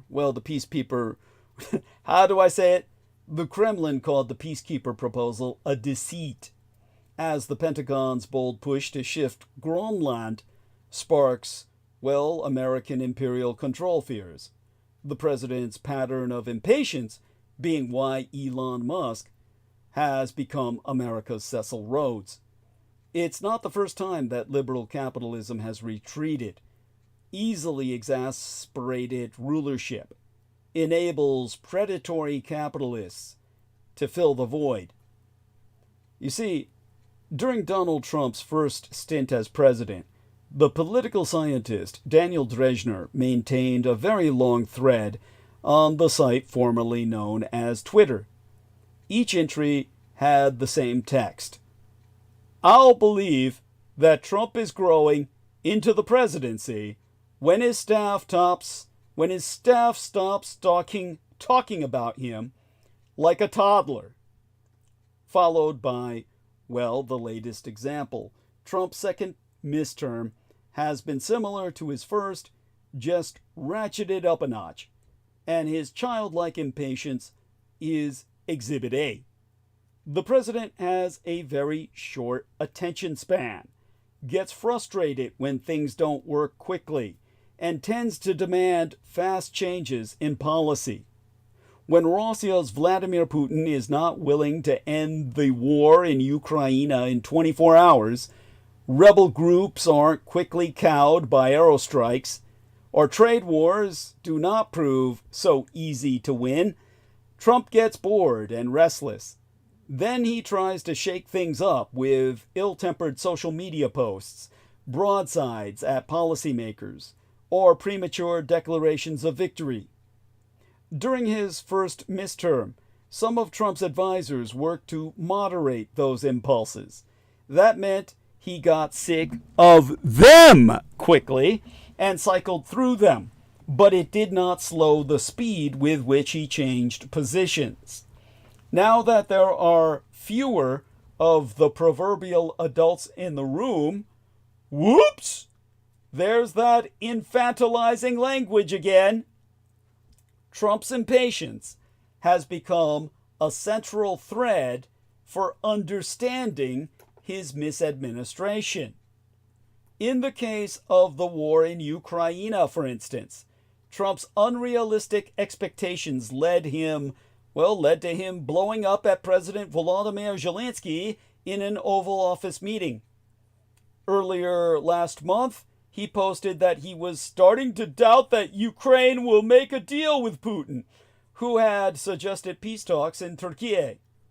Ukraine should agree to this immediately, Trump wrote, as though a years-long conflict could and even should be resolved so abruptly. Zelensky took understandable umbrage at the Oval Office ambush, but he seems to have realized that by adopting a more conciliatory tone, he can underscore Putin's intransigence. Now, as columnists like Tom Nichols wrote, Trump is raging against Putin, who has been entirely focused on dragging out a war of attrition. That may sap Ukraine's resources, but it also saps Trump's patience. A more patient president would pose less threat to the constitutional order. Some of Trump's most notable collisions with the law and courts are less a product of him wanting powers that he doesn't have than about him wanting things to happen faster than his powers allow. The president has a great deal of leeway to enforce immigration laws, but he is unwilling to wait while people exercise their right to due process. So instead, he tries to just erase that right. Trump could lay off many federal workers using the legally prescribed reductions in force procedure. Instead, he and Elon Musk have attempted to fire workers abruptly, with the result that judges keep blocking the misadministration. Similarly, Trump could try to get Congress to close the Education Department or rescind all funding for the NPR, National Public Radio, especially given the sway Trump holds over Republicans in both the House and the Senate. Instead, he has tried to do those things by executive fiat. Well, the week before last, a judge blocked his effort to shut down the department, and this last week, NPR sued the misadministration over the attempt to slash funding, arguing that only Congress can claw back funds it has appropriated. Now, the Fourth Estate reported into the weekend that the misadministration is finally planning to ask Congress to bless spending cuts made by Musk's United States dodgy service. As these examples show, impatience is also a threat to Trump's own agenda. This is especially apparent in the case of trade. Although Trump has been a fan of protectionism since the 1980s and has been the president on and off since 2017, he still has never taken the time to think through a plan for actually implementing tariffs. Consider the baffling path of trade policy toward the European Union over the past week. On Friday, Trump abruptly declared that he would recommend 50% tariffs on the European Union. Later that day, he said, "I'm not looking for a deal. We've set the deal. It's at 50%. Then, on last Sunday, he said that he was delaying the tariffs until July 9th. He now says that both sides have agreed to trade talks. This kind of unpredictability certainly got attention from EU officials, but the strategy that brings them to the table is unlikely to make them very trusting of Trump's good faith as a negotiator. And why would they believe him? They've seen the pattern of his impatience.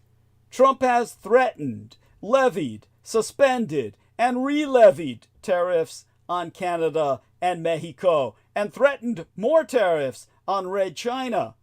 This vacillation has earned lots of headlines and induced lots of foreign officials to try to make nice with Washington, but it hasn't produced much in the way of actual trade benefits. Earlier last month, the White House trumpeted a historic trade win for the United States, which actually amounted simply to the American empire backing down from enormous tariffs on the Communist Chinese empire and Communist China canceling its own retaliatory measures. Trump's impatience makes him not only an unreliable negotiator, it makes him a weak one. When he spracketh with the United Kingdom Prime Minister Keir Starmer earlier last month, Trump was desperate to notch a win, having already claimed, without any evidence, to have struck 200 trade deals, more than the number of countries the United States even recognizes in the world.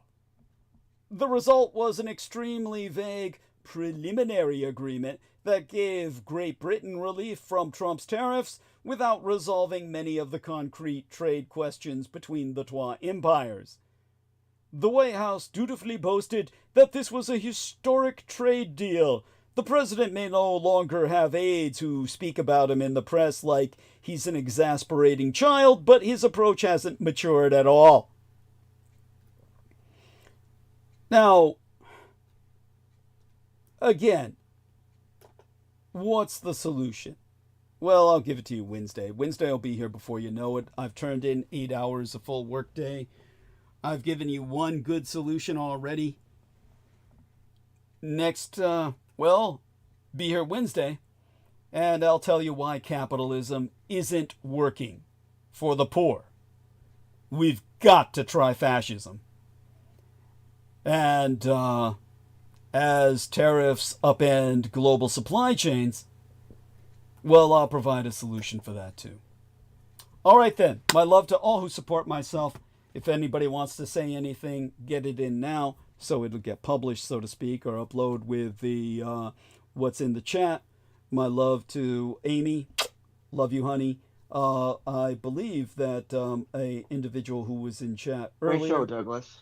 Oh, good monologue. Oh, bless you. Love you dearly. I'm still here. Yes. Oh, thank you so much. I appreciate that profoundly. You've been great. You were great tonight. Excellent. We all need to get used to the delay so that we don't overstep each other in dialogue. But yeah, your contribution, yeah. Thank you so much. I'm surprised I'm used to you like going on for hours though, until the sun rises. Look at how busy I've been. Dude, these days I'm doing a lot. I'm doing a lot these days with the enormous amount of responsibilities I've had with the Blood Boys, all of the holidays that have been going on. Okay. It's just well, that's good. It's good you've been able to go out and do stuff. Yeah, thank you. I appreciate that profoundly. I'm happy for you. Yeah. I knew something was going to happen because that fucking vampire, no offense, of course, but, Peter Moon, really was holding you down too much. Oh, yeah. And then you're able to live. Thank you. No, you're absolutely right. Hope he's fucking dead already. Oh, God, the rumor is he's in India. I find that hard to believe. He must be dead. I mean, I'll tell you about that. That's crazy. Yeah, we'll talk more about that privately. I want to give a shout out to DRÂGON. There was, I believe, a lady named VyM in the chat earlier. I don't know the gender, but I sense it might be a lady. Let me know your gender if you wish out there. In the meantime, my thanks to all who have participated. I'll stay on the call with you. Yeah. Oh, do you want to say something before we... Yeah, but regarding, yes, you're right about, well, we are in late-stage capitalism, and it's just gone insane. Thank you. The and I'm talking about a lot of things, in terms of like just collecting, collecting Pokemon. It's like it's considered now I'm not saying that over time things do rise in the secondary market and become valuable, of course, but it's just it's become like a alternative investment. Yeah, weird. On sets that are around only for a couple years, or even just recent with the recent ones in the last 6 to 8 months, where it's just like it's so hard to get products for just new sets and then the computer equipment. I don't want to go too much into all of it, but even just ordering like fast food. I'm ordering Wendy's and spending $50 on Wendy's on a fries, drink, chili, sandwich, and a salad. 30 years ago, that would have been no more than $20. Yeah. Wow. And they have record profits, and this is supposed to be the cheaper one. That was offering cheaper things, but it's just and like the graphics cards, with Jensen Huang, he's a vindictive son of a gun. I don't dislike him or anything, but it's just insane how an entire computer was was $1,500 to $2,000, and now the graphics card is that. Wow. Yeah. No, I hear you, and I appreciate as always, your contributions are important. Yeah, like I was saying that with Brendan earlier, Brendan Young, that something has to give. Zogit. I'm sorry, Iobil. Sorry, I'm so sorry. No, we're about the same name, but yeah, Brendan Zogit. That something has to give.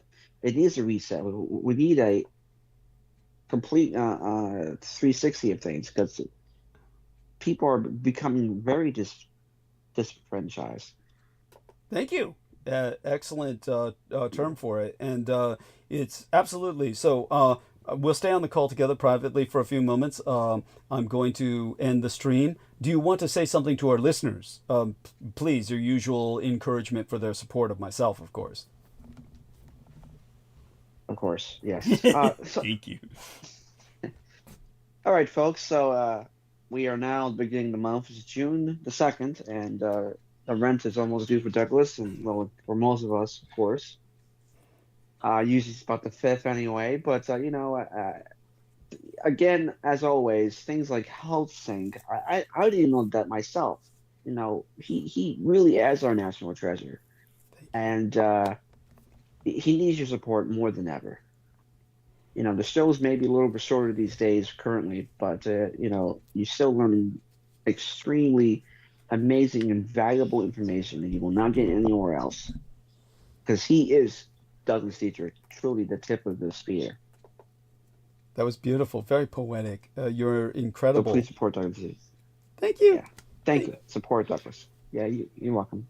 Thank you. Love you dearly, and thank you so much for Love your you too. help. And with that, we're going to close stream, and kisses to the ladies out there, hugs to all the men, and all those who support myself, of course, morally, if not financially. And with that, we are going to kill the stream and join us on Wednesday.